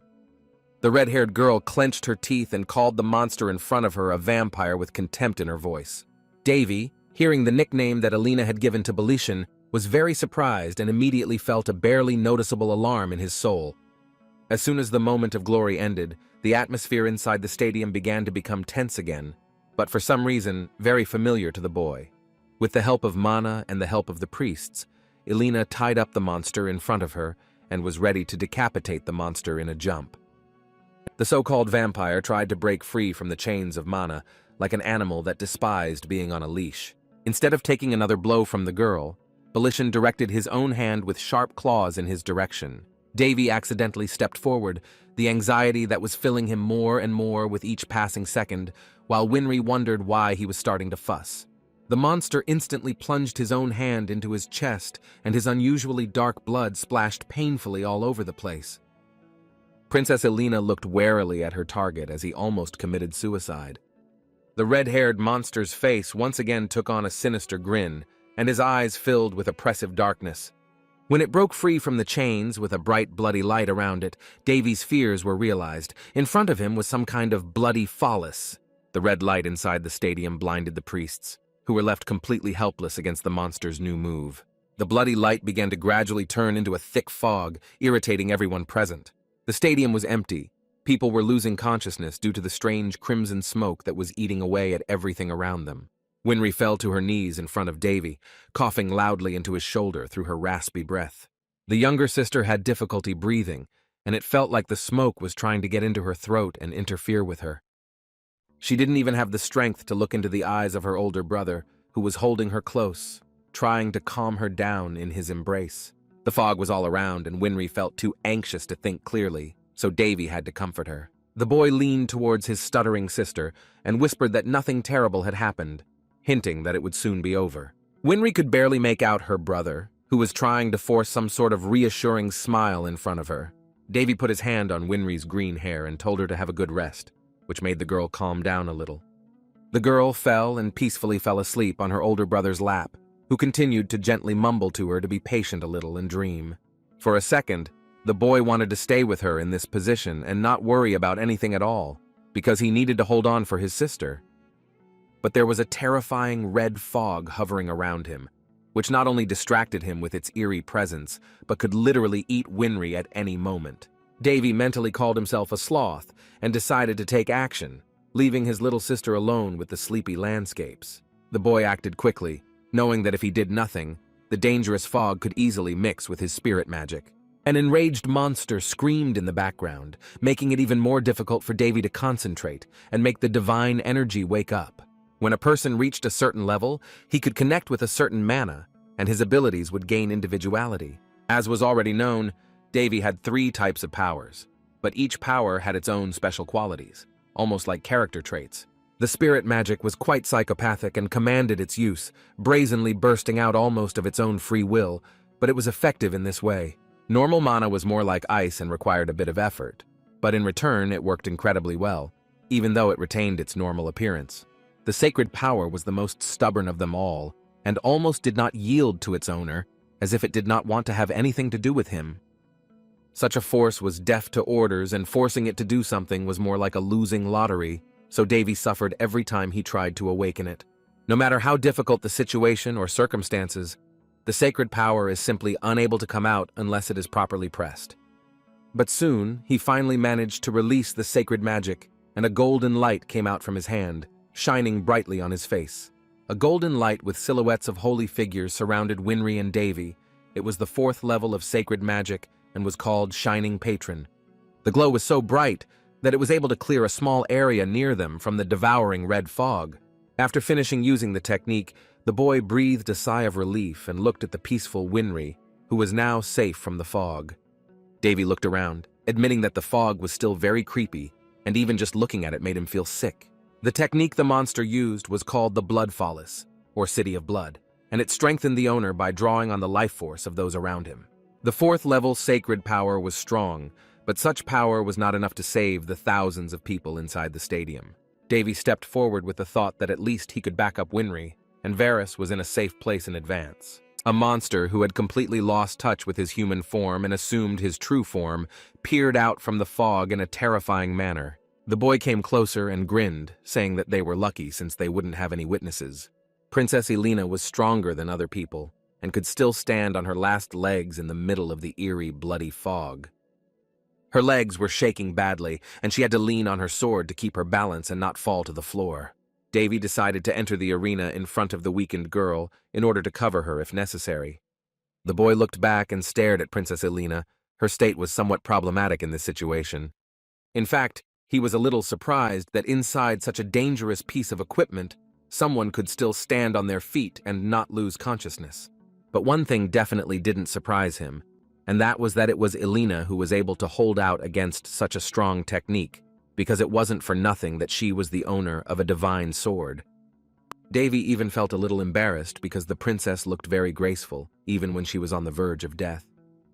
Princess Elena raised her head, but her face was so tired that she couldn't even make out who was standing in front of her. The boy decided to come closer and put his cold hand on the girl's shoulder to bring her back to reality. As if by a click, Elena woke up and stared with wide eyes at the guy who was able to wake her up from her confusion. The red-haired girl immediately removed the young man's hand from her shoulder and awkwardly took a few steps back when he asked if she had come to her senses. He told her that they were still in danger, but she looked at him as if there was some misunderstanding. The monster in the shadows still stood and growled from time to time, leaning its body forward and looking into the void with its flickering eye. Davy waved his hand and told the girl to stay put while he dealt with the monster himself, but she shouted after him and asked what he was doing. She didn't let the boy just leave and grabbed his wrist tightly. Her royal grip was still strong, even in her exhausted state. The girl asked loudly why the boy was still okay despite the fog that was sucking the life out of everyone else. Suddenly, Davy went silent, although usually, due to his pride, he always had a prepared answer to any question. The boy, of course, thought that Elena suspected something, but he himself forgot that he could seem suspicious. Now he wasn't just a miserable prince who had just come out of a coma, but a miserable prince who had come out of a coma and found himself in a suffocating fog. So Davy didn't make up any new stories and simply replied that he had no idea how he was still able to stand on his feet. Princess Elena looked angrily at the strange guy, who mentally asked her not to hate him so much while he was helping them out. Without thinking twice, the red-haired girl roughly snatched her hand from her own grip and walked out in front of the impudent boy. She turned around and stood in front of him in a defensive pose, telling him that he should still step back and let her deal with the monster. She had a brave face, but she was clearly irritated as she told Davy that he couldn't defeat such a monster on his own. She was much shorter than the guy, but still stood confidently in front of him like a shield, and replied that due to luck alone, like last night, he would not be able to withstand. Elena nervously lowered her head and stared at the monster with honeyed eyes, calling those like him some kind of nobles of the night through clenched teeth. The girl said that the name fully justified the power of those, and in the scriptures they were known as blood demons, and among people as vampires. Davy crossed his arms and looked at Elena with a puzzled expression, who once again told him not to interfere and not to rely on ordinary luck. She continued by saying that she didn't feel any mana presence in the guy at all, so the vampire would have simply torn him to shreds and then ordered him to run.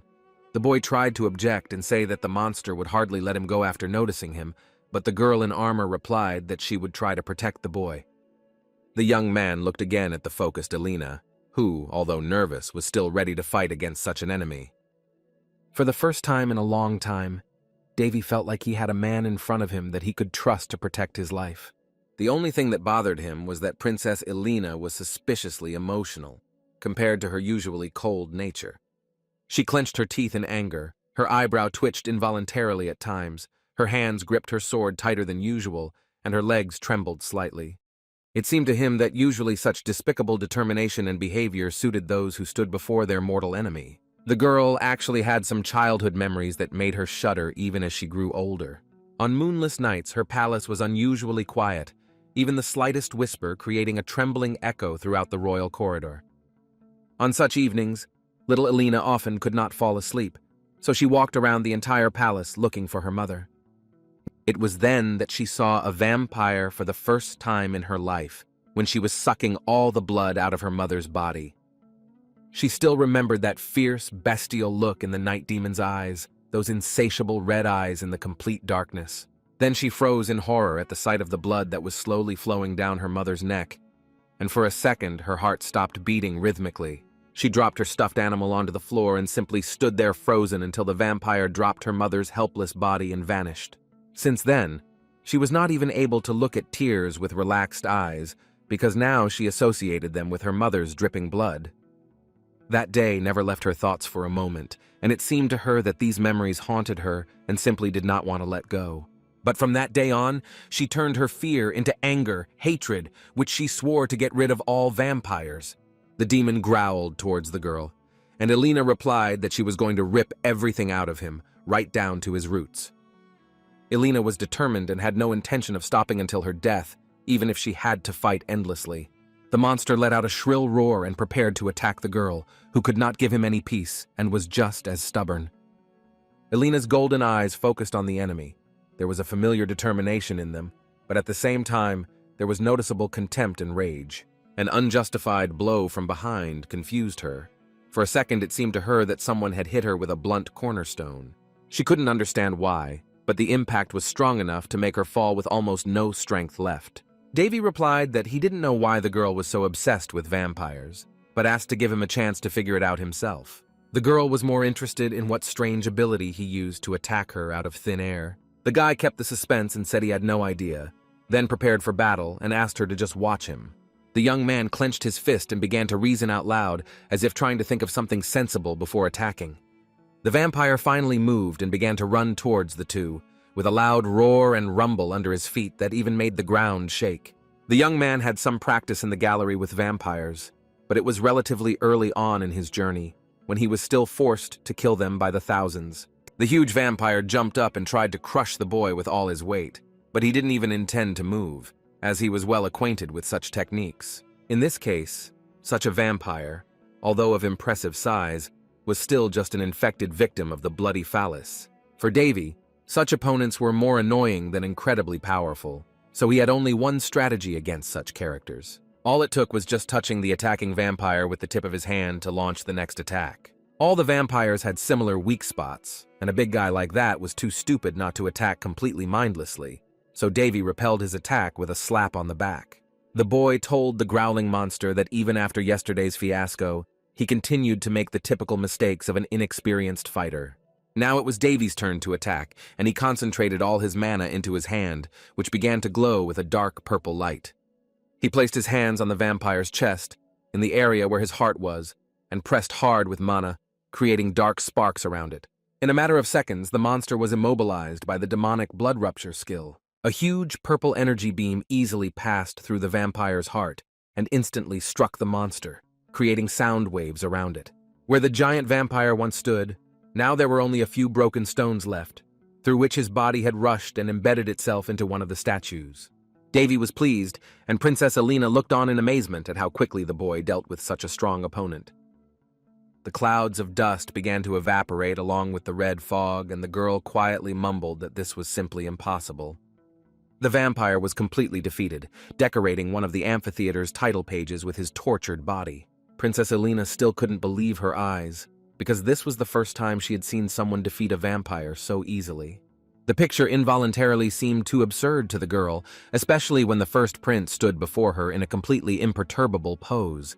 Davy exhaled magnanimously and threw his head back slightly, saying that he felt incredibly refreshed after the battle. She sat silently on the ground, looking at the dust flying around and the remains of the destroyed monuments of the stadium nearby. In some places there was still a bloody fog, and in it lay the lifeless corpses of magicians and the guard of the Colosseum. And the girl did not understand how this was possible. The red-haired girl looked at the destroyed statue, still shocked that even her two-handed sword couldn't stop such a threat. Moreover, in the end, that vampire was defeated by a very ordinary person, in whom there was not a drop of mana or talent for wielding a sword. But the most offensive thing was that this same man was simply an unfortunate prince who had come out of a coma less than a year ago. The prince presented his handiwork to the girl and extended his hand to her, and she was so engrossed in her thoughts that he frightened her. Davy, without removing his cheeky smile from his face, looked at the frightened Elena with questioning eyes. He did not remove his hand and continued to extend it to the girl, tacitly showing her a note of his trust in her. She came out of her thoughts and understood what he was getting at, but for a few more seconds, she just looked at the boy's hand in doubt. The girl in armor pressed her lips together awkwardly. For some reason, she was very nervous and wasn't sure if she should accept the guy's offer. She hesitantly began to extend her hand towards the boy, her hand still shaking slightly from the intense fight. Princess Elena stopped abruptly when it turned out that the boy was actually just asking her to borrow her sword. Davy blinked innocently at the armored girl, as if he had no idea that his gesture could be taken any other way. The red-haired girl cleared her throat, and her face turned red from the burning shame, but it wasn't because of the awkward situation with her hands. Princess Elena pointed to her two-handed sword, which had broken during the previous duel, leaving a blunt tip on its formerly sharp blade. The boy replied that he needed another sword, and unceremoniously extended his hand towards the girl, grabbing the sword necklace from around her neck. The girl looked in surprise at the young man, who somehow knew about her secret about the divine sword. When the red-haired girl asked him in shock how he knew about her sword, the boy noted that when fighting a boss, you need to be fully armed. He opened his palm, in which lay Princess Elena's silver sword. It looked like a miniature copy of the real divine sword. In addition to the sword that saved the world, the hero blacksmith Surt created many weapons throughout his life. Songs were sung about him in the 1001 Nights. Even simple materials could become a real treasure in his hands, and he was most famous for his ability to smelt weapons from mana. One of Surt's amazing achievements were the 12 famous swords, which were kept in different parts of the continent as national treasures. The great blacksmith also had individual masterpieces, and one of them was the divine sword Caldera's itself, called the Snow White Defender in the language of spirits. Each of Surt's swords was unique in its own way, but even among them Caldera stood out, for he had created this blade for his friend Hares at the cost of his own life. Thus, a peculiar entity, otherwise known as the ego, was embedded into the hardened piece of sharp metal. Inside this sword was a whole personality with its own feelings and experiences, which was capable of releasing its power on its own. And while Davy was already well aware of the nature of the necklace in front of him, not everyone knew the true nature of the miniature sword. He couldn't help but roll his red eyes, because along with the truth he knew about the sword's essence, he was also just as well aware of its complex nature. The sword seemed to come to life. The voice inside it became furious and began to scream, asking the boy who he thought he was to grab it so brazenly. Davy closed his eyes uncomfortably as he listened to the sword's orders to let him go, even though he had been aware beforehand that it often acted like a grumpy old man. The boy politely asked the sword to stop being indignant and awkwardly replied that he was not deaf and did not need to be repeated. This only made the sword howl louder and began to flail about in the boy's tightly clenched fist, trying to get out. The young man looked at the sword swinging in his hand and made a vulgar joke about its suspicious tendencies to vibrate. But the guy didn't appreciate the guy's humor. The sword still didn't give in and demanded to be released, but Davy demanded that he agree to work together in return. Princess Elena finally came to her senses and desperately extended her hand, ordering him to give her the necklace back. She was much shorter than the guy, so her attempts to take her sword away were not particularly successful, and she simply helplessly ran into the young man. The boy grinned and threatened the sword that if it did not want to compromise, then he would have to harm the young princess. And although Davy tried to play the pompous role unsuccessfully, he couldn't help but notice to himself that even in difficult circumstances, Elena had enormous willpower. He admitted that the princess was indeed very talented, but she had encountered an opponent who was beyond her capabilities, and self-control was also an important talent. The sword exclaimed indignantly and warned the boy not to do anything bad to his mistress, and the boy awkwardly looked away and said that he would not have thought of it. The girl began to gradually lose consciousness, and the guy decided to do something, creating a star above his hand with the help of sacred power. He grabbed the star above his hand and squeezed it tightly in his fist, forcing a radiant light to shine through the cracks between his fingers. A huge beam of sunlight appeared above the Colosseum, crossing with a miniature sword and creating thick waves of dust around it. Mixed with sacred power and ambition, the small sword suddenly grew and turned into a full-fledged silver blade. Surt's weapon was so impressive in size that it was almost as tall as Davy, even when he proudly raised it tip up. The boy could not contain his interest and curiously touched the material of the huge sword, convinced of its exceptional quality. Davy looked at Caldera's from all sides and commented that he was indeed very good, as if he knew something about swords. The entity inside the sword loudly complained and was surprised that such a weak guy managed to summon the divine sword of Surt. The first prince lowered the huge sword to the ground in full readiness and briefly told him not to make so much noise. Davy brazenly swung his heavy weapon and unkindly asked him to just lend him some strength. The boy said that in return, he would take care of everything himself, and straightened the sword in front of him while he was indignant at the young man's impudence. The guy loaded calderas and swung it with a long swing, practically turning the hard sword into an elastic whip and combining his powers with it. The fusion of the boy's and the sword's powers caused thunder to roar in the sky, immediately followed by a huge bolt of lightning that struck right at the epicenter of the events. The red lightning didn't just strike the ground, but began to spread throughout the entire arena until the glowing sword was visible even through the layers of dust. The boy smugly threw his sword over his shoulder and asked his opponent how much longer he was going to hide from him. The thunder sword's strike caused a barely noticeable crack to appear in the sky, which gradually widened, so the guy repeated his question even more boldly. The crack in the middle of the red mist began to widen, emitting eerie sounds through the disturbing hum within. From the gap in the sky, oppressive bats from the dark aura began to fly out, at which the prince looked all-knowingly. The boy commented towards the woman's silhouette that although he knew his opponent was a vampire, he did not expect to encounter a high-ranking monster. The sky silhouette began to clear. The frozen pose among the bats slowly came to life and took on a completely different form before the young man's eyes. The vampire Sherry opened her piercing red eyes, transforming from a frozen statue into her true form. The scary purple woman seemed very familiar to the quick-witted Davy, and he asked if they knew each other, addressing her as his maid. The girl said she assumed the guy might have had some accomplices, but she never expected that he acted alone. Davy praised himself and looked away smugly, urging the she-devil to come out and start fighting. He added that his neck was already numb from looking at her from below, which she called a very impudent gesture on the part of the young man. That clown decided to play a joke and said that from that angle he could still clearly see everything that was under the vampire woman's dress. The guy's insolence made the girl angry, and she looked at him with eyes full of contempt and arrogance. Davy clearly decided not to delay the battle and gripped his sword even tighter before launching a brazen attack. The boy swung, and even in the blurry flight one could see how the caldera's gem glowed with a blue light. Shouting at her to come down, the guy swung deep with all his might and let the enormous weight of the sword roll over him, causing him to almost fall. Sherry analyzed it on the fly and responded with anticipation that she was ready to accept the guy's challenge due to the scale of the tragedy that had happened. She explained that even if all the vampires were eliminated, the boy would never be able to blame Queen Linz for everything, and the kingdom of Boltiz would not declare war on them. The boy dropped to his knees and concluded that the woman had simply decided to appear before him because she had nothing to lose and was confident that she could win. He rolled his eyes and began to wonder out loud what he should do in such a situation when he finally came across a smart enemy but told her to close up shop. The girl looked at him as if he was telling her some unacceptable things and asked what kind of nonsense he was constantly muttering under his breath. A bloody aura began to appear above her pale hand, covering her wrist and mixing with the black mist. A huge whip appeared in the girl's hand, which she swung and released a series of consecutive cutting strokes. She calmly and gracefully directed her blow to one side of the arena, hitting the already destroyed statue in front of her.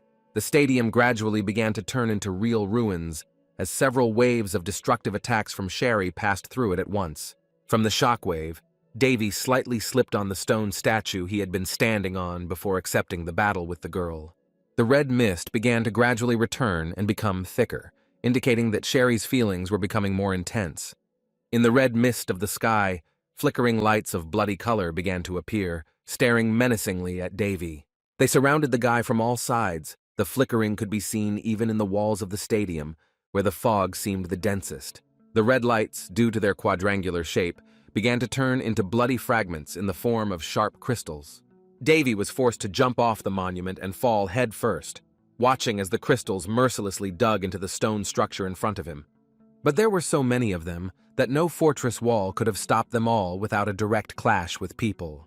Davy flipped in midair and tried to land on the obelisk, which he had to brace himself against with an irritated hand, inches from the projectiles. Soon the boy fell to the ground, and he tried to run forward as quickly as possible to gain enough distance against the blood crystals. When he was far enough away, He grabbed Calderas tighter, and the gem on the hilt began to glow.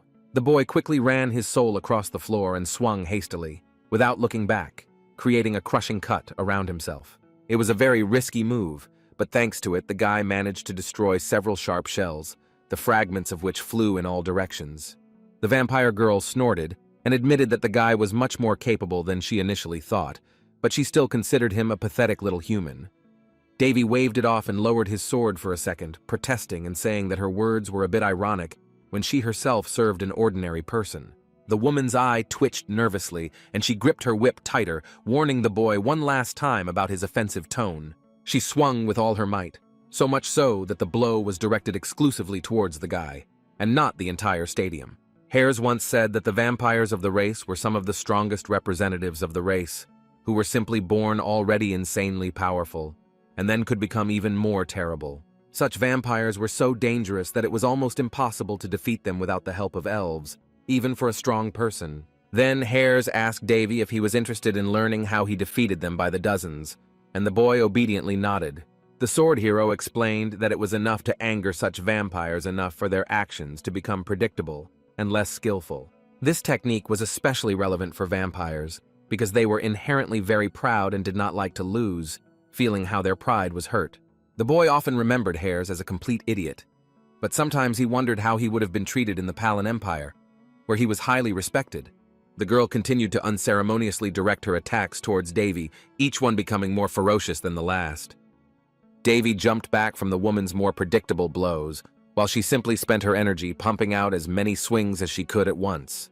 The boy landed painfully on his foot and slid back a little on the smooth surface of the stadium, preparing to charge his attack. He swung the charged divine sword twice and sent 2 crossed slashes, surrounded by lightning, towards the vampire. 2 divine waves began to approach the vampire at a rapid speed, who remained unperturbed by the guy's attacks. She didn't have to dodge because she had her own barrier, which instantly blocked the boy's blow and turned it into ordinary sparks. Davy froze nervously for a second because he had not expected the girl to be protected by some special shield. The boy had to quickly take a breather and comment on the situation, calling the girl's shield a kind of bloody barrier, and Calderas was able to understand that she was of the Count's level. Calderas added that although the heiress looked young, if she had the right family connections, she could easily become the matriarch of an entire family. Davy took a breath and replied that in that case they should finish off the vampire now, but the sword was still unsure if they would succeed. The boy looked at the sword with a smile and asked if he doubted their abilities, but Surt's masterpiece meekly remained silent. Their quick exchange was abruptly interrupted by another bloody wave of the whip, which Davy barely managed to dodge. The vampire didn't seem to get tired and simply continued to attack the enemy, condescendingly telling him to relax and give up. She continued by saying that she would also get rid of the already unconscious Princess Elena in the same way. The vampire's whip began to circle around her body, and she said that since Prince Davy wanted to die so much, he should have simply accepted his fate. The woman's next blow was the most powerful of all that she had ever performed, and was correspondingly stained with blood. Davy was able to dodge and ended up on the other side of the girl, sliding across the floor and ending up right at her weak spot. Now the boy was finally in a better position, so he smiled and rushed forward towards the enemy. The guy began to quickly climb the monument on which stood the girl, who suddenly stopped attacking. She called the boy a fool, looking at the result of her blow, and mistakenly believing that she had already managed to get rid of her opponent. Davy landed successfully on the hard surface of the woman's whip and jumped high into the air, rising slightly. The first thing the vampire saw was the huge slash of the guy's divine sword, which was heading straight for her at an insane speed. She was confused and trying to figure out where such a sneaky attack had suddenly come from, while Davy flew above her. Her face tensed up when the boy said that what she saw in front of her was no ordinary sword art, so she shouldn't underestimate him. Davy looked at her and said that she had actually witnessed the true art of the sword god Hares himself. He smiled, but unlike his usual slightly cheeky smile, this one was almost proud and even warm. In fact, the teacher from Hares was quite mediocre, and in most cases he simply forced Davy to swing a sword in so-called training. But this method also brought its benefits, and Davy learned to swing properly and then attack with incredible force. He swung his arm in midair and used the skill splitting the great mountain, which instantly passed through the protective rock above the girl's head. Sherry screamed in surprise and horror, and the divine light of the approaching cut began to gradually consume her. Along with her gem, the cut blinded her and passed through her body and began to press heavily on the protective barrier around her. The vampire's blood barrier began to slowly crumble as intertwining cracks began to appear on it. It seemed as if a radiant light had come to her from the very sky and struck the girl, inscribing her into the ground, which, under the force of the blow, turned into a destroyed path. A waterfall of dust formed in the stadium, releasing and leaving behind clouds of particles and irritating sand. Davy jumped down and commented on his brilliant victory, while Calderas laughed magnanimously and called the guy completely impudent. The boy called Calderas restless when he said it was his moment of glory, not the boy's. The young man assumed that the old man probably hadn't materialized for a long time, and that was why he was enjoying it, but the sword was more interested in who the strange guy was and how he used it. For some reason, Calderas felt like the guy was acting like they knew each other, but the boy asked to keep their personal details to himself. Davy still knew that the divine sword would hardly like it if he revealed that he was the disciple of its original master. They looked around, seeing that the vampire had disappeared without a trace, but Davy told them to forget about her, because they had more important things to do right now. The scarlet stone still hovered in the sky, emitting a terrifying hum within itself that sounded like the muffled cries of 1,000 martyrs. If Calderas had a face, it would have probably twisted when he commented that he felt disgusted just looking at the bloody follies. Sword explained that due to the recent destruction of the core, the fog had stopped spreading around the arena, but the stone in front of them could still kill people and was dangerous. The situation was tense, and even if they destroyed the stone, they would have to cleanse a huge area for about half a year, and people without life force could become vampires. Calderas asked the boy to look up where there was some commotion going on, so he assumed that it was the hottest place right now. The divine sword praised the boy, calling him a real lucky guy, but still quite experienced for his age. Cert's masterpiece added that the youth's level was simply too high for him to have been simply influenced by the blood follies, to which Davy called him insightful. The boy jumped down, saying that it would take him a little time to pull out the Oro blade, and began to explain that it wasn't a matter of hard training. The guy's master-level knowledge and all of his impressive skills were only due to his body being filled with an abnormal amount of doping. Calderas was horrified, confused, and in anticipation of the boy's words, and he felt a slight tremor in his fist. The sword looked at the guy and called him a real monster with an unreal amount of mana inside. He had seen something like this for the first time. It was even harder for him to imagine that the boy had 3 different types of powers at once, causing Davy to roll his eyes awkwardly. The boy grinned and replied that in this way Calderas could consider that before him was a real destroyer of common sense. The boy looked at the bloody follies in front of him as the sword called him a madman, but Davy laughed and told him not to judge him for his hundreds of years of research and training. Unceremoniously, the boy swung and created a huge cut in front of himself with the sword, and he was surprised and did not understand why the young man did this. The guy leaned on his sword and said enthusiastically that it was time to stop wasting time, and since they had such an opportunity, they needed to finish.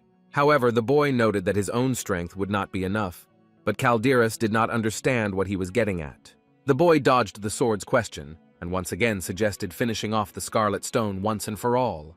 The atmosphere was oppressive. In any other similar situation, this would have been the moment of truth when the hero would have to make a great sacrifice. Of course, Davy wasn't going to sacrifice himself to save strangers, but if he could recover that quickly, he could lay the foundation for recovery. Besides, he could reawaken the power that had already become numb inside him, so he clapped his hands solemnly. The boy put his hands together to his face and mumbled annoyedly that what he was about to do was not quite his style. He looked down and took a deep breath and humbly fell to his knees in the lotus position. Having stuck Calderas into the ground, he began to slowly recite a prayer to the goddess Priya before monotonously chanting that he was lost in the darkness and was looking for the light at the end of the tunnel. It wasn't some kind of prayer, but rather some kind of complaint about his problems, because soon the guy began asking to give him a flashlight and for the goddess to deal with the problem herself. Calderas seemed to start sweating nervously because he did not recognize the strange prayer that the young man was reciting. While the boy continued to slowly cry to the goddess, the sword became indignant and asked what new kind of prayer he had come up with. Daphne herself, though called a saint, was generally a believer in name only, So with her influence, Devi's sacred power consisted of a faith that was not distinguished by the exaltation of God. Soon the boy got tired of praying and simply asked the goddess loudly to give him enough strength to do what he had planned. The divine sword rebelled and told the boy that no god would respond to such an outrageous and offensive prayer. Devi chuckled and told Calderas that he himself knew God at a rather average level, which made Surt's masterpiece even more indignant. The whole truth was that the love of God is received not by the believer who prays a lot and showers him with praise, but by the one who can prove his loyalty by his actions. Devi reasoned that if the problem of the bloody follies was too big for the situation, it would be better to solve it with the powers above. Saint Daphne, the owner of the strongest sacred power of all time, created the most outstanding sacred magic, but it requires God's permission to use. Devi pressed his hands closely to his face and said warily that the gods like to watch and bless the madmen. An uncontrollable smile began to appear on his face as he said that this was because God himself was something of a madman. Calderas began to shake nervously as he felt a blinding light around him, which gradually filled him with new strength. Light began to envelop the sword in golden sparkles, and its level began to rise as the heavens handed it the 9th rank, final sacred magic. The radiant light was so bright that the fog around them began to burn away before their eyes. This technique was called the Sacred Sanctuary. Sword felt as if his entire body was filled with warmth, and he could burn on the spot at any moment, so he asked emotionally if Devi tried to kill him with desiccation. Devi reassured Calderas and said that the rapid increase in rank would not kill him, but this only made the sword more nervous. Calderas began to glow golden light non-stop on his own, blinding Devi and calling him crazy. Light from the heavens struck the ground where the sword was now, but even Princess Alina, who had recently lost consciousness, did not see the wonders of her own blade. Winry was still safe, but even the blinding flickering did not interrupt her comfortable sleep. Cracks began to gradually appear on the scarlet stone, and it was roughly split under the pressure of the divine power around it. Soon it turned into ordinary red fragments, which lost their solid form and turned into a vile liquid. The bloody remains of the stone scattered in the wind and evaporated right in front of Devi's face, who closed his eyes in a praying pose. The boy forced a chuckle out of himself as he realized how effective the power that the goddess herself had briefly granted them was. A glowing star appeared above the Colosseum, and fluffy feathers seemed to float around it, turning the arena into a pool of radiance. The people remaining in the arena looked at the light, which seemed almost unreal and incinerated all the remnants of the demonic aura around. The flickering turned out to be so powerful that soon the entire principality was cleansed by it, and strong rays of the sun hit the windows of the capital's residence. Soon, the fog completely evaporated, and in its place was a sky cleared of evil, which seemed to be illuminated by 2 suns at once. Devi reached out his hand to one of the divine power feathers, feeling the slight warmth of the treasured skill on his palm. For a split second, the boy felt as if he himself had wings of sacred magic, and he himself was able to rise to the heavens. But that was nothing compared to the searing pain on his back that appeared after he was struck by the shards of scarlet stone. Devi began to slowly open his eyes and return to reality after a brief moment of grace that seemed like an eternity to him. The ill-fated stone was destroyed and weakened, but it still continued to radiate and release a dark aura from its roots. The sky was cleared so much that its usual blue hue turned into a soft turquoise, in which particles of the bloody artifact evaporated. Devi himself did not understand where the pain in his back came from, describing it as if someone had sharply and roughly passed a hot iron along his spine. He asked the sword, which had returned to its normal state, if he was even alive, but Calderas stubbornly maintained his silence. The boy laughed generously at how petrified the divine sword was, adding that it wasn't that special. He would have liked to laugh even more, but the cough was trying to break free, and he found it difficult to even force a smile that didn't look exhausted. With a loud crash, the exhausted boy fell onto the broken ground, saying that he also wanted to rest a little. Involuntarily, the panel of his status opened in front of the young man, and he looked at it with surprise with his red eyes. On the status panel, he was described as a true madman, unable to distinguish heresy from common sense, since the latter was both absent and distorted. The boy laughed bitterly at the description and looked up, telling his own fate that she was slightly exaggerating when she called him crazy. Crystal butterflies were flying around the girl who suddenly appeared, and she smiled mysteriously, as if not knowing what the boy was talking about. Devi fell asleep. He couldn't even remember the last time he slept without any worries or concerns, even though he had made others very worried about him. He had not been able to sleep normally for more than 6 months, each time paranoidly waiting for someone to try to kill him again. He felt as if his head had become so empty that he couldn't even call it a very sweet dream. He had simply sunk into oblivion. Davy woke up to the loud screams of his little sister, whose face was red from tears, as if she had not stopped crying for hours. The boy tried to figure out where he was, and his sister nervously said that he was safe in the inn of the Principality of Felsti, asking how he felt. The young man felt as if he had fallen into a coma again for several years, when he asked in a tired voice how long he had actually slept. The younger sister hugged Davy tightly and said that he had slept for 2 whole days, and she thought that the boy would never wake up again. The young man hugged his sobbing sister. He felt a little ashamed for making her worry so much in vain, but he could do nothing about the consequences of the battle. Winry wiped her teary eyes and admitted that while the boy was fighting the monster, she had a very memorable dream. She didn't remember anything.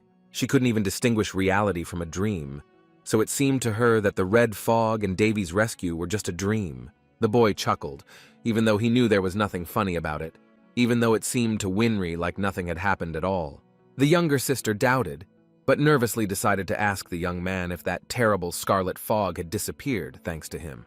The girl justified her question by saying that when she checked his body, she managed to discover something, to which Davy looked at his sister in surprise. The boy looked at his reflection. Winry was talking about the red tattoo on the boy's back, referring to it as some kind of stigma. Only then did the boy realize that the painful feeling on his back was not due to the blinding light, but because burns had appeared there. This had never happened to him in the Gallery of Heroes, so he couldn't even imagine what the gods were going to do with him if they showed such interest, especially since the stigmata was very large. Winry also said that the boy was cured by a high-level cleric, and that's why the entire principality was in an uproar. All this seemed very suspicious to the girl, especially considering the fact that the exhausted guy was found in the crater when the fog cleared. Davy let out a long breath, as if life itself had thrown adventures under his feet, and now he had the stigma that meant that God had first shown love to man. Winry looked down, saying that she thought the boy might have responded to her suspicions, but he only sighed in relief that no one noticed anything other than the stigmata. Red-Eyed still continued to wonder in his head whether it was worth revealing the whole truth to Winry, because it was still his secret. The boy was the least skilled at dealing with people, so any extra attention could cause him to react in a way he didn't want. The guy decided to remain silent this time too, answering Winry that he had lost consciousness and didn't remember anything, but she nodded understandingly and said that she had thought so too. Finally, Winry decided to ask how the prince felt, to which he smiled sincerely and said that he felt great. Behind his smile were hidden thoughts that everything was going suspiciously well. He didn't even believe it at all. In essence, he killed 3 birds with 1 stone, because thanks to his victory over the Bloody Follies, he was also able to develop his sacred power. He didn't even have to put in much effort to get such a great result and increase his mana capacity. Moreover, even his spiritual mana and sacred power mana had improved, and if he continued like this, he would soon be able to lift the Aura Sword, a master-level item. He looked into the distance, wondering if the rapid increase in his holy power was considered one of the blessings of the stigmata on his back. The sacred power was the hardest to get to improve and move, but it increased the most, which couldn't help but please him. After a brief moment of silence, Winry spoke again and said that when the fog cleared, there was a commotion throughout the stadium, with his maid being especially worried. Davy remembered seeing Amy through his weak, sleepy eyes, running worriedly towards him and screaming, repeating his name. Winry then looked away and nervously told about the visit of Princess Eilina, who insisted on taking the boy and delivering him to the best magic circle. The boy praised his younger sister but asked her to go and rest for a while because she had tried so hard for him, and he himself needed a moment of peace. Winry calmly agreed and before leaving, added that Varys had been successfully hospitalized and the competition had been postponed to another date. The girl warned him that for some time the whole capital would be very noisy, but she wished her brother a good rest, and he waved his hand to her. The red-eyed man became interested in checking something out, and he extended his hand forward, as if trying to spot something in front of him. He glanced at Winry and decided to look at her status information out of curiosity, just like he was shown information about himself after the destruction of the Scarlet Stone. A small display appeared in front of him, which looked like some kind of portable console to the boy, but he didn't remember where he got this skill from. He had 2 options. Either it was a reward for his prayer, or because he was using magic in a normal body instead of an immortal one, but it was impossible to tell. The boy had already exhaled in calm, but suddenly, as if in his head, he heard a voice that believed that now they both knew each other. The voice continued, describing how the boy must have enjoyed his new ability to see the feelings and emotions of others, and the boy jumped in fear. The young man began to look around nervously, trying to find out where the mysterious voice came from and why it was in his room. Davy held his breath quietly, his eyes narrowing, his heart pounding, his body tensing, moving only in sharp spasms. He again began to suspect that one of the royal servants had begun to follow him and try to penetrate his mind, so he examined the mana in the room. The boy froze again when he heard a melodic voice from below, which played the mood as if on some trembling strings.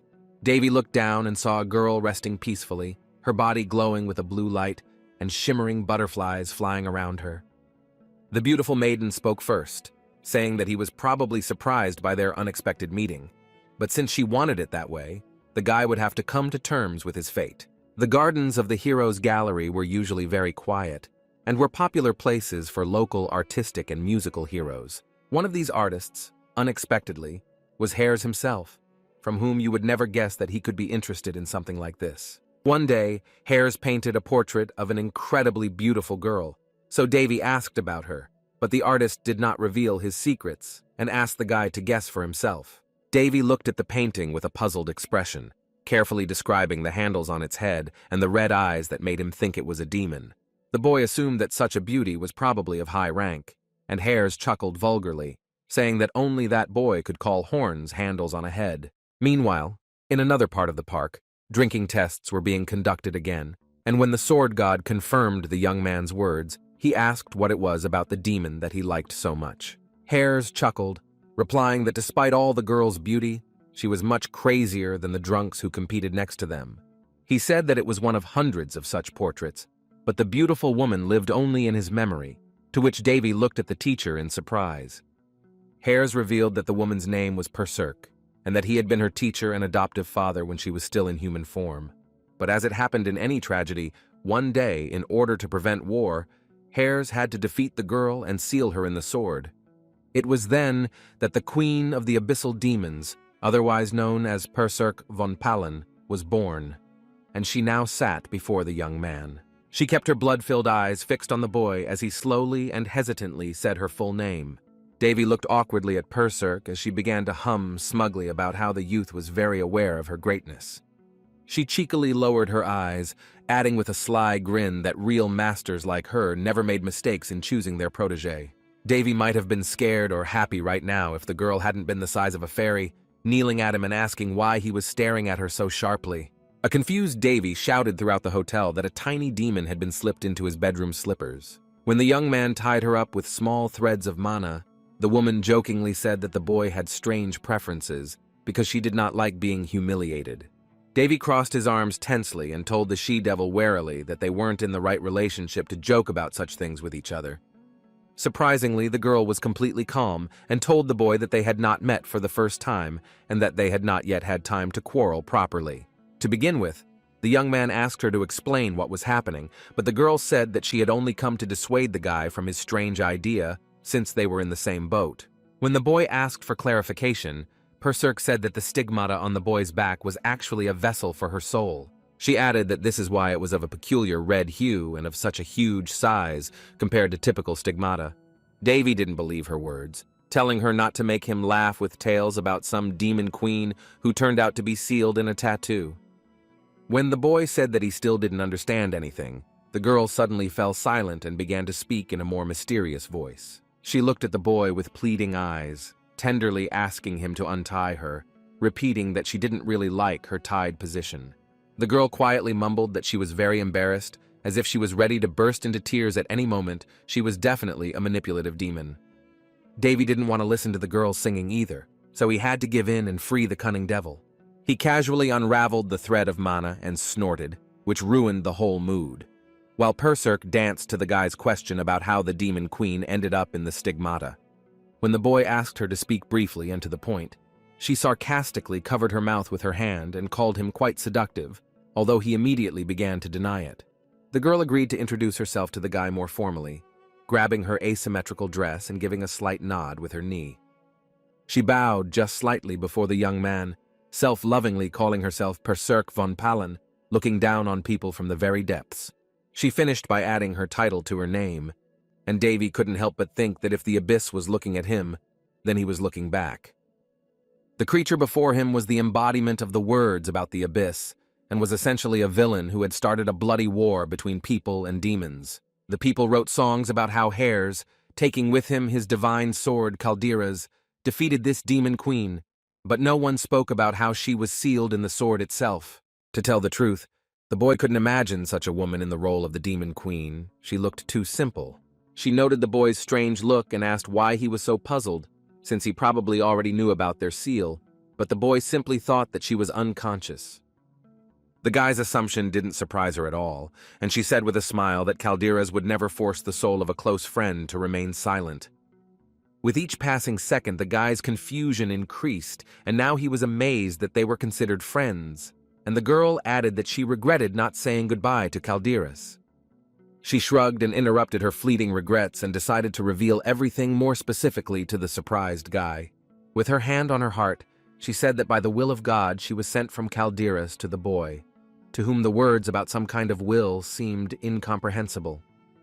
Davy was still unhappy with the strange reasons for those, but Berserk said that she herself was not very happy that she found herself in such a situation.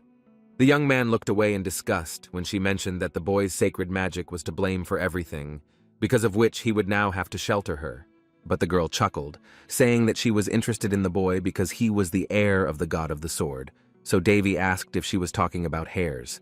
Berserk was slightly indignant, and said that the young man spoke as if he was well acquainted with Hares, but the young man rubbed the back of his head and involuntarily admitted that he knew him quite closely. The woman suddenly fell silent and looked down when Davy mentioned that Hares had been muttering about her at every opportunity. A warm and inspired smile appeared on her face. She was pleased that the sword god was never able to let her go. The girl danced happily and praised the guy for his honesty, but the boy shrugged and said that there was no point in hiding the truth if she could see right through people. Berserk raised her index finger in a warning gesture, intending to correct the boy slightly. She began to explain that in fact, she could not see through people in the literal sense of the word, and was simply borrowing the so-called high-rank will. If the girl was not deceived by her memory, then in the world of people such will was called a memory scale. But it was not she who created the displayed, crumpled information. Davy still didn't understand the basic concept, so Berserk mentoringly hinted that people called something like that God.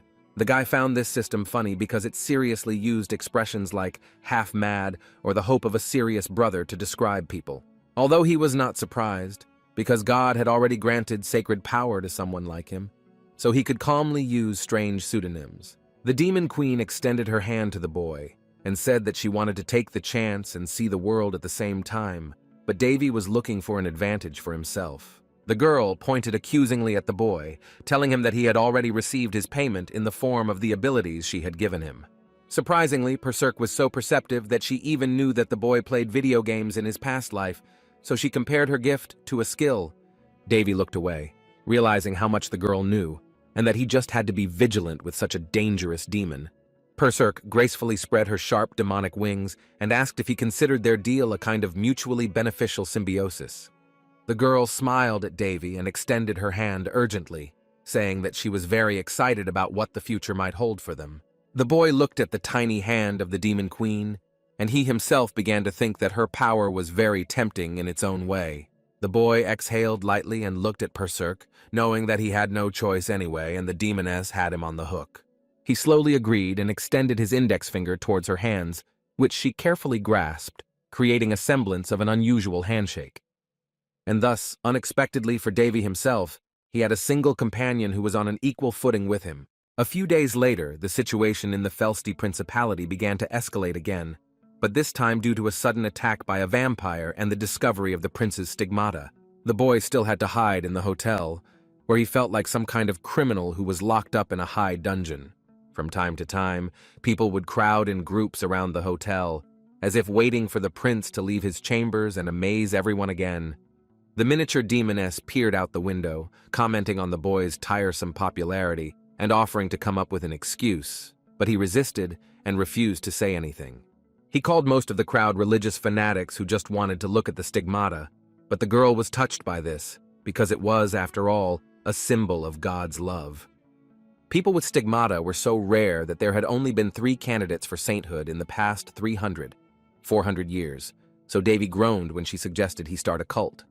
Davy had enough and came up with a plan, so he burst loudly into the twins' room and told them to pack their things immediately. To their puzzled looks, he reminded them that he really didn't like it when people annoyed him, and Varys asked if it was because of their recent guests.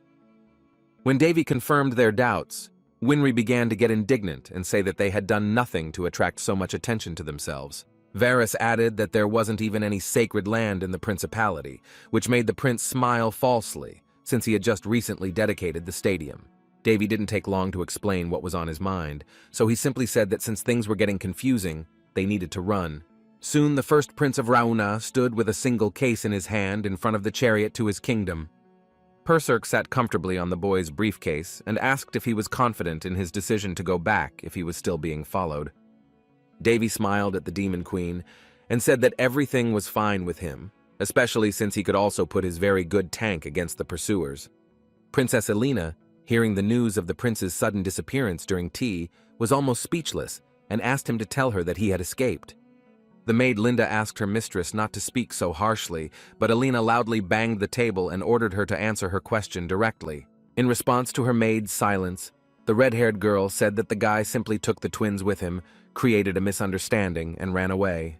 The stuttering servant tried to justify herself, but the girl laughed vulgarly and began to ridicule the rumors that it was she who defeated the vampire alone. The girl did not listen to the maid's words and loudly slammed her heel on the table, calling people's stories about the weak prince utter nonsense. The princess's servants desperately tried to calm her scolding until she turned the table upside down and began to prove to the furniture how well she wielded a sword. Maid Linda had served her Princess Elena for several years, but she was the only one who constantly observed her emotional outbursts.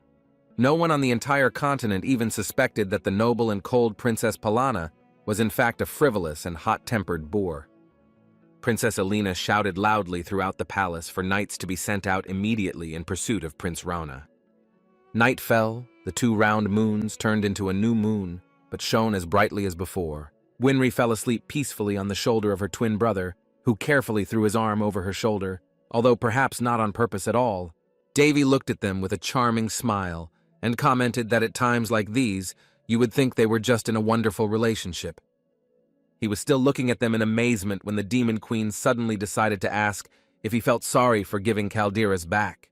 She sat on his lap and said that the guy was the only one who could bring the divine sword to its true form, hinting that he could keep it for himself. The boy didn't answer and just looked dreamily out the window, thinking that Calderas really was a weapon he would like to own. But the guy had several reasons to give up on the idea, one of which was that he couldn't constantly ask the heavens for help all the time.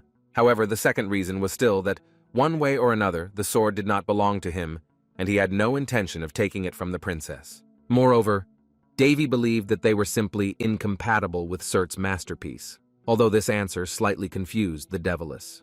Perhaps the guy simply didn't like Calderas, and so he didn't want his hands to get dirty with such a legendary sword. He glanced out the window and added in his mind that he already had enough swords in his collection that he just hadn't gotten around to yet. The girl smiled slyly and noted that the guy looked like he was planning something, to which the boy looked at her with surprise, because she could just read his thoughts. The woman corrected the boy again and kindly reminded him that some things were still unknown to her, and she could not read everything. She explained that if one looked at the young man, there was something hidden deep within his soul that even she, the Demon Queen of the Abyss, was unable to see. The girl simply shrugged and began jumping around, calling such questions trivial and asking what he was going to do after he returned. Perserk giggled ominously and reminded the boy that with the stigmata, his enemies would definitely have a hard time, but for her, the coolest thing would be to wipe them off the face of the earth. Davy certainly appreciated the creativity of his demon minion, but he was not yet ready for such plans, because he could simply be crushed in the information war by the Queen's influence. Eliminating enemies one by one took a lot of time, and this gave the Queen a chance to recover and attack again, since killing all the aristocrats was also suspicious. However, Davy had already planned something, and with the help of another idea, he could try to approach the enemy from a slightly different angle. By morning, they arrived back at the palace, where they were forced to enter the king's own hall, which was still just as majestic. When the king said that his children had had a hard time, Varys replied that he was infinitely guilty before his father, but his father reassured him. The king continued in a stern voice that all the blame should fall on the shoulders of the kingdom of Boltese, and the real miracle was that all three returned safely. The father looked at the first prince, regally calling the appearance of the stigmata on him a truly significant event, to which he replied that he was able to attract God. The ruler turned to his wife, who was nervously clutching a fan in her hand, and who had to grit her teeth and agree with the king. She had the feeling that her husband himself was trying to provoke her and push all the nerve buttons by repeating his question. Her voice was nervously trembling with bile, while Davy, with a sly smile on his face, looked at her and enjoyed her moment of non-recognition. The old woman closed her angry eyes and muttered in a prickly tone that her son's success was also his mother's success. But even a blind man would understand what a bad actress she was. The king spoke sternly to Duke Barrietta, ordering him to petition the alliance and take action against the kingdom of Boltese for their wrongdoing, and he obeyed. The father looked at his children and assumed that after such a disaster they must be very tired, so he let them go to rest a little. However, he addressed Davy personally, who sadly lowered his red eyes and did not say a word in response. The boy raised his head when the king asked him to stay for a while for a little talk. As is customary in royal families, the Lord of Rana invited Davy to have a conversation over tea. Davy immediately began by saying that 6 months had passed. The boy added that His Highness had not called him for a conversation since he had awakened and left the embrace of his bed in a coma. The king asked the boy again if he had reproached him for this, but in response the boy asked what was the point of him lying to his father. Something was still bothering Davy a little, and he told his father that he didn't have to answer how long he had been helping him since he woke up. The boy said that he was aware that the king was keeping an eye on him to some extent through the chief chamberlain, noting that he had a good sense. The king was not very surprised that the young man was able to recognize his intervention and confirmed his theory. Davy felt like even his pseudo-father could notice how much he had changed since waking up, something that normal parents would usually notice. The king came closer to the topic of conversation and asked the guy if he wanted to meet him earlier, to which Davy exhaled and said that he had his own reasons for that. In fact, the boy only wanted to ask his father one question, who had once ignored him, smiling haughtily in front of the young man's tragedy, when he did nothing, even when he saw his pleading son, who was only asking to save his sick mother. Then Davy burst into tears and screamed that his father knew perfectly well that his mother was sick and poisoned, but still ignored the boy's cries. But as soon as little Davy came up and began to beg his father in person, he angrily ordered him to stop and ordered the guards to take the prince away. The boy fell to his knees in despair, as even his own father tried to override his will. The young man clutched the ground as his bitter tears fell on it and left their wet marks. It was the day when even Davy's father didn't want to see him anymore, not recognizing his own son when he only wanted to save his mother. At the age of 9, the young man learned the truth about his mother's death, but the king still called the poisoning that common chronic disease. Then Davy decided to tell everything, describing to his father how he chose the country over his beloved wife, and then meanly married a second time to an enemy of the state. The boy didn't even want to listen when his father began to ask him not to blame the queen for all mortal sins, and said that the weight on his shoulders was too heavy. All Davy wanted to know was if his father felt anything when he let his first wife die, even when she kept calling for him in her dying breath. As much as the gallery of heroes had cooled Davy's feelings, his heart still fluttered when he remembered his dying mother, who had asked for forgiveness before she died. So Davy just wanted to know the true feelings of the man in front of him. But he stood up and in a stern voice told the guy to become king. Davy fell silent when his father said that he had failed to be a worthy king or a good father because he had been too weak for the role. The boy pressed his lips tightly together as the king asked him to hold his breath and gather strength to overcome everything in his path. The king looked the boy straight in the eyes, saying that he no longer demanded anything from him. Davy looked down and remained silent. For some reason, his father's words seemed so obvious and predictable to him that he even felt offended. All this could mean only one thing. Davy's father still hadn't completely let go of his misdeed, which he had regretted all this time. But this irritated the guy even more.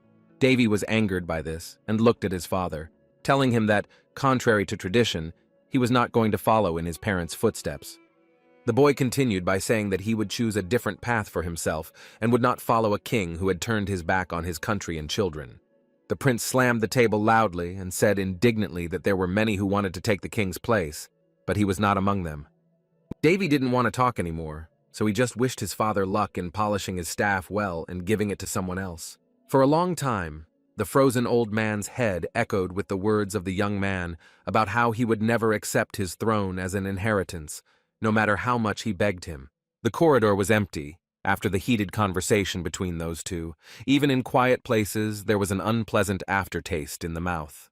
Perserk sat on the boy's shoulder the whole time and noted that he was quite impulsive, but Davy replied that he just needed it. The girl looked around the corridor and shook her head, saying that he probably saw the same thing she did, and the boy replied that it didn't change anything anyway.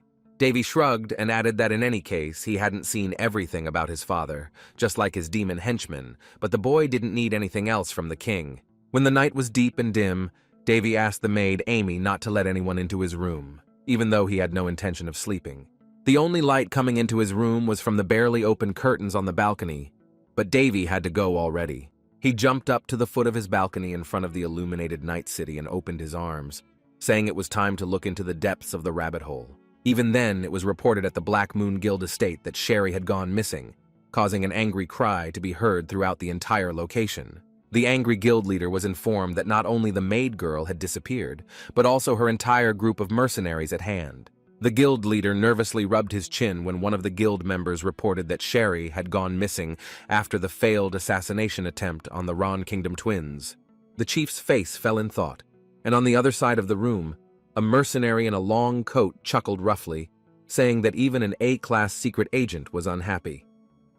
The chief ordered him to watch his language and threatened to kill him, but the man with the mustache continued by saying that Sherry was a very unreliable agent about whom nothing was known.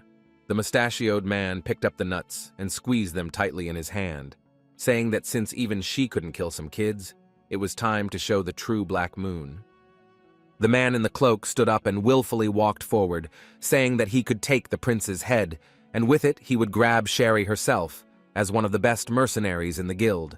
This was the real Black Moon A-class, who did not even suspect that there was a vampire among them at one time.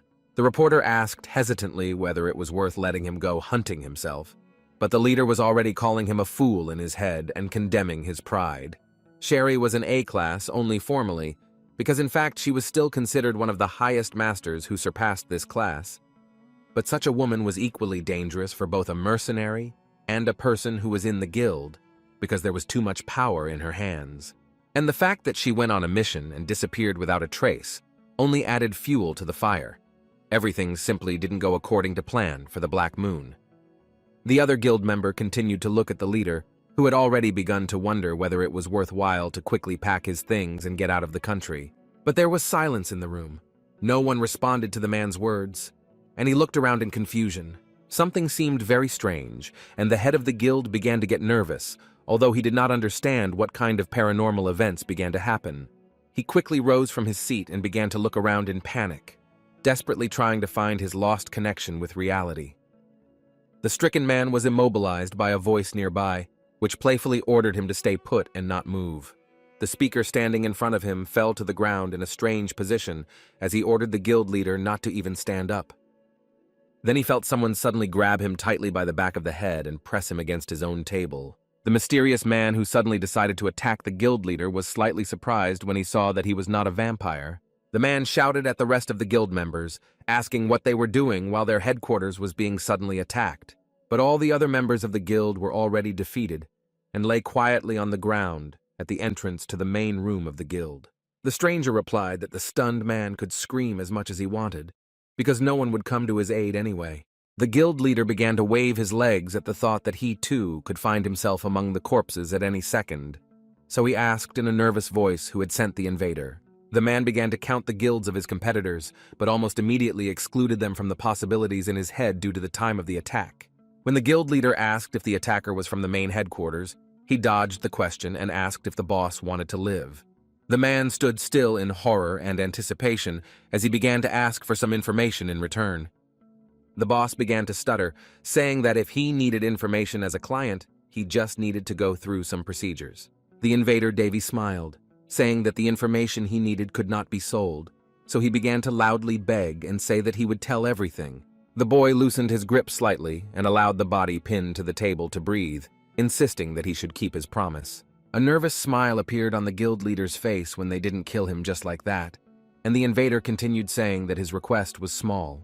The boy asked to give him a list of the names and surnames of the aristocrats who served the authoritative duchy of Barrietta, and with it, the entire book with records of their crimes. The man was loudly indignant when he suggested that the duchy was collecting incriminating evidence against its accomplices, and that it was stored in the guild. The guy unceremoniously brought his finger, fully charged with mana, to the temple of the head of the Black Moon, and he again fell silent in fear. The guild leader immediately regretted his words and felt as if he was chained before certain death by the guillotine blade.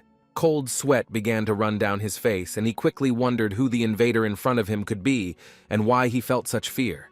The boy repeated his question and asked if he had not understood the first time what was required of him, but he was too frightened to speak. The head of the guild assumed that before him was a real master assassin, who was now also telling him about his talent for recognizing lies and bluff. Nervous beads of sweat ran down the man's face, and he could just groan in confusion, even when he said that the choice to die or live was his. The man leaned against the table and could not believe that in such a tiny country there was such a deadly killer, who was now also pushing him with a choice. The head of the guild considered his life more important, so within a few minutes, several dozen scrolls were in Davy's hands. This was the first part of the plan, and the boy began to look through the dirty lists, which sometimes contained problems and false information that could be in another guild. The Demon Queen giggled, saying that since they had fallen into a rabbit hole, it was worth checking each one, and Davy confirmed that with all the information, they could break the aristocracy. The girl grinned and looked ahead confidently, describing the boy's plan as a bloody wind that was destined to blow one day. But Davy replied that perhaps he shouldn't have killed everyone, in order to preserve at least some notes of nobility in himself, quoting Berserk herself. The boy said that no matter how strong and influential the aristocracy was, it was bound to have its opponents. Then the boy suddenly remembered one of the great knights of the kingdom who dedicated his life to serving the first queen and one of the current masters of the sword, Marquis Felris. When they pushed the papers towards the noticeably aged knight, he looked at one of the fatal documents in shock, clearly recognizing it. Marquis Felris quickly glanced over the scroll and rushed to the butler in a rage, saying that someone had been rummaging through his documents. Now that the truth had so absurdly surfaced, one could count on the Duchy of Barrietta to destroy with its own hands the nobles it ruled. Davy and Berserk were watching the events from above when the girl commented on their concept of a night guest, and the guy did not understand how she knew such words. The girl playfully crept up on the guy's shoulder, and she really wanted to ask him something. There was a charming smile on her face that seemed suspiciously sincere as she looked at Davy with her scarlet eyes. Her question turned out to be quite simple.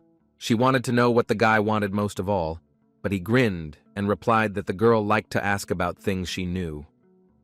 But Berserk said she still wanted to hear an answer from Davy himself, who began to list his wishes. His dreams were quite simple, and most of all the boy wanted to start a family, live in warmth and well-fedness, without worries, and finally be healthy and live a long time. The girl, although she knew the answer herself, began to laugh loudly on the guy's palms, saying that he had two simple dreams, and asked if he had led a similar lifestyle. Davy disagreed and asked if he seemed that happy, and the girl, who was in tears from laughter, replied that he was not at all. The prince replied that he was soon going to leave the palace and find a small piece of land in the kingdom to settle down and live modestly. The Demon Queen was more into grand plans, so she noted that they needed to build the most advanced city on the continent, which was not Davy's goal. Then the girl asked about revenge, but Davy shrugged and said that revenge was more like a process, and he didn't want to live with her all his life either. Berserk was surprised and asked if it would not be easier to simply inherit the throne, but the young man replied that the royal throne would not bring much freedom of action. And when she asked again whether pleasure and joy were due to an ordinary landowner, the boy opened his arms and exclaimed that it was quite possible. The boy added with a smile on his face that the landowner could at least have some loopholes if something happened. In his dreams, the guy had long ago created such a special and cozy place to which he would not be ashamed to return. The next morning, In the main hall of the palace, the voice of Queen Linz was heard, saying that receiving the stigmata was a great achievement for the prince for the kingdom. She was beginning to come to her senses and was waving her fan feebly as she discussed Davy with the king in a suspiciously warm manner. The old woman smiled and proudly closed her eyes, offering to reward the boy for his amazing success.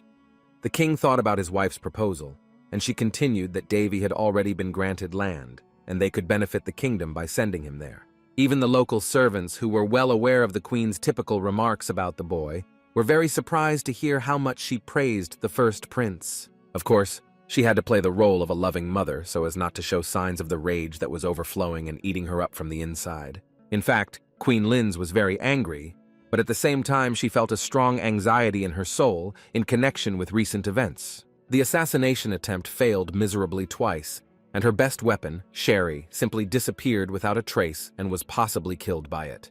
The woman reasoned that if he had simply returned, he could have been made out to be a madman and locked in prison, but because of the stigma, he was now untouchable. She clutched the fan tightly in her fist and tried to push these thoughts away because she needed to think of some new plan to get rid of Davy. What worried her more was that just last night, various secret guilds had been attacked by one person, and important information at the state level was at risk of being exposed.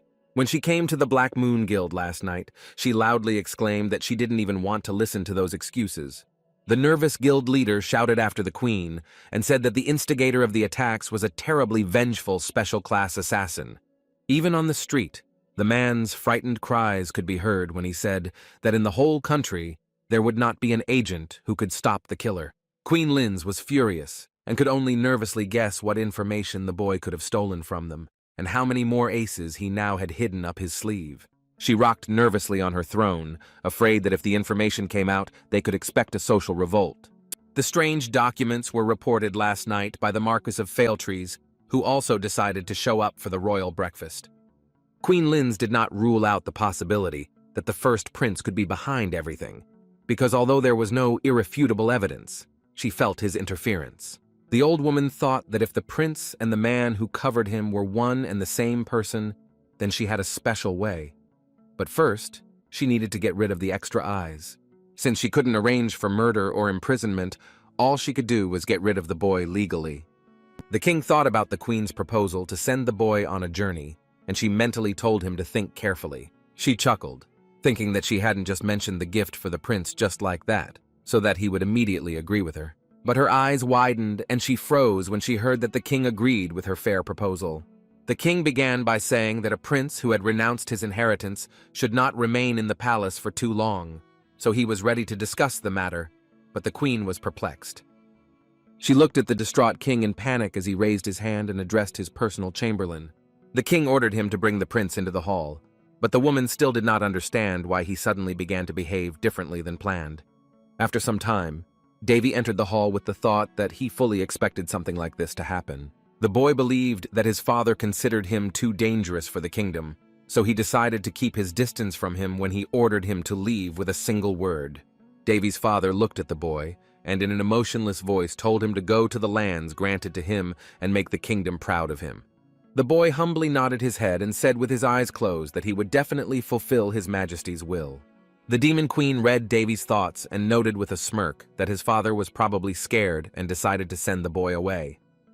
The girl on the boy's backwater exhaled theatrically and said that even the boy's father himself had not noticed anything, but at least now the prince could leave in peace. It seemed that everyone also thought that there was no reason for him to remain in the palace, but they did not yet know that the time bomb had already been planted.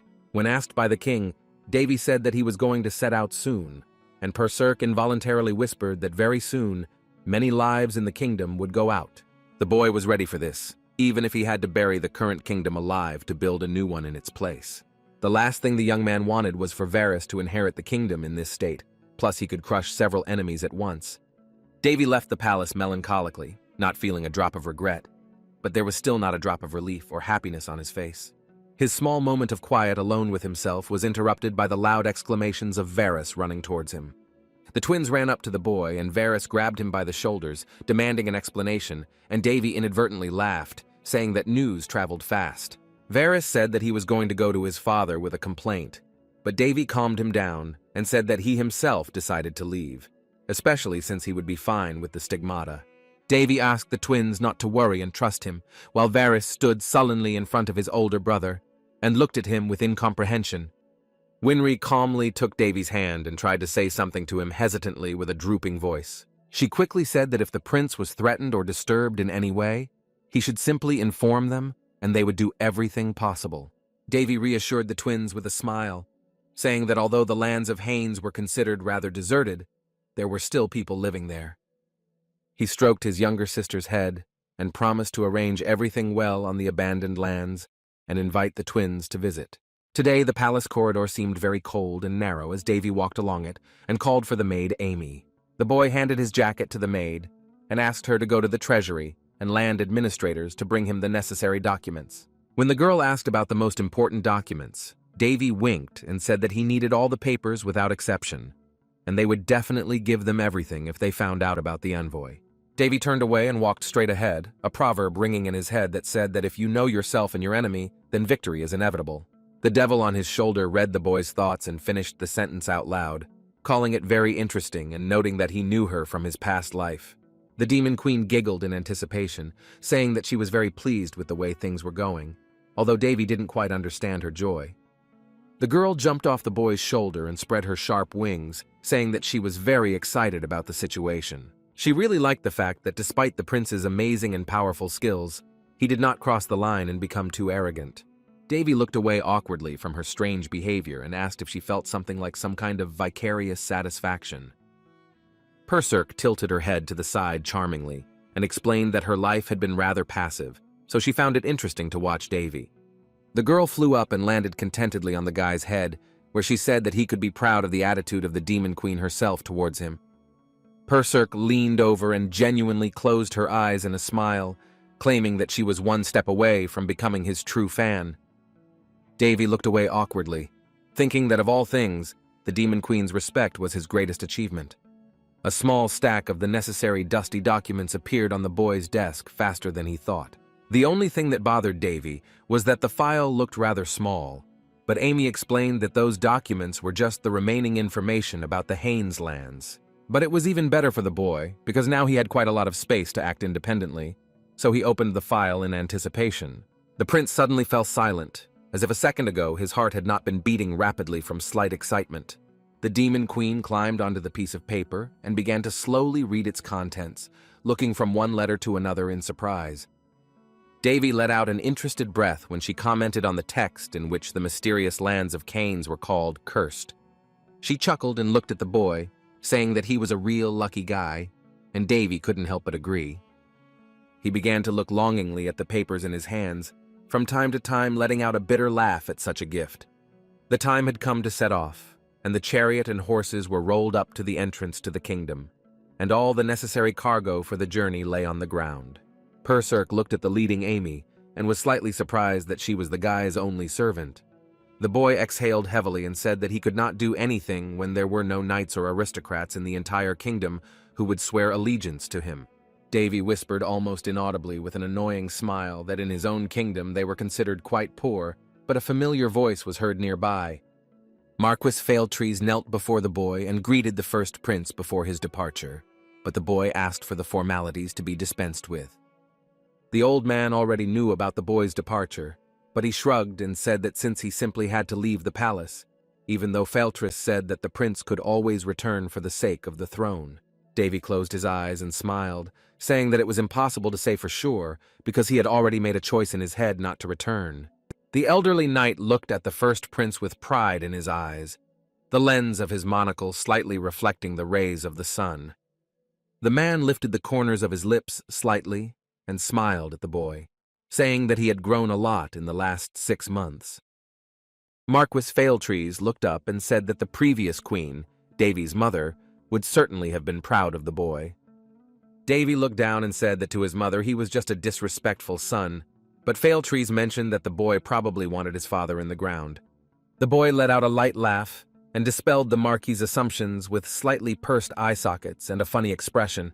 During the break-in at Failtrees' home, Davy learned that the old man had been secretly collecting evidence about the real cause of his mother's death for several years. Failtrees asked the boy to contact him if something bothered him in foreign lands, and the young man could not help but notice how different he was from his own father. Davy had to object, because there would be real chaos throughout the kingdom if anyone found out that the old man had helped the first prince. The swordmaster let out a small, hoarse laugh and replied that it was the least he could do after his oath. The young man turned away and said in parting that he would definitely restore order to the abandoned lands and bring them into a beautiful state. So he asked the Marquis to do only what he was forced to do, but in his thoughts he asked him to stir up the country, which had been infected by greedy aristocrats. In exchange for help from the old man, Davy was ready to come and hammer the final nail into the kingdom's coffin, but for now he had enough to do. The chariot moved off and slowly crossed the borders of the kingdom, at the entrance to which a rotating golden globe was located. Beyond the gates of Mana, Davy had to travel a whole day from his native lands, but the autumn lands of Hines were fortunately not that far from the capital. The Demon Queen involuntarily felt sick and entered the world of sweet dreams, carefully resting on the boy's knee. Davy looked down and mentally commented that the beauty at his feet could indeed be called sleeping. Perserk had been with him for quite some time, but one of her most notable traits was her extreme sleepiness, perhaps due to her need to constantly hold back her form. When she asked him not to move, the boy tried to blackmail her, but the girl always had an answer. This time, she asked for the honor of the fact that the guy's hips were comfortable for sleeping. The boy allowed himself to succumb to the provocations of the sleeping demon, so he simply covered her with a warm jacket.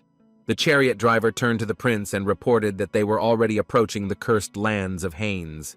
The lands of Haines themselves looked very unremarkable, and were more reminiscent of some kind of dusty wasteland where no human foot had stepped for a long time.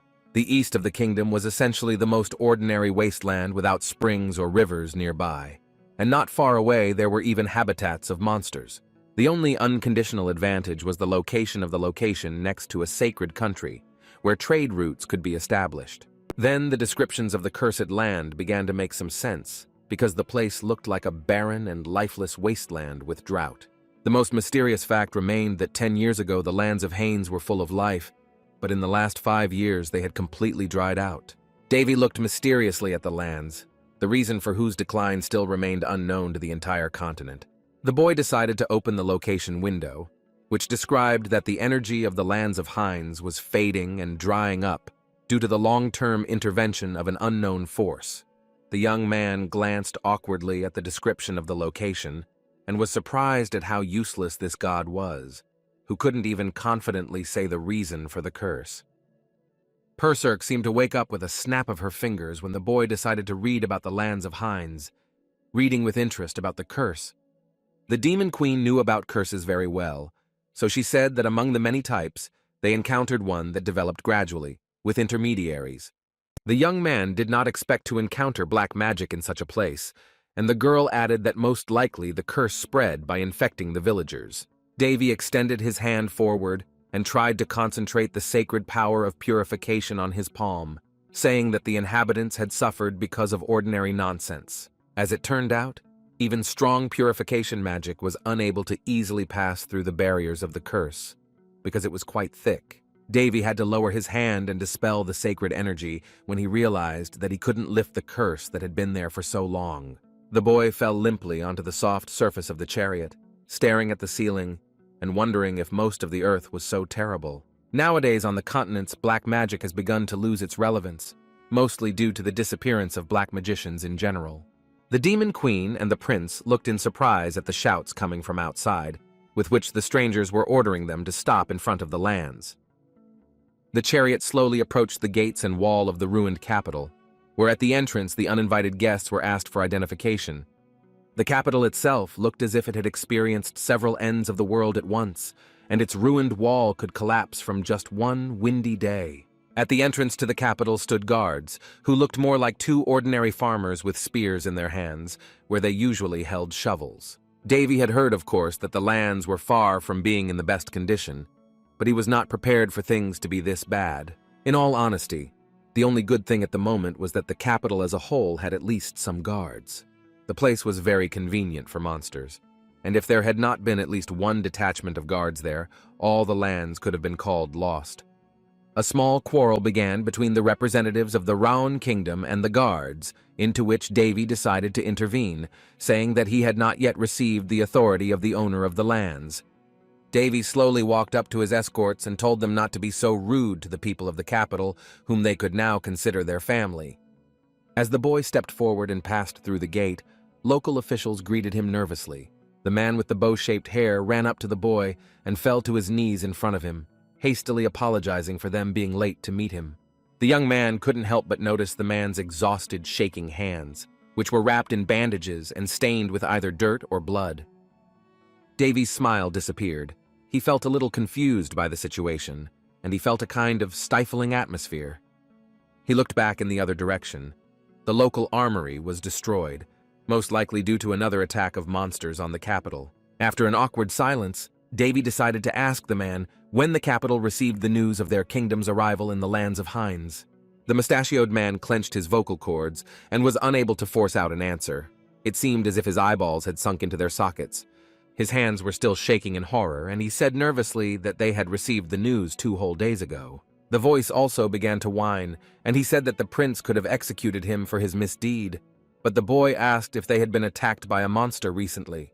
The man raised his head in surprise and looked at him as if he had just heard something shocking and muttered a question about how he knew about the attack. The young man looked away with concern and said that for now, they needed to put the curse issue aside and deal with the goblins. Lowering his head in shame, the mustachioed man mumbled that during the absence of the owner of the lands, he, Monmio, had been entrusted with the duties of captain of the warriors and manager of the lands. Monmimo looked away, and Davy glanced at his profile, reading his concerns about the goblins stealing the villagers and the drying up lands. The boy was slightly moved by the man's feelings, and noted that in order to manage the lands one must be able to read, and Monmio said that he had become a little more literate thanks to his observations. The man continued to apologize to the prince on his knees, but he asked Monmio to keep moving and try for the sake of his lands. The locals looked up in great surprise when the boy said that they were trying hard and elevated their status from vigilantes to the royal guard. The young man explained that Sir Berman would help them adapt and teach them all the important skills, but Monmio trembled and tried to object because of his origin. The boy calmed the nervous man down and put his hand on his shoulder, saying that his abilities were quite sufficient for hiring. He did not stop encouraging the group of vigilantes and noted that if they improved their skills, he would hand them a position thanks to his authority. Davy smiled at them and said that he followed his principles and rewarded those who deserved it. It was safer inside, so they had to go into the capital's main office, where Davy looked at the piece of paper and said he had seen footprints along the way. Since the goblins had even broken through the fortress, Davy wondered how the monsters had managed to break through the fortress's defenses even under the influence of erosion. Monmio, still stuttering, replied that the party members were very tired and injured due to the prolonged attacks, so the youth inquired about the damage. The boy looked out the window, confirming the man's words that about a dozen residential buildings had been set on fire, and most of the residents had disappeared without a trace. Davy inquired about the situation inside and learned that the entire capital only had enough food until winter. They found themselves in a less than pleasant situation, as Monmio noted that even the good harvest year had turned out to be a failure. The young man didn't even know what to do with all his property from the palace, and the Demon Queen summed up that even if you exclude the cost of repairing the castle and the wall, it would barely last for 2 years. Davy ironically pretended to be very happy with Perserk's information and asked her to become his personal secretary. The girl hugged the guy's soft leg and immediately refused his offer, saying that if he agreed, she would have to sleep less. Davy had to take pity on the poor people of the capital, and he threw the heavy leather bag on the table with a muffled ringing sound. From the small bag, glittering gold coins poured out one after another, and Monmio was even more surprised. It was hard to believe, but in front of him was actually a bag with 100 gold coins, which Davy had ordered to buy the necessary goods and food. These were supplies that would only last for a short time, but it was still a very large amount, something that Amy also expressed her concerns about. Davy told her not to worry, that it was honestly earned money, although in reality he stole it from many secret guilds. Sleepy Perserk objected and said in her sleep that stealing is never fair, but the boy mentally asked her to sleep and not to act smart. One of the prince's new servants, together with Amy, stepped forward, saying in a stern voice that he humbly intended to go with the squad. This gloomy man's name was Bernil. He was the Lord Chamberlain of Davy, and he was going to prepare all the necessary provisions in 3 days. The boy was pleased with the development of events, and loudly slapped the table, saying that it was time to move on to solving the burning problem. Davy turned to Manhwa and ordered him to gather all the warriors and free knights of the capital to effectively defend the capital in case of another attack. But the primary goal was still to save the stolen people, so Davy first decided to win the love of the remaining residents.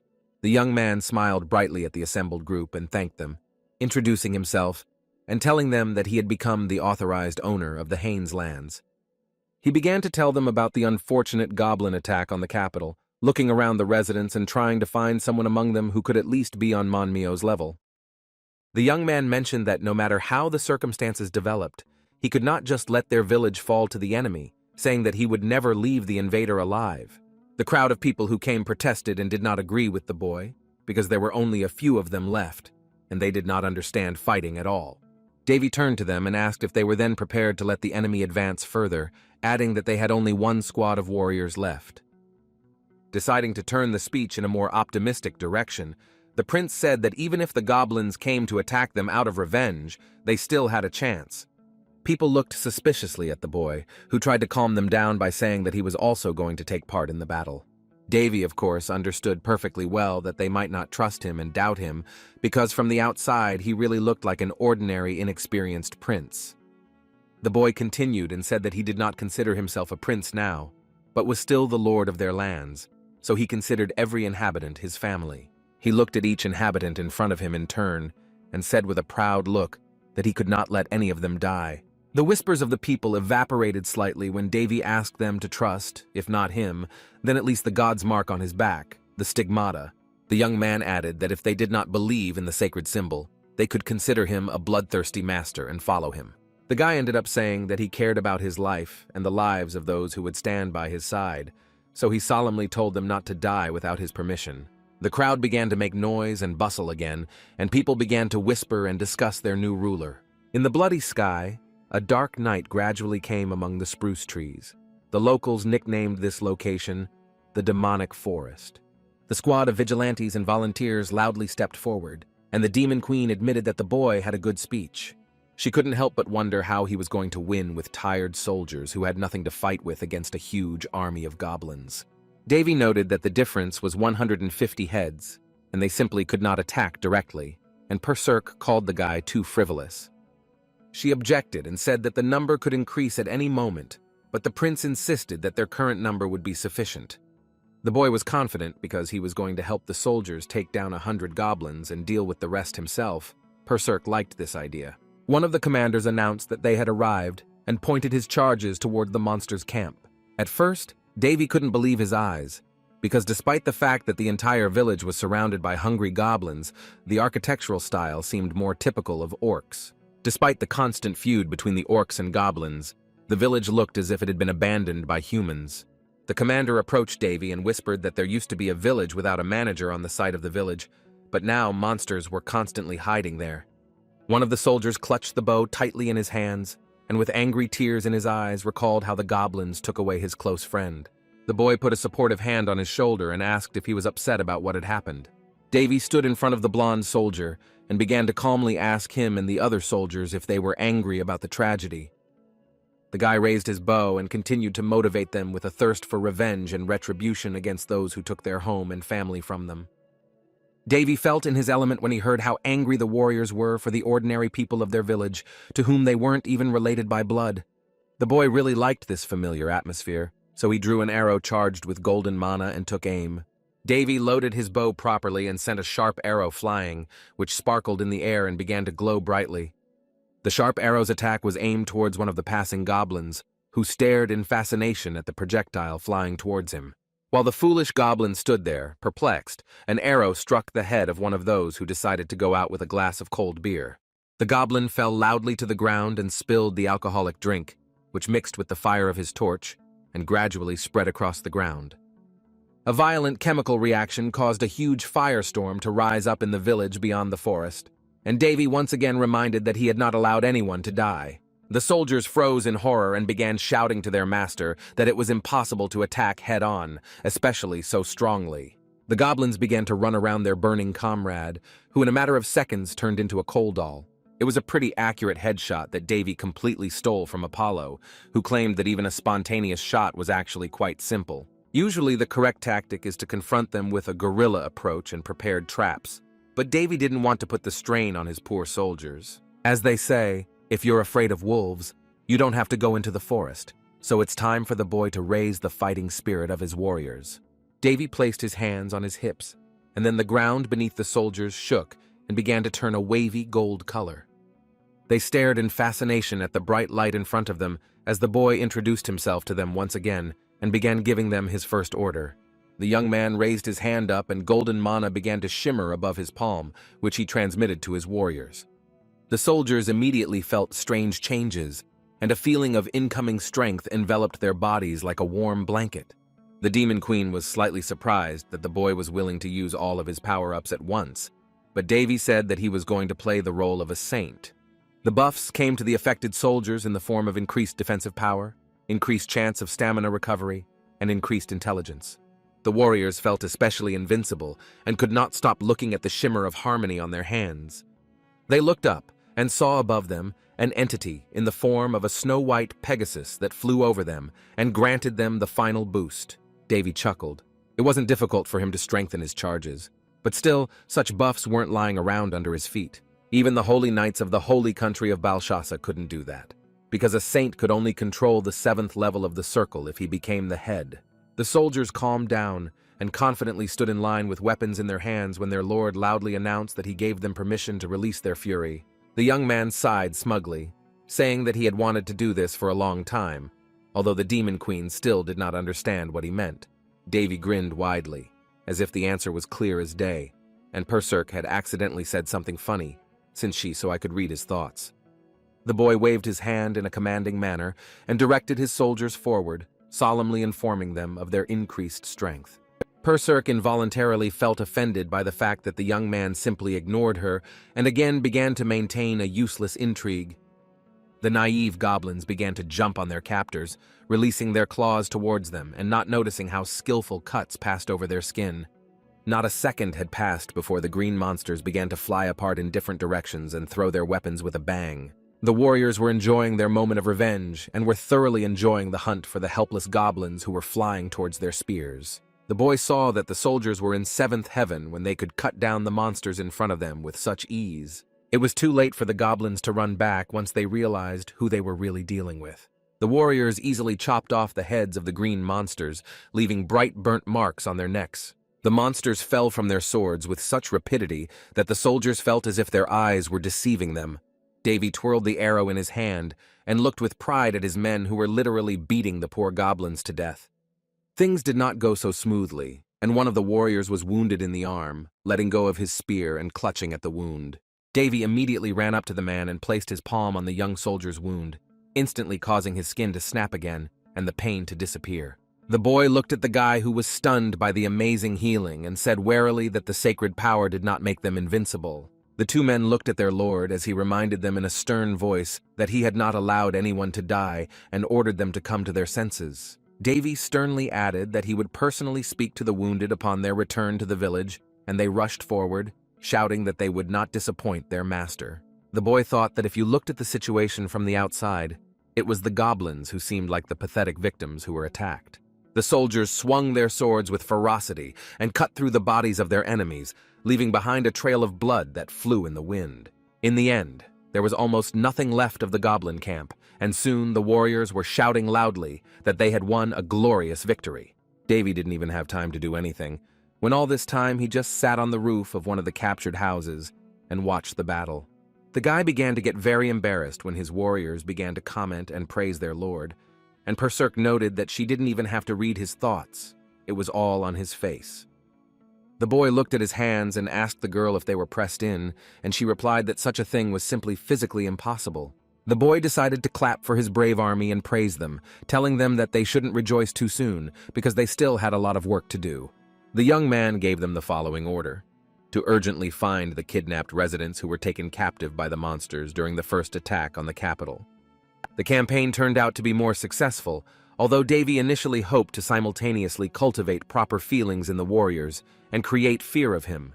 But as it turned out, they began to praise him on the contrary, and all he heard from them was how they called him "Milord" all the way back. Either Davy was too soft, or life's attitude towards soldiers was so terrible that their master's blessings made them so fond of him. The attacks on various camps of other monsters continued, and the next day, another group of monsters received their dose of divine punishment. One of the warriors sat under the fence of the capital and exhaled deeply after the attack they had carried out the day before. The man never doubted the extraordinary nature of their milord, but he was still overcome with anxiety at the thought that he had taken only 10 men on the campaign. He looked uncertainly at the man next to him and said that the boy was a teenager and could act recklessly, and the second added that they could expect unnecessary deaths. Jimmy exhaled sadly and didn't even notice when someone unexpectedly approached him. A familiar voice ordered the palisade to be removed, and the man saw that their milord himself was heading towards them. The guard behind them brought Davy over to them, who stared at the 2 men resting under the fence. Davy ordered both of them to get moving and continue working, and they stared in great surprise at the returning master. They rose up with enthusiasm and followed the Lord, loudly proclaiming that he had been able to clear out the goblin camp with only 3 goblins and 10 warriors. And so it happened that wherever the young man went, he was followed by joyful exclamations and praise, which made him very uncomfortable. It seemed to him that people were looking at him as if someone had hypnotized them, even though he was simply trying to do the most reasonable thing. The Demon Queen noted that it would be more accurate to say that they looked at the guy as if he had walked out onto the street without pants, and Davy rolled his eyes at her comment.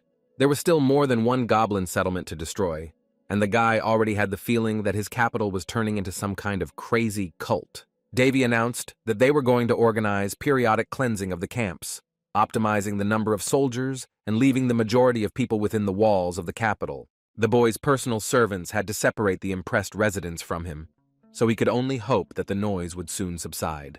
He didn't want to call his people weird or eccentric, so he simply referred to them as peculiar. That's right. Everything will calm down very soon. At least Davy continued to naively hope. But as they say, the noise before the calm turned out to be the noise before an even greater storm, and Mr. Davy began to feel like some kind of celebrity. It was worth him leaving his chambers for a second, and he was already surrounded by people on the street, recognizing the great saint and almost fanatically rejoicing at his arrival. Everything was so serious that the guy needed separate servants to help him get through the crowd of interested people. Over time, the boy began to be praised by both the warriors and the priests, and for the first time in his life, he regretted the decision he had made earlier. As a landlord, Davy managed to gain the trust of the locals, who now warmed greatly to the new ruler. It got to the point that the boy was greeted and looked at charmingly from the street when he simply looked out the window. As Astrea said, even if you rule a small territory, you should not forget that you are governing people, not cattle, so you need to be a friend of the people, not a dictator. In fact, Davy didn't really learn much from him about politics, but he absolutely agreed with such wise sayings. Perserk slowly descended on her wings, examining the huge scrolls that were documents about the lands of Haines. She quickly ran her curious eyes over the papers in front of Davy, who was sipping tea, calling the place rather sad. The Demon Queen said that it would take the guy at least 25 years to fully restore the place, and added that she was not relying solely on her powers to see things. With her hand on her heart, she asked suggestively if the young man wanted to know what she really thought about the whole situation. The boy had nothing else to do anyway, so he exhaled and agreed to hear the real opinion of the miniature devil, who was shaking with happiness. The girl lifted one of the books and said that there was no shipping channel across all the lands, and food supplies, along with livestock farming, were in complete decline. She added that the gold they stole from the guilds was only a temporary measure, and so they had a huge problem with capital. Davy admitted that there was no profit from the lands anyway, and noted the girl's ability to lift things, to which she replied that she could only do so with small objects. The Demon Queen's eyes lit up childishly when the boy mentioned that there were several ways to deal with the financial problem. The woman began to spin and dance in the air in front of the guy, begging him to tell her more about his wonderful ideas.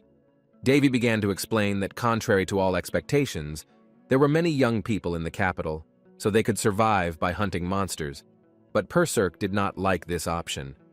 The second method the boy mentioned was growing new fruits, but with the current state of their lands, even that was impossible. The option remained frozen. The last option was foreign trade, which could lure the diamond into corn. This method did not seem so utopian to the demoness, but she did not understand who would want to trade with them, to which the boy suggested doing business not with people. He looked at the miniature devil and said that they should first survey the lands and see if they could find anyone who would be of benefit to them. Davy liked this plan because there was no risk in it, and it was worth starting with something when you only had a stick and a stone in your hands. They set off on their journey, and within a few minutes they found themselves outside the capital, in a desolate wilderness where even the wind seemed unfriendly. The boy narrowed his red eyes awkwardly, saying that he had dreamed of becoming a landowner all his life, but in the end, he came to own deserts. In the documents he read that the wasteland had previously been used for farming, but then the owners had given up the land and left, and now Davy had to look for a needle in the desert. He had no doubt that there was a curse agent hiding somewhere nearby, whom he could easily find with the sacred land technique, but he was too weak. Of course, at times like these, Princess Elena's calderas would be very useful due to the abnormal amount of sacred power within it. Davy could have asked Elena to personally borrow her sword under the pretext that he was simply taking care of her hands, but in reality, he would have been replenishing her strength. The Demon Queen said it was better not to take such a risk, but Davy replied that it would be too low of him to do so. The boy stopped abruptly, his legs creating small clouds of stinging dust and sand around himself. Davy said that he had only one option left, since he had someone in his pocket who was already acting up, and Berserk wondered who he was talking about. The young man asked her to just watch, saying that he had some very annoying entity in his pocket that always wanted to be used. He decided to calm the harmful creature inside and placed his hands on the ground with words for it to rejoice in its revelation. A huge, glowing blue seal appeared on the sandy ground. This technique was called curse correction. The devil was slightly impressed because it was the first time she had seen such magic, the creator of which was the necromancer Ro AIAs from another continent. In general, such magic was a kind of sea language of curse circles and was created from many formulas and mana arrangements, turning into code. Dark magicians usually either borrowed power from various sources or spent a huge amount of time installing the curse. With the help of such magic, it was possible to decipher the code and learn more about the curses, and as Berserk calculated, they would be able to find a mediator. A huge blue display appeared in front of them, on which symbols and incomprehensible numbers began to rapidly appear. The Demon Queen became curious about what the strange code meant, and Davy playfully extended his hand, beginning the deciphering process. But as soon as the boy began to read, his eyes fell downward, and he fell silent. Something in what he read clearly confused him. Berserk crossed her arms in an offended manner, and said that the boy was playing with his toys himself, and he turned to her in an uncertain voice. He slowly asked if this was indeed a case of cursed lands, causing the girl to ask if he had found anything suspicious. In fact, Davy saw not just something suspicious, but something completely different from what they expected to see. Hot steam rose from the display, and the boy replied that the place looked more like a huge automatic greenhouse than the cursed lands. After this, the location and outline of the boundaries of the outer lands in the east of the Haines lands became more clear. From this information, Davy surmised that all 7 brokers were located right on the very borders of the Haines lands. The girl wearily said that he had a talent for intrigue, and the boy replied that in fact the drought was fixed to a certain area of the location. The woman clapped her hands enthusiastically and concluded that the curse simply contributed to the lack of rain and the dying of the earth. They began to head in the direction the magic was pointing, and Davy added that he had managed to decipher one fragment of the curse. The fragment literally sounded like preservation of a certain situation, although the name might seem strange for an element of dark magic. The boy occasionally glanced at the dry lands of Haines, and although he didn't know who wanted to turn the place into a wasteland, that person certainly did it brilliantly. Davy took the girl to one of the desert caves, and inadvertently thought about how good it would be if he could physically control the local lands. He was already looking forward to turning the desert into a huge tourist paradise, and the devil noted that his thoughts were written on his forehead. The purple magic began to take effect, waving unruly in the air in the form of many charged flashes of lightning. But instead of a beautiful beach and azure water, a huge monumental building in gray colors, probably abandoned, appeared before them. Davy looked around in surprise and assumed that the building was built before the Great War and that dark magicians most likely had nothing to do with it. The boy held his breath and said that it was suspiciously quiet in the ruins, although usually there was some kind of guard in such places. At that very moment, A limping golem crept up on them with loud steps, and the guy realized that his tongue was his own enemy. The golem had no discernible face, only a prominent blue stone on its forehead and a shimmering semblance of a green eye. The demon queen examined the monster and described it as a metal golem, also with a devil stone as its core. Two more of them approached the golem, and the girl warned the guy about their dangerous skills. But the boy asked her not to worry. The guy looked up and mumbled almost in a whisper that he smelled something, which put Berserk into a slight stupor. The huge guards began to unceremoniously aim beams from their emerald eyes at the enemy, destroying the space of ruins even more. While one of them was busy striking and trying to catch the intruder with his slow attacks, the guy flew up and ended up on his head. Davy landed on the steel golem's head and grabbed it, swinging it threateningly with a greedy look on his face. The blue devil stone on the monster's forehead was loosely attached, and Davy easily detached it with a slight crack. The boy solemnly waved the stone in his hand and shouted loudly that he felt the smell of money in his hands, his special harbinger of success. Meanwhile, in the capital, right under the exhausted fortress wall, heart-rending groans and tired yawns were heard. The ordinary villagers, Freeman and Gordon, were resting, and the former noted with a yawn that the peaceful life was wonderful, and the latter was worried that the milord himself went to explore the lands. Freeman stepped forward with an empty water bucket and said that my lord could figure it all out himself, especially after that one's miraculous expeditions against the goblins. Gordon went slightly quiet as he shrugged and said the guy's competence was a huge surprise to all of Heinsland. Now the kingdom of Raun was ruled by an aristocracy at its peak, and although no magnanimous rich man took on the task of rebuilding the country, the poor people still came for help. But the only thing the kingdom did for the lands of Haines was to reduce taxes, but only because they became unprofitable for the strong kingdoms. Of course, this was until an unknown youth was called to the capital, whom the residents did not appreciate at first. Knowledgeable adults decided that this prince was sent to them after an unsuccessful war for the royal throne, and were afraid of becoming a dummy for beating in his eyes. In fact, even Freeman himself was inadvertently troubled by such thoughts, simply because they were too weak to do anything with their lands. They could not think about a comfortable political or economic state of the country under the constant threat of goblin attacks. A few days before the prince's scheduled arrival, an army of goblins broke into the citadel and kidnapped several inhabitants. The condition of the vigilantes was at such a low level that they could simply give up and accept the tragic reality. But this was until a young man came from other lands whose arrival they were so afraid of. The practically nameless first prince of the kingdom entered through the gate and surveyed the situation with a warm smile on his lips.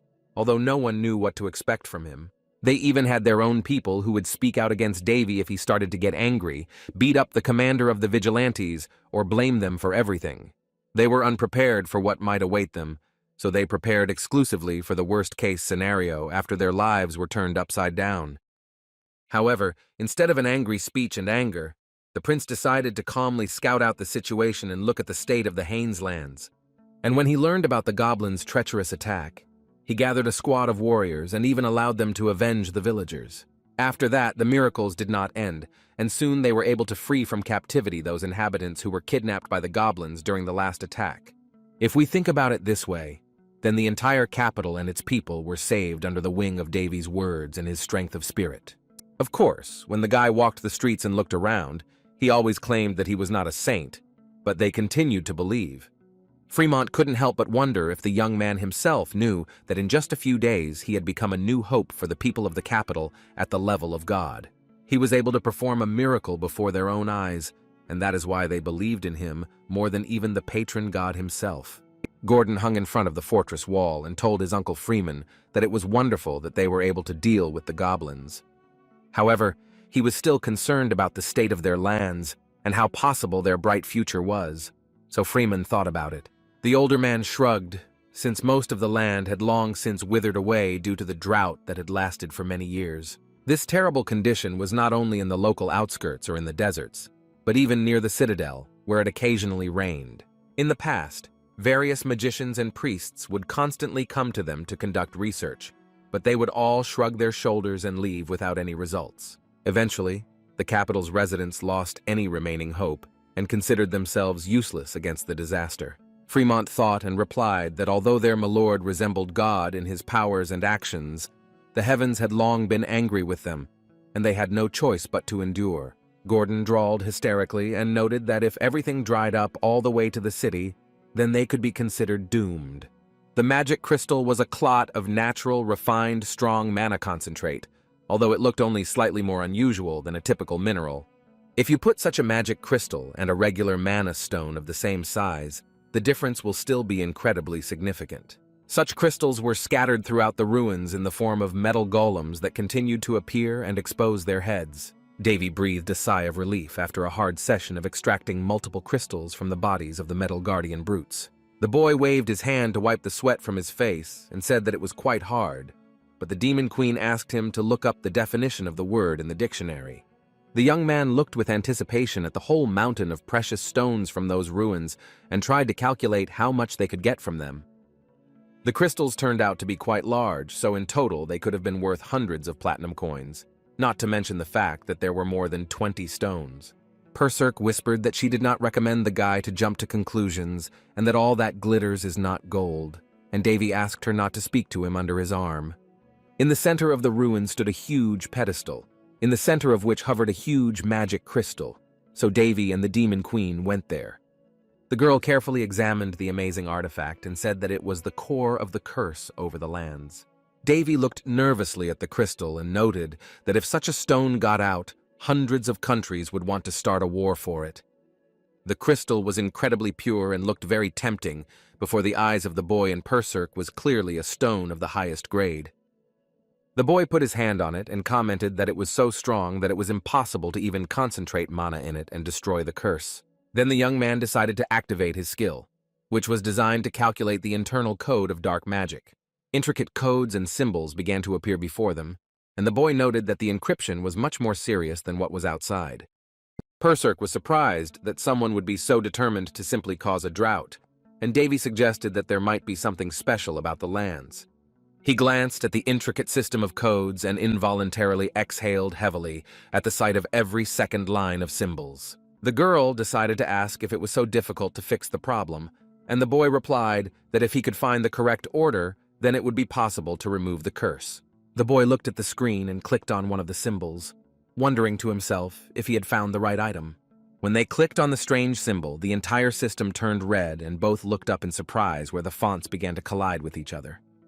At the top, energy began to concentrate in the form of a huge energy ball surrounded by pulsating threads. When the ball had accumulated enough power, it exploded and a shimmer appeared in its place, and the system itself turned green. Davy and the Demon Queen looked in surprise at the codes that were turning into a green space in front of them. The purple crystal lost its hue and also turned green, indicating that the system had been successfully hacked. Perserk looked at the boy with interest with her curious pink eyes and asked what he decided to change. The young man looked at the many crystals beneath his feet and involuntarily said that since the drought had lasted for several years, he decided to give the table some water. He threw his coat back on and awkwardly added that in fact, the system had one ambiguous condition. As it turned out, after so many years without a drop of rain, a lot of water had accumulated, so the boy actually watered them not from a watering can, but from a bucket. Fremont and Gordon looked in surprise at the dim, cloudy sky, through which a sudden rumble of thunder was heard. The rain began to fall unceremoniously to the ground and gradually turned into a real downpour, causing the bare branches of the trees to shudder coldly. People felt as if they had fallen into some amazing dream when the downpour rushed to water the entire capital with its large drops. Now even a single sprout near the capital began to receive the blessing of heaven, and the cracks in the ground quietly filled up. But while the lands of Haines rejoiced and laughed at the heavenly miracle, in the kingdom of Raun, the atmosphere was heating up, and the spark was slowly turning into fire. One of the rich men called the situation in the country alarming, saying that one of the most influential people, the Marquis of Failtrees, had ceased to maintain neutrality. Another aristocrat nervously scratched his chin and said that it was now only a matter of time before the aristocracy would split into factions. One of them asked in a quiet, uncertain voice if they could somehow prevent the swordmaster from using the evidence, but was met with a refusal. The aristocrats, scared to death, sat at the table, discussing the nobles who had been repressed, and who now had the best moment to attack in response. The man with the mustache noted that the unknown enemies of the state began to slowly crawl out, and another asked what the queen's condition was. The latter justified his question by recalling the recent receipt of the stigmata by a most ordinary prince, and the queen's strange attitude towards the event. What confused him even more was that the huge stigmata was located not on the boy's wrist, but on his back, in a very dangerous place, where the boy would be easy to hit. The aristocrat put forward the argument that the holy state was already on their side, and they would not recognize the heretic boy. The other one folded his hands together and reasoned about the man's words, explaining that the queen was focusing too much on the boy and not on enemies like fail trees and the king. When the esteemed Marquis Raltus was told to watch his words, he smirked and replied that those were not his words, but merely loud rumors. Raltus's hand stopped abruptly and froze in midair as one of the rich men spoke to him in a stern, threatening tone. The man lost his former confidence, because now he was interrupted by Duke Barrietta himself, who had ordered him not to sow discord in their ranks since the morning. The Duke noted that even if they could somehow reduce the damage, they were obliged to face the first prince and begin a fight with him. He asked again if Raltus thought so, challengingly turning his wild green eyes to glare at him. Raltus stared at the highest-ranking noble and nervously agreed with him, involuntarily stuttering as he walked with a forced smile. Duke Barrietta placed a cup of warm tea on the table and added that they needed a plan to return the secret information and poison the previous queen. He also mentioned the worst-case scenario, in which the Round Kingdom could easily end up in the cauldron of a civil war. The blonde duke looked sternly at Raltus, who immediately straightened up and quickly replied that they would definitely begin preparations with just one nod. Throwing an arrogant glance at him, the green-eyed man ordered him to prepare for war quietly, so that no one would find out until they had a crushing advantage. Duke Barrietta did not indulge the queen without reason, because it seemed to him that the other aristocrats underestimated the prince and treated him too frivolously. It was still hard for him to understand what confused him most about the young man, but it wasn't just that he had been the chancellor of the kingdom for decades.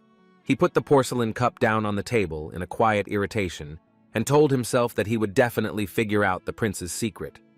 Duke Barrietta was sure that something had changed greatly in the boy, and that as soon as he had the opportunity, he would definitely show his teeth to everyone.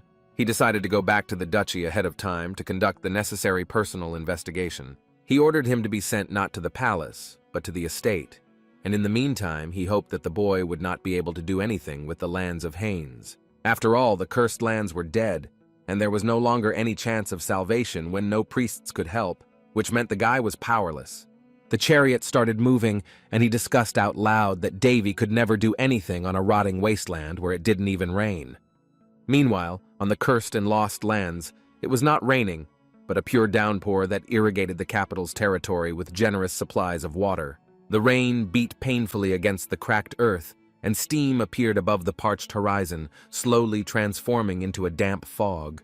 The capital's residents went outside in surprise and tried to make sure that they had not lost their minds because of the eternal drought, and that rain had actually come to them.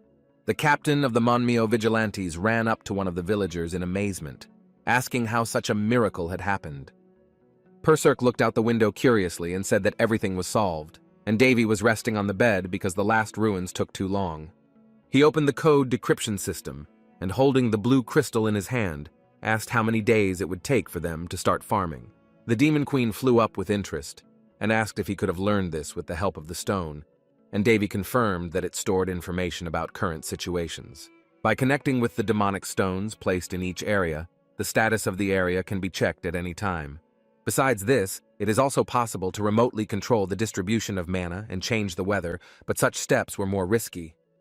For lazy Davy, such an ability was quite useful, and the girl threw up her hands and noted that the guy was, first of all, abnormal because he created everything. The boy placed the remaining demonic stones in a treasury in the form of an ordinary backpack, which had an expanded space and a whole fortune, according to the devil. The boy shook his head and changed the subject, saying that now they just needed to wait for the lands to be restored, and Perserk couldn't help but think.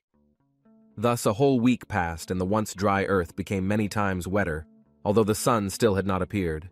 The villagers walked outside in their boots and felt the wet ground beneath them, to which their shoes stuck slightly. They looked around in amazement at the places where heavy rain had recently fallen, occasionally glancing up at the sky, and it seemed to Davy that they looked like some kind of fanatics. The boy looked awkwardly at the dense crowd of people, which probably contained at least 60 people.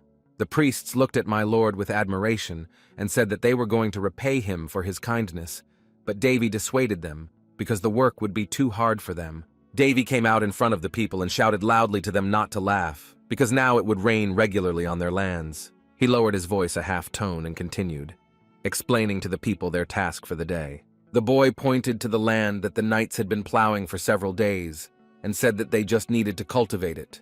The guy set the time intervals at 3 days, but gave his residents a chance to rest if they got too tired from physical exertion. The residents were amazed by the generosity of the guy, who did not allow them to work at night and said that he would not delay payment. Monmyo awkwardly intervened and apologized to my lord, saying that even if the climate and the land had softened, they would never be able to cultivate such a vast area in 3 days. Davy crossed his arms and pointed out that since there had already been agriculture on the parched lands, the groundwork for their mission was already laid. The crowd began to whisper and say that the guy was being too confident again, while others responded that they just needed to wait for a miracle. With a heavy sigh, Monmyo replied to Davy that even though he had managed to save them all from the goblins, the stress of the job was simply unrealistic for them. But as soon as the mustachioed man said this, a golden, radiant light appeared in front of him at the command of Davy himself. The boy began to give his men buffs again, which greatly increased their physical strength, and asked if he still thought they couldn't handle it. Monmyo looked at the glowing people and couldn't believe his eyes. But the amplifications did not end with the fleeting glow, and the golden light only became brighter with each passing second. He let out a loud cry of delight as countless physical strength enhancements were passed on to people one after another. Davy put his hands on his hips and laughed, saying he was going to show the local farmers a new era of hoe swinging. The boy dreamily thought that with calderas, he could put a reinforcement in the radius, and the devil pulled him by the ear and asked what he took the sacred sword for. Monmyo stuttered and asked Davy what he was planning to sow all over the territory, since he had to go to such lengths. In fact, the young man had no idea, so he asked what they needed to plant to make the land rich quickly. There were only 2 ways to make money quickly, either produce a lot or trade something incredibly rare, and they only had one thing good for that. The Demon Queen chuckled, and added that in that case, they should combine both methods into one for maximum efficiency. It would be quite good to trade in moongrass, which was quite rare on the continent, but was very popular with traders. When Monmyo heard Davy's proposal, he inadvertently fell silent and thought he had simply misheard it. Davy repeated himself, and solemnly replied that they would grow moongrass all over the territory, which would be a kind of gold for them. This plant was impossible to grow on the eastern continent due to difficult weather conditions, unsuitable soil, and frequent temperature fluctuations. However, on the western continent, the moongrass was highly prized and purchased at high prices to create potions by the Magic Tower and the alchemy school. A single bunch of the plant can fetch a crazy price, making moongrass an uncompetitive blue ocean in the agricultural market. In his dreams, Davy was already swimming in lakes of gold, but Monmyo noted that such plants could not grow in their climate. The boy told him not to worry, and that soon they would have a tropical climate for a while. He just needed to change the atmospheric formula. The essence of the guy's plan was to first find a place where forest vegetarians, elves, lived. The leaves floated above the elf's pointed ears, and a subtle scent of prickly mint and other herbs formed in her room. Elves were quite busy creatures, and therefore, even in their free time, they were busy preparing new potions and medicines. The estate of these forest elves was located not quite in the forest, but closer to a huge cave, into which sunlight penetrated from above. Even calling their location a village would be rather incorrect, and it looked more like a small hut in the wilderness, albeit a beautiful one. The leader of the Hainish wood elves, Yuria Halashana, greeted the guest and whispered that a call from the spirits had alerted her to his arrival. At the entrance stood her teacher Metis, who greeted her with the same phrase and apologized for his sudden visit. The young elf smiled at the teacher and invited him into her hut laboratory, saying that she was always glad to see him. She pointed to a table outside and said that Metis had arrived quite at the right time, as she had just received some wonderful tea leaves. When they began to drink warm tea, the teacher turned to the girl with a serious voice and hesitantly began to tell her something. Soon he exhaled and said that he had a dream, but the elf became very curious and wanted to listen in more detail. She poured tea into her own cup and noted that he must have had some kind of disturbing dream, since he decided to come so far to see her. She received silence in response. Her teacher was clearly worried about something and didn't know where to start. Midas fell silent and took a few seconds to collect his thoughts before telling about his visions. The man exhaled heavily and told his student that in his dream he saw how a curse of spirits fell on their dear forest. The girl suddenly fell silent and stopped moving. Every word of Metis echoed in her head as if each one had been taken to heart. But soon, she smiled warmly at her teacher and reminded him of the ancient words that spirits obey the lawful and natural laws of nature. Metis looked at Yuri with concern, and his voice was tinged with noticeable panic, as if the anxiety in his heart had only increased. He exhaled nervously and said in a trembling voice that their entire forest was in danger of drying out. Metis looked at the girl's depleted forest and called it wrong, suggesting that she return to their home.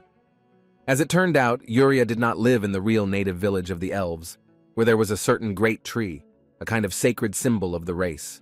Yuria's voice became more serious, and she covered the teapot with the porcelain lid, addressing her teacher almost in a whisper. The girl explained in a sad voice that she now had a new homeland, and the tree had long since become foreign to her. But she did not stop Metis and asked him to save the rest of the villagers, because the curse of the spirits did not fall on them. The teacher became alarmed and indignant and slammed his cup on the table, saying that Yuria could simply die if she stayed in the village. The girl didn't care at all and said in a calm voice that her death was exactly the same law of nature, but Metis couldn't calm down. Opening her purple eyes, the elf directed her piercing gaze at the teacher, who continued to object. Yuria looked away with an unremarkable sadness in her eyes and a relaxed smile. The elf whispered dreamily that it was impossible to know for sure, and one day, perhaps, someone would come to them and save their forest. At such moments, Yuria usually enjoyed her life the most and let the invigorating wind tickle her face, which she called a harbinger of a good meeting. Metis calmed down a little and sipped tea from his mug with a heavy exhale, and the girl emotionally asked him if he liked her new herbs. The teacher spat out his tea when he heard the girl's cheerful voice saying that it was her new recipe, and she had added cricket wings to it. Metis put his hand to his face and thought uncomfortably about his student's strange ingenuity, although the tea was indeed very tasty. He even forgot for a second that the smiling girl in front of him was considered an outcast and crazy by many of his fellow tribesmen. The elf pressed her hands together and closed her eyes in bliss, describing how pleasant the wind was, and feeling that someone special would soon come to visit her. Davy set out on his journey through the damp earth, through which small shoots were now sprouting. In the forest, all the trees were still bare, and Perserk could not enjoy the terrifying views around her. The Demon Queen said that she didn't expect that there were elves in such forests, who were already a rather rare race in the entire continent. Elves were so rare that some people believed they no longer existed. Davy noted that he could essentially be considered a lucky man, and said that during the attack on the goblins he noticed several spirit observers. The intervention of the elves was quite obvious, because the spirits and the elves existed closely with each other. The Demon Queen was not pleased and said that she herself did not really want to encounter the elves, but Davy replied that it was necessary. The she-devil spoke of them as long-eared boars and said that it was better not to mess with them, and the boy laughed in response and agreed. Apollo's bow-side was a disgrace, and the boy felt sick even thinking about it, while Perserk trembled just from the image of it in Davy's head. The elven forest looked like a rather fairy-tale place from the outside, and even during the drought it looked quite alive. Local animals began to approach Davy, which resembled the usual deer, but had flowers on their antlers. The Demon Queen was surprised that spirits followed a man like a boy, but he explained that the forest fauna was very sensitive. The girl looked at one of the forest spirits and noted that she liked them more than some elves. Davy couldn't believe that he had managed to gain the respect of the spirits by being thrown into a fiery pit like the last of the beasts. The Spirit Queen Yuriana made a contract with 13 humans, and was also his human teacher in the management of spirits. Perserk looked resentfully at the guy who hadn't even made a contract with the local spirits, but they were already behaving very friendly. She felt offended that the animals only followed the young man, who also had spirit mana along with demonic mana, although they were similar according to Davy. Perserk decided to ask where they were going to find the moonflowers, since this was the first time she had heard of those seedlings. Davy wanted to say something, but suddenly he saw something nearby and ran closer to look. In the boy's hand was a small creature that resembled a cross between a seahorse and a cricket, and it placed a small flower in the boy's palm. In fact, these were the seeds of the so-called moonflowers, which turned out to be even easier to obtain than it seemed at first glance. The flying seahorse led them to another part of the forest, where the plants they needed were actively growing. They entered a huge garden of various flowers, which was also called the Moon Goddess, and the Demon Queen was delighted by the beauty of the location. Davy looked at the little flying spirit and thanked him for leading them to the garden of moonflowers that Perserk had not been able to enjoy. The girl enthusiastically jumped on the flowers and circled around them, saying that with such a quantity they could plant a whole field. The Demon Queen looked at Davy in surprise, who had become suspiciously silent and was staring ahead.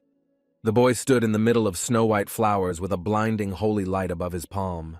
The basis of a summoner's power was the presence of sacred power and spirit mana, and a person with such power could easily summon spirits. The difference in the levels of the summoners depended only on the degree of closeness with the spirits, so Davy had no trouble attracting them to himself. At the moment, the boy was able to summon any sacred entity, although it would not be so easy to summon the Spirit King. Perserk leaned towards the boy with interest, and asked if he had tried to make a pact with a spirit using summoner mana, to which he asked if she knew the name of their location. They were in the Garden of the Moon Goddess, which by its very name indicated that the place was directly connected with spirits. Davy simply could not pick the flowers and take them for himself without permission, otherwise he would face the wrath of the goddess. The light above the boy's hand began to flicker brighter, and he asked the girl not to say anything and just watch his magic. Davy took a deep breath and began to slowly recite a prayer in front of the light that grew larger every second above his hand. The boy began to address the moon goddess in the language of spirits, asking if she could hear him. The goddess responded to the boy's call, and a trembling but melodic hum swept through the entire garden. The boy heard the murmur of warm water next to him, which formed in the air and began to surround him. At that very moment, a hot fire appeared in the air and began to disintegrate into dozens of small flames near the young man. All four elements merged around Davy, signaling the moon goddess's favorable approval. The boy continued to talk to the divine being above in the language of spirits, and it seemed that they were getting along. Davy waved to the Demon Queen and said that the goddess had given them permission to take the flowers, so they needed to hurry before the elves took them. The devil chuckled, asking where his courage had gone, to which he replied that he did not want to quarrel with anyone once again. The girl giggled and said that she didn't really want to run into the elves either, but they didn't even suspect that the elf had been watching them for a long time. Metis watched in surprise as the girl smiled suspiciously and looked around nervously. The elf thought that the boy was able to gain the trust of many spirits and even enter the garden, almost immediately receiving permission to take the plants. The most surprising thing was that it was not an elf who entered the garden, but a very ordinary person, who was also extremely young. Yuria smiled, and even she found it absurd that a human could set foot on the elven sacred territory with a companion spirit. The girl didn't know what to say and just stared at her teacher. She was nervous and in great anticipation. Her hands were shaking slightly, and she restrained herself from accidentally nervously fiddling with her own fingers in the desire to tell Metis everything. The girl's eyes fell and her wide smile became almost sly as she suddenly wanted to change the subject. The elf turned to her teacher, to which he looked at her with concern and asked what was troubling her soul so much. Metis winced and his head spun when Yuria asked him why he hadn't drunk his cricket wing tea. For the sake of the teacher, she put her whole soul into tea, once catching a grasshopper and tearing off its wings to dry them for about a week. Of course, she was a little upset that the teacher ignored her efforts and tried to justify himself by saying that he just had a stomachache. The elf exclaimed naively and said that she had just invented a special diet menu for Metis, who immediately began to refuse. Metis replied that the girl's care was enough for him, but she inadvertently thought that his teacher liked everything as long as it was tasty and edible. The teacher looked at her in surprise when she asked how likely it was for an ordinary person to appear in the moon garden compared to the awakening of a dragon. He asked the girl what she was talking about with such a strange question, but in response he received an incredibly serious and focused look from Yuria. One look from Metis was enough to understand that she was not trying to make fun of him, and one of two things was true. The man replied that the awakening of a sleeping dragon could be much more realistic than the sudden arrival of a young man in a sacred place. He added that no one knew about the possibility of the existence of dragons, but he was sure that even they were more truthful. Smiling all-knowingly, Metis noted that there were often special and unique species among humans, but something like this would be beyond their comprehension. Yuria agreed with the words that the nature of people was closer to chaos than harmony, but continued to smile intently and look at him. The girl looked away and said that she would need to leave the village for a while. but Metis was confused as to what she meant. Metis's mouth dropped open in surprise when Yuria mentioned that she had finally found something. To her teacher's bewilderment, she smiled brightly and confidently said that she had found a way to save their village. The work of the inspired villagers began to boil, and even after several hours, most of them were not at all tired. Davy looked awkwardly at his workers and asked how 3 days' worth of work could be accomplished in a quarter of a day. His workers became very excited. In fact, the young man was not at all against it, because with such persistent farmers, he could expect even greater results. Davy's original goal was to grow moongrass, but when the flowers began to grow, a strange rumor spread throughout the capital. As it turned out, people still didn't trust the boy very much and thought that he was either planting something forbidden or that there was no hope for the grass to grow. Moonflowers are supposed to grow slowly, about 4-5 months, but while the flowers needed spirit power to grow fully, Davy only needed the leaves. Monmimo was doubtful and worried about his master's decision, saying that they could not even cultivate plants. He pointed out that some of the leaves were already starting to dry out, but the boy told him not to worry and just wait a little while. Davy pointed to the window and warned that very soon the rain would cover them and the plants would bloom again. People were quite anxious, so they were very worried when the hot sun shone through for even one day, even if it was followed by heavy rain. Davy sometimes adjusted the weather with his stone, but many were still intrigued by what the flower growing would bring. Thus, 4 months passed unnoticed, and rumors of amazing flowers in the wilderness of the world spread throughout the continent. At one of the tables, the royal representatives were heatedly discussing how a small country in the wasteland had begun to grow moongrass. When asked what kind of lord could allow his society to allow such a terrible experiment, one of the girls replied that it was the lord of the lands himself who had taken on the task. An unfamiliar elderly man stepped into the hall, painfully leaning on his cane and talking out loud about the lands of Hines. The old man joined the conversation of the surprised elite and asked if it wasn't to that wasteland that scientists were sent 5 years ago because of a curse. One of the guys chuckled and noted that the news reached the magic tower late, because it had been raining in the cursed lands for several days already. The girl shook her head artistically and noted that any wasteland remained a wasteland, and it might take them more than 10 years to return everything to normal. Between them, a conversation again began about the first prince of the Raun kingdom, who had probably gone mad after being exiled. The red-haired guy with glasses addressed the old man as if he were a teacher and with an uncertain voice wanted to add something, but he ordered him to wait.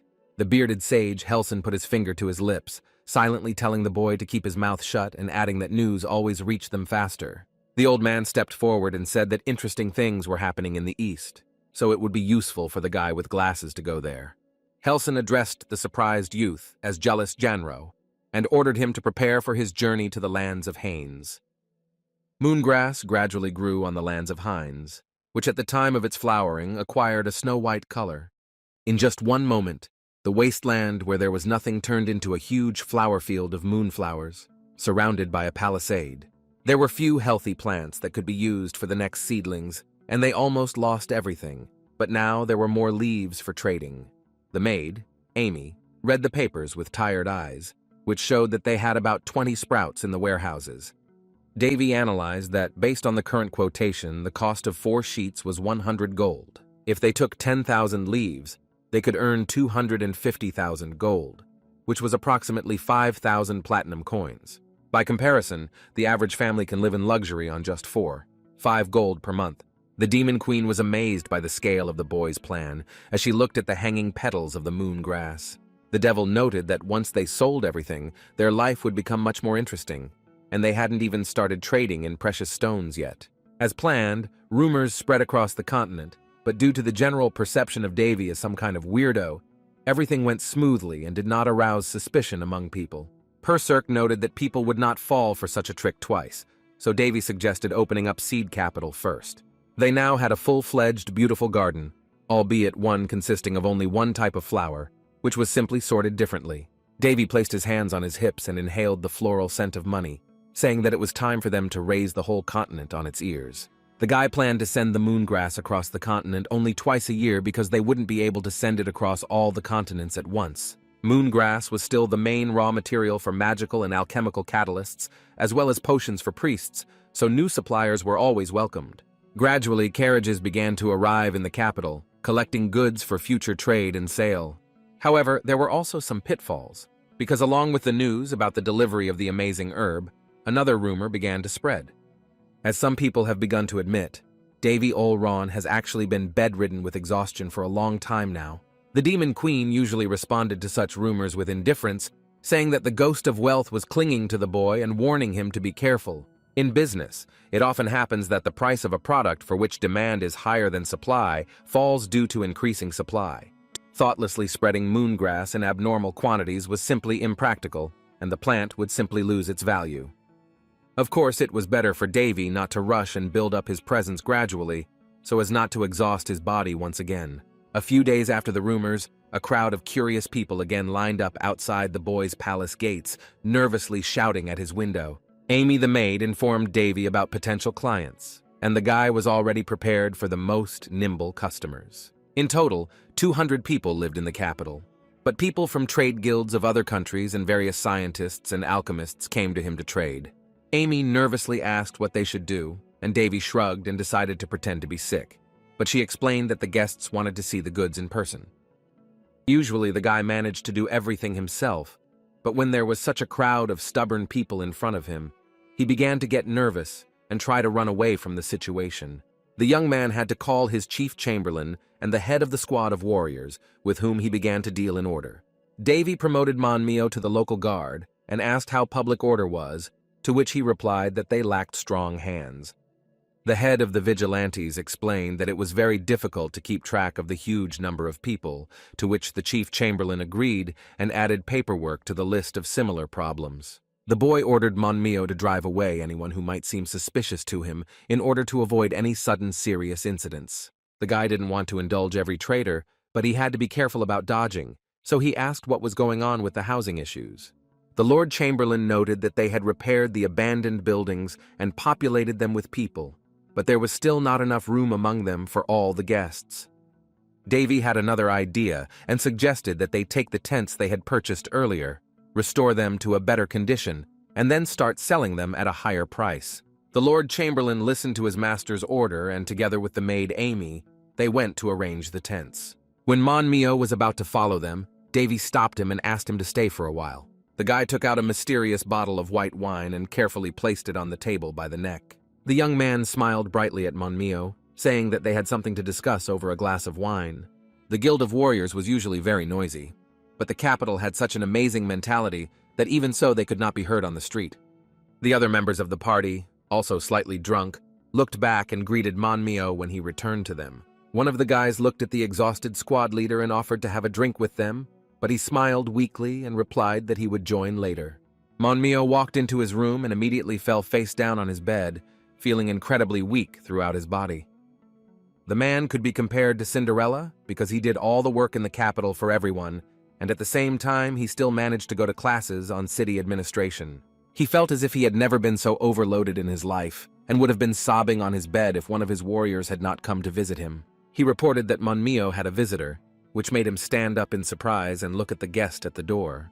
A tall man in a dark green cloak stood in front of the door and asked for forgiveness for arriving so late. The man took off his cloak and introduced himself with a smile as a level 4 expert of the Green Magic Tower, otherwise known as Hallis.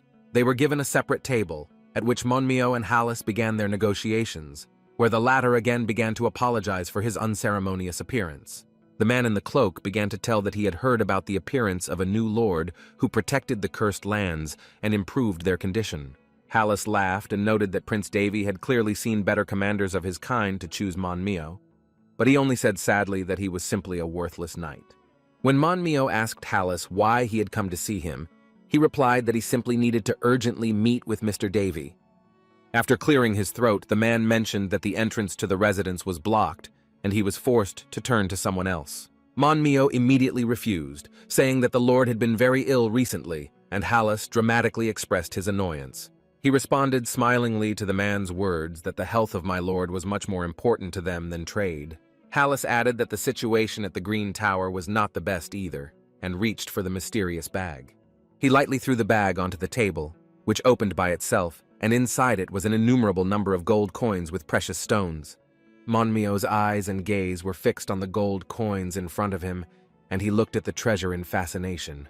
The man indignantly gave Hallis his money back, saying that he doesn't take bribes, to which he dramatically began to calm the night down and say that it was just a gift. Manmyo's eyes fell downwards, and he fell silent depressingly, listening to how he was simply trying to get along with the commander of the guard. The leader of the vigilantes pulled the bag towards himself and said weakly that he was not one to accept or agree to such a thing. But Hallis claimed that he was trying to honor a responsible leader. Hallis called the amount in the bag quite insignificant, although Manhwa could see the glitter of gold coins even through the leather layer. Treasures poured out of there, including many gold coins and precious stones of various kinds. The man lowered his eyes and straightened his concentrated gaze, as if just a second ago he had not been nervously backing away from the money. In fact, events were unfolding exactly as Davy had warned him just a few hours ago in his office. During that conversation, the boy told Manhwa that their main opponents were various organizations. Davy concluded that if they couldn't contact him, the next target was always people close to him like Manhwa. He assumed that such people usually either started making threats or tried to offer a bribe, so he asked to write down the names of those who would use violence. Regarding bribes, the boy noted that they were worth taking, since huge amounts of money could be expected from the Magic Tower and the alchemist factions, but Manhwa was perplexed. Then Davy put forward a glass bottle, which turned out not to be wine at all, but exactly the same part of the plan of action. A long bottle with a moon sprout inside was processed with magic, and a case of such cost 100 gold. The boy explained that he did not demand that the man trade, but simply show it unobtrusively so that rumors would spread about them. Manmyo's eyes widened as the boy said that they needed to raise the price of their product as much as possible to make them stay on their land longer. Hallis looked at the shiny bottle in front of him, mesmerized with a dumbfounded look, as if he had seen a great masterpiece. The mustachioed warrior called the bottle a finished product, which he was going to show him because it was soon to go on sale. The man in the cloak couldn't take his eyes off the bottle of moonsprout, knowing with just one glance that it was a real first-class product in front of him. His hands trembled as he touched the bottle containing the plant, the quality of which was many times superior to even the masterpieces from the West. Hallis couldn't help but think that even if he was going to bribe the warrior, he should have acquired some authority, so he began to comment on the soft glow and quality of the goods. Manhwa began to praise the goods, saying that the master had worked very hard in cultivation and that they had many goods of a similar level, and Hallis exclaimed in admiration. Hallis quickly switched to a more neutral tone, hearing that about 10,000 leaves had been fully processed, which amazed him even more. The cloaked man guessed that they were growing 20,000 moon leaves, but only leaving half of them, amazed at the Lord's determination. Glancing nervously to the other side, Hallis realized that he shouldn't underestimate the first prince and his ideas. Manhwa said that he had heard rumors that the Lord was going to put the amazing item up for auction and would continue to sell it that way. When it seemed that Hallis could not be surprised any further, he broke records and said that the traders could have priority rights. Manhwa led the guest to the door and said that he had no right to tell more, but the man in the cloak rejoiced and promised that their tower would definitely thank the capital later. He extended his hand, and their truly historic agreement was sealed with a firm business handshake. The Green Tower's personal chariot sped away into the darkness of the night, accompanied by the barely audible clatter of the royal horse's hooves. The mustachioed vigilante was finally able to take off his actor's mask and slowly covered his mouth with his hand, as if trying to calm down the instinct to scream at the top of his lungs. Nervous sweat began to pour down Manmyo's face like a waterfall, not expecting that their strategy with the milord had actually worked. The next day, Mr. Davy's office was filled with loud screams from a happy and at the same time surprised vigilante, wondering how he knew what was going to happen. Davy looked back and replied with a smile on his face that people were simply designed in such a way that you could tell what was on their minds. The boy had simply casually arranged the circumstances in such a way as to demonstrate an enticing product to the customers. But the customer thought it was something amazing. Manhwa threw 3 bags of different colors on the table at once, containing bribes from other organizations that were attracted by their offer. Davy called the man's work a good catch and asked him to take the bribe he received as his salary, since they were, after all, the fruit of his labor. Manhwa became agitated again and tried to object, but the prince insisted because he knew that he would still receive a huge share of the real profit. Purser congratulated the guy on his soft